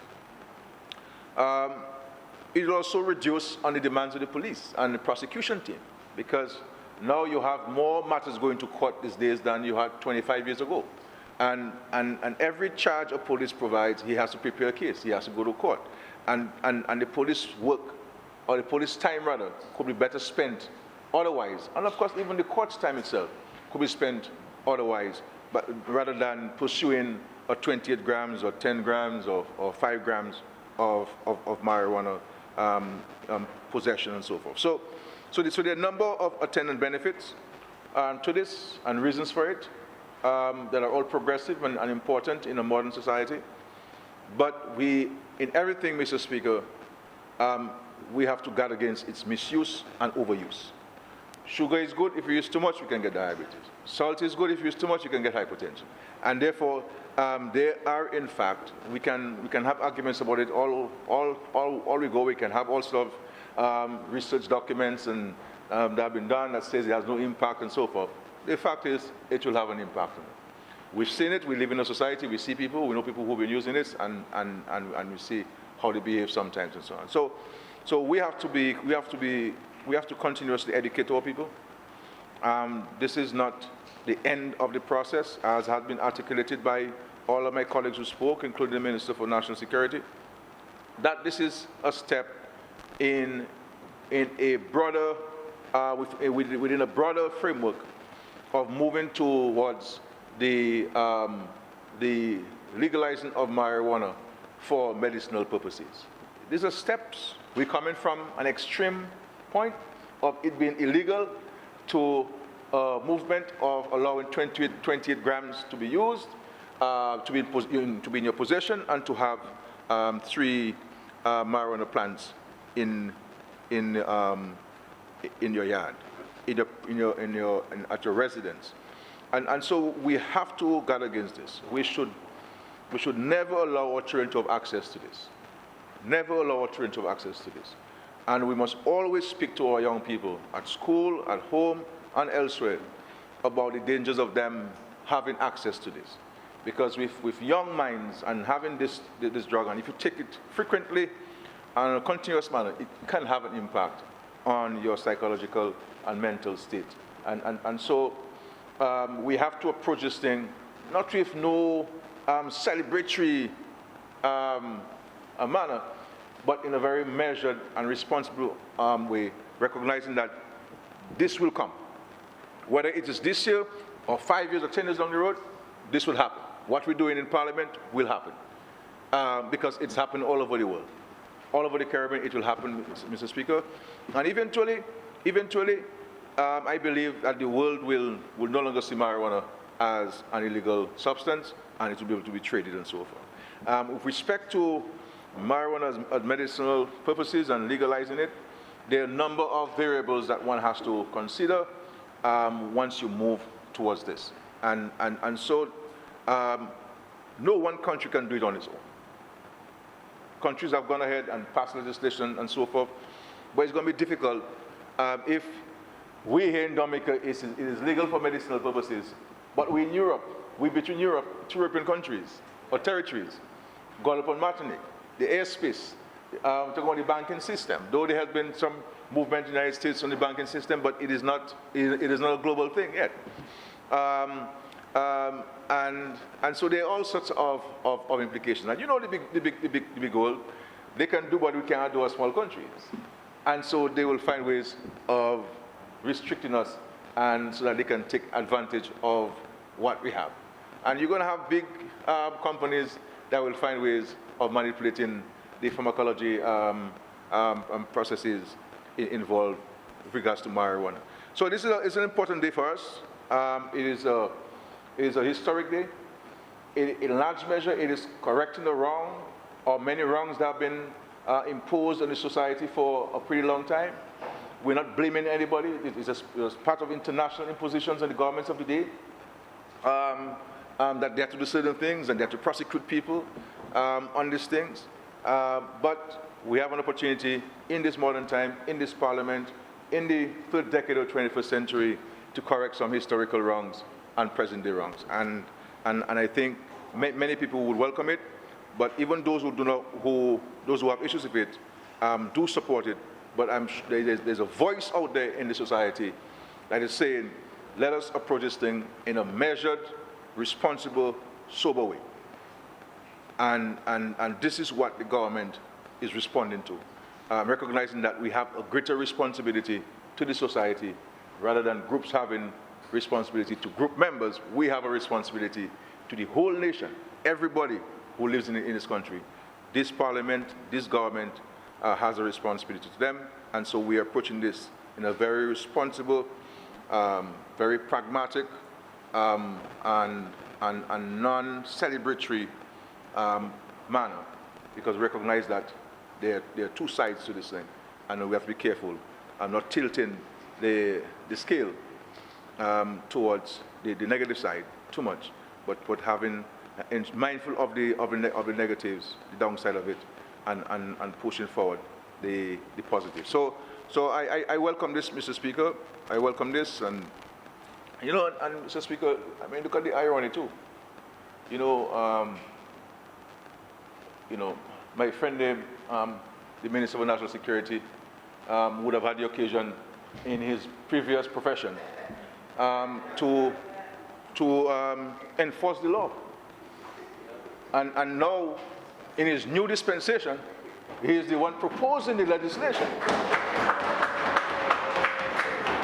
So in other words, he has come full circle with him.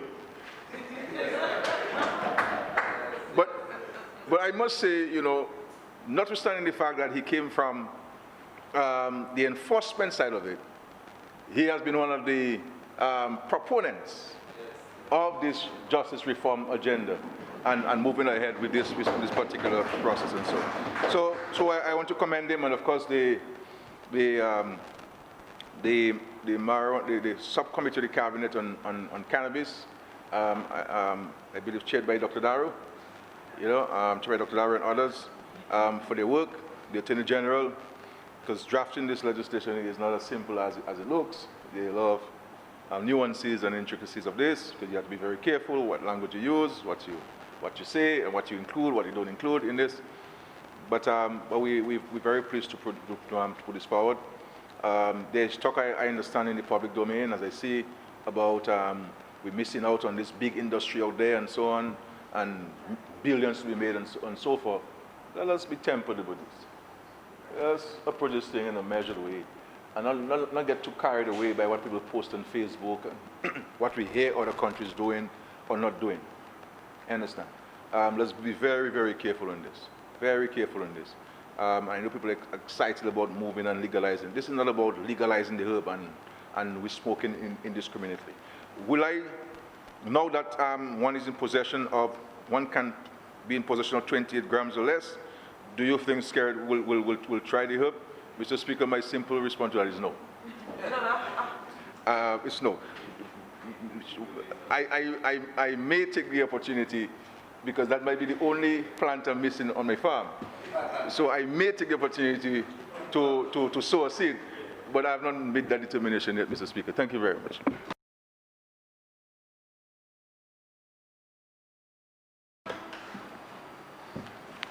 Thank you, Mr. Speaker. Mr. Speaker, I must admit, in my many years in this honorable house, that I've never witnessed or listened to contribution on a particular bill before this Honorable House, where members on both sides of the House appeared to have studied. Like, it reminds me like going back to university. And the members gave a historical perspective and a similarly personal perspective as to how over the years this thing has emerged.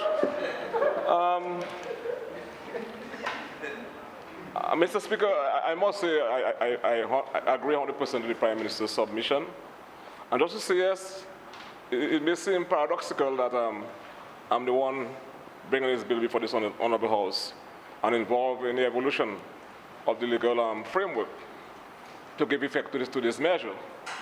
But in life, you have to emerge, and especially human beings, the brain, with a gray matter, and you know how important the gray matter is to your brain, that you're able to evolve in life. And also say, I must say that the comments made by Senator Marcelin is a good sign of his evolution in Parliament. I think he made some useful comments. And just to say, on the point of the seeds, for the purpose of this amendment, the seeds are being seen as part of the plant.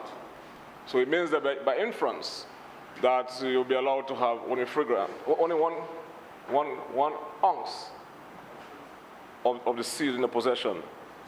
Okay, Mr. Speaker, and to say further, in terms of the potential for the emergence of a commercial enterprise, and you seek the intention of that amendment is not to do that. But also say further that the pith and substance and objective of any bill most times actually failed at the actual application of the bill itself. So you can always come back to Parliament and make the requisite amendments to that measure. Mr. Speaker, I'd also say I was very much impressed by Honorable Ed Regis, the Minister of State and the member for the Granby constituency. He too studied very well and for his presentation. And just to say, Mr. Speaker, and just to reference again the Honorable Prime Minister's point that it has to be seen from the standpoint of criminal justice and how our criminal justice, even Dominica, is evolving. And just to respond and to support what Honorable Ed said, and to an extent, the Honorable Minister for Health, the Member of Parliament for the Rosa Valley, constituency. And to say, Mr. Speaker, you can recall in the 1960s, in North America, and what social researchers like to characterize as the social, moral crusaders who assumed that the enforcement of the wished for legal rules, Mr. Speaker, would improve lives of those ruled. And those persons pioneered the legal control of certain types of behavior. They may have seemed to be deviant at the time, but it doesn't mean that they were criminal in the circumstances. But they characterized that in this time that I just referenced, that marijuana smoking or the possession of a simple, amount or small quantity of marijuana was a very serious crime. I mean, Mr. Speaker, but we know what transpired in the 70s. And of course, when in the 70s, in North America, 1/3 of North America started to decriminalize simple possession. And of course, we all know what is happening in the Caribbean. And today in Dominica, we are following suit. So I agree with the Honorable Prime Minister. I want to reinforce that for the purpose of emphasis, that we want to see that as the evolving and maturing of our criminal justice system in Dominica. Mr. Speaker, we have reached a point in our development as a people, as a modern people, Mr. Speaker, and then when we have to relook and rethink, Mr. Speaker, our criminal justice system. Insofar as, especially, Mr. Speaker, insofar as simple possession of marijuana is concerned, we have to also, and I think the Prime Minister made that point, I want to just echo this point with a little more emphasis, further, Mr. Speaker, to relook and rethink of the economic costs, factors relative to the moral costs, Mr. Speaker. The cost, or the thousands of dollars we're paying to prosecute and to imprison young people for simple possession. That has to be rethinked of, Mr. Speaker, and put into perspective consistent with modern time, Mr. Speaker. And I want to ask those following questions as I conclude on this historic measure before this Honorable House. When are we going, Mr. Speaker, to stop spending thousands of dollars on actually incarcerating young people for simply smoking a spliff? When? And we're saying now is the time, Mr. Speaker. And Mr. Speaker, when are we going to stop preventing men or young men from getting a job because of conviction for simple possession? Now is the time. And Mr. Speaker, when are we going to prevent our young men from joining the families in the United States because they cannot get a green card or a visa? Now is the time.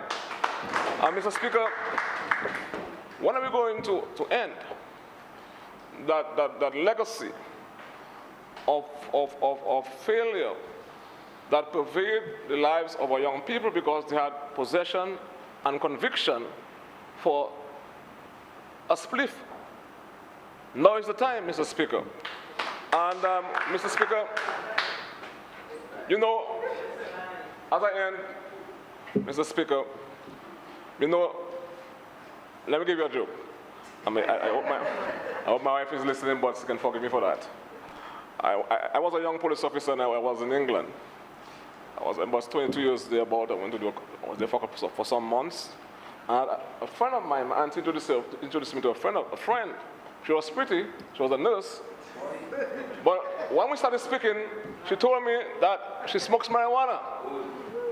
And I decided, you know, that's it.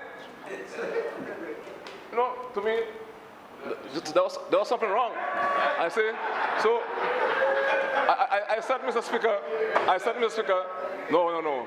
I do not think I want to be with this young lady. So it just tells you how you can emerge. And just to make my final point, because I can recall in Canada, and I doing our professional studies, and going to halfway houses and recovery homes, and then we saw at the time men who lived wholesome lives, they were millionaires, they were lawyers, who lost their family and everything they had because of the abuse of alcohol. And then alcohol in itself is one of the most, if not the most difficult drug to withdraw from. Because of the composition of alcohol itself, and what it does to your brain and your blood system, it stays there for a very long period of time. It is quicker to withdraw from the effects of other hard drugs and adulterated drugs also than alcohol. Tobacco. This is a thing we have to understand. Because when you're an alcoholic, all right, you don't have to drink rum.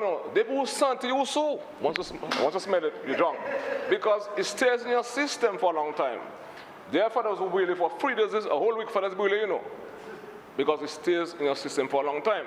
So there are a number of things you have to relook, and not only, of course, marijuana, because, of course, as Ed rightly said, folks who have been smoking small joints have been victimized. And we have reached a point in our development when actions taken by a person that may cause perceived harm to himself, but does not impact the life of others, has to be left for that person's personal choice and expression of their own right so to do. And I think as adults, we have to be mature enough to know if we abuse something of any kind, the impact is going to have on our psyche and ultimately our mental state. So I wanted to end and say, Mr. Speaker, I noticed that the leader of the opposition, who just before your last election, in his budget presentation, started saying by yes, I and I, as if he's a smoker. He's not there today. So he was joking, Mr. Speaker. He was trying to win votes at the time. Where is he now? He's not there just to make a point. So it tells you about the sincerity of persons who present. Hey, partner, you're the good boy in that, you know. I'm your senior, you know. Just relax yourself. Let big man talk, all right?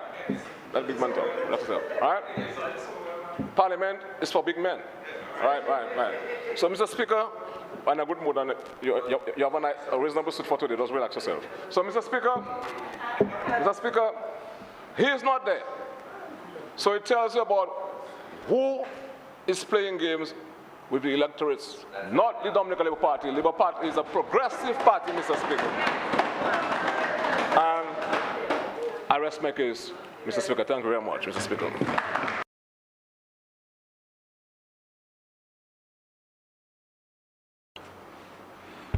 It has been moved and seconded that the bill shortly entitled Drugs Prevention of Misuse Amendment Act 2020 be read a second time. Those in favor? Aye. Those against? The ayes have it. The bill will now be read a second time. Drug Prevention of Misuse Amendment Act 2020. The bill now stands to a committee of the whole House to be considered clause by clause.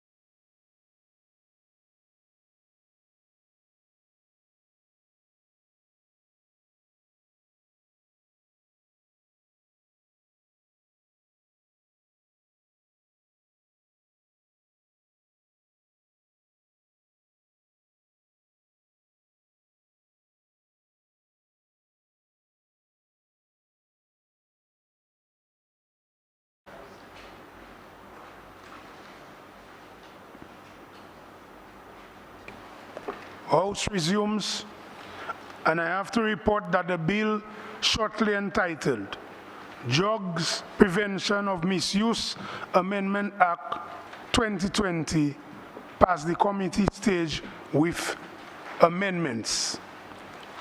The question is that the report of the committee on the bill be adopted.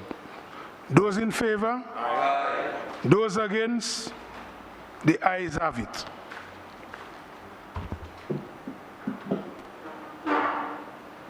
Mr. Speaker, I move that the bill shortly entitled Drug Prevention of Misuse Amendment Act 2020 be read a full time and pass. Seconded, Mr. Speaker.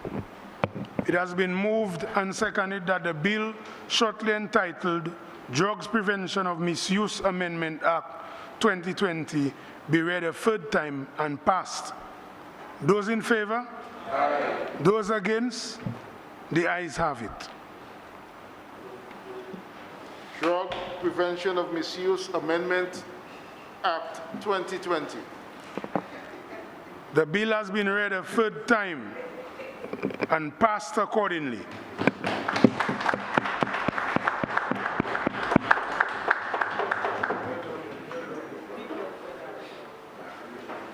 Huh? Yeah, will.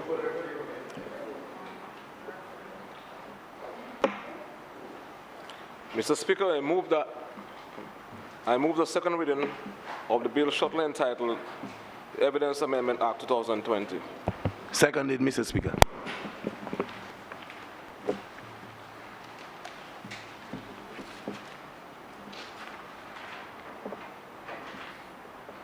Mr. Speaker, the strength of a case is based on the evidence available and the ability that the prosecution has to bring it before the court.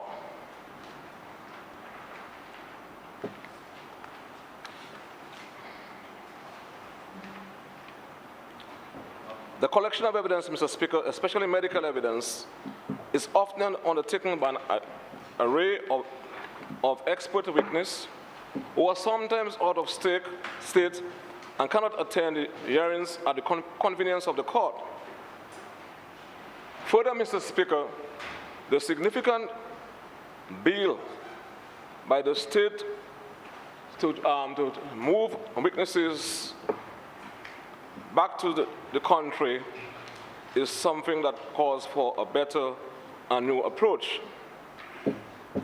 Mr. Speaker, technology has changed the face of everything, including how people take and share information and data. There is therefore a need to ensure that the act of the laws of Commonwealth of Dominica are responsive, current, relevant, and modern. Further, Mr. Speaker, the Eastern Caribbean Supreme Court remains on the forefront of technological advancement, and the need to modernize the processes of the court, especially in regards to access to admission of evidence, became the area of focus during this exercise. Mr. Speaker, this bill seeks to amend the Evidence Ordinance, Chapter 64, and the proposed amendment comprises 8 clauses. The amendments, Mr. Speaker, seek to expand the ordinance by adding a new schedule, Clause 3. This amendment provides for the admissibility of document records where a witness is unable to give oral evidence. Clause 4. This change seeks to ensure that a balance is struck, and therefore evidence of a witness who is not present to give oral testimony will be admitted only where the court is satisfied that it is in the interest of justice so to do. Section 13, it was felt that it was too limited in that provided only for a report to be received as a prima facie evidence of any matter before a magistrate court or any proceeding in the court.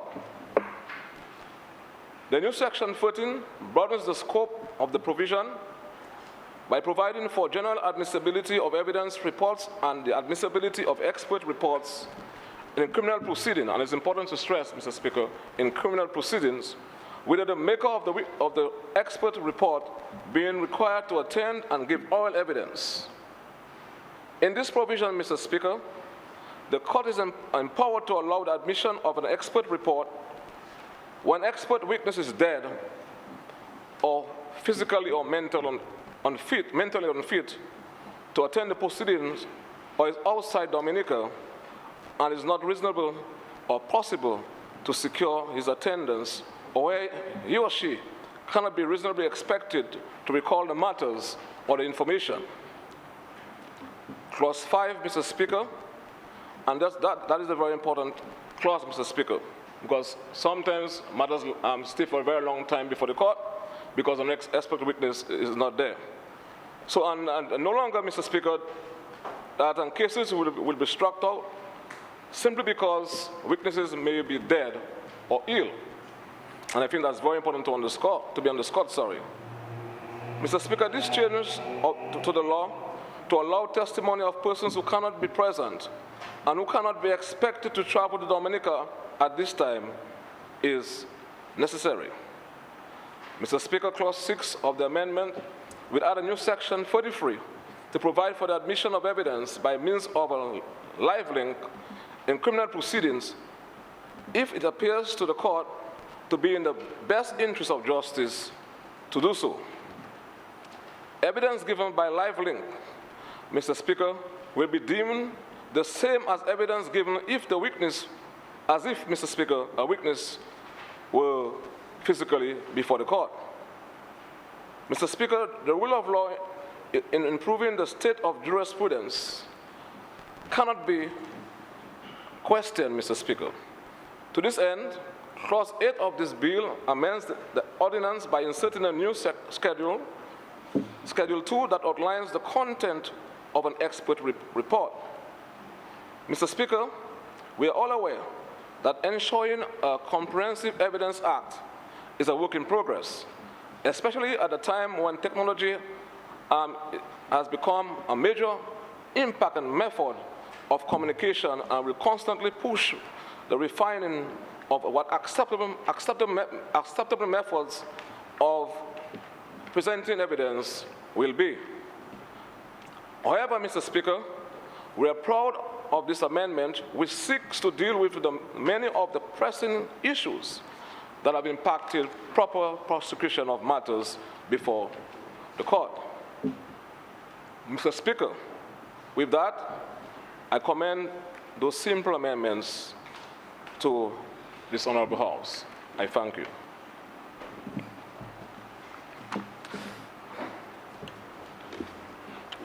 The bill is before the House for debate. Well, Mr. Speaker, after this long debate on the previous matter before the honorable House, with your permission, absolutely nobody who stood up. Mr. Speaker, I close this bill as presented. Thank you very much.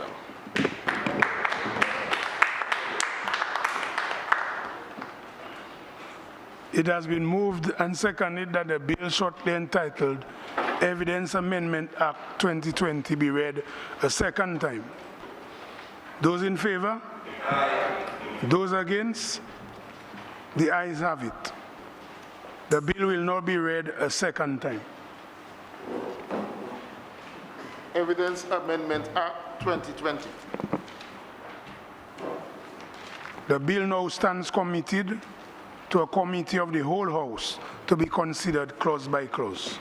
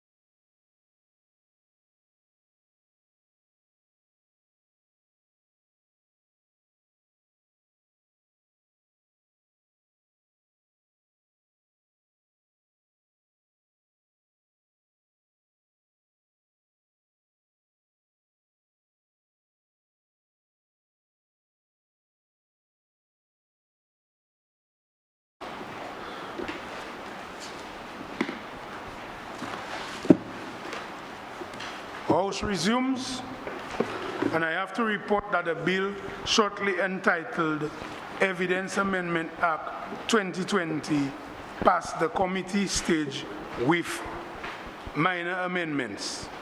The question is that the report of the committee on the bill be adopted. Those in favor? Aye. Those against? The ayes have it.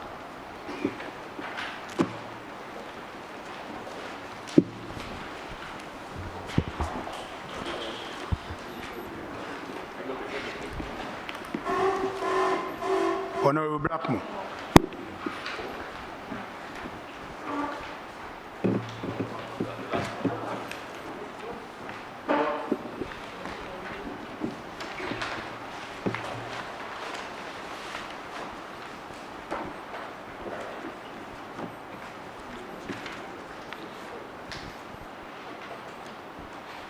Mr. Speaker, I move that the bill shortly entitled Evidence Amendment Act 2020 be read a full time and pass. Seconded. It has been moved and seconded that the bill shortly entitled Evidence Amendment Act.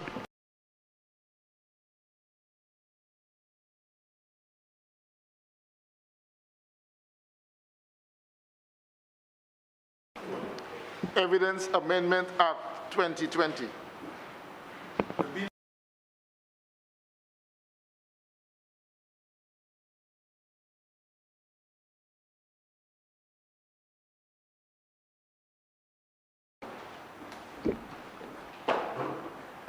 Mr. Speaker, it's been a very productive day. 7 bills were passed and 4 motions affecting in a positive way the entire country. The private sector, civil society, the criminal justice system, agriculture, health, infrastructure. I think today has been a very positive day for the country, Mr. Speaker. And with this, I would like to move that the House be adjourned sine die. Seconded, Mr. Speaker. It has been moved that the House be adjourned sine die. Those in favor? Aye. Those against? The ayes have it. House is adjourned sine die.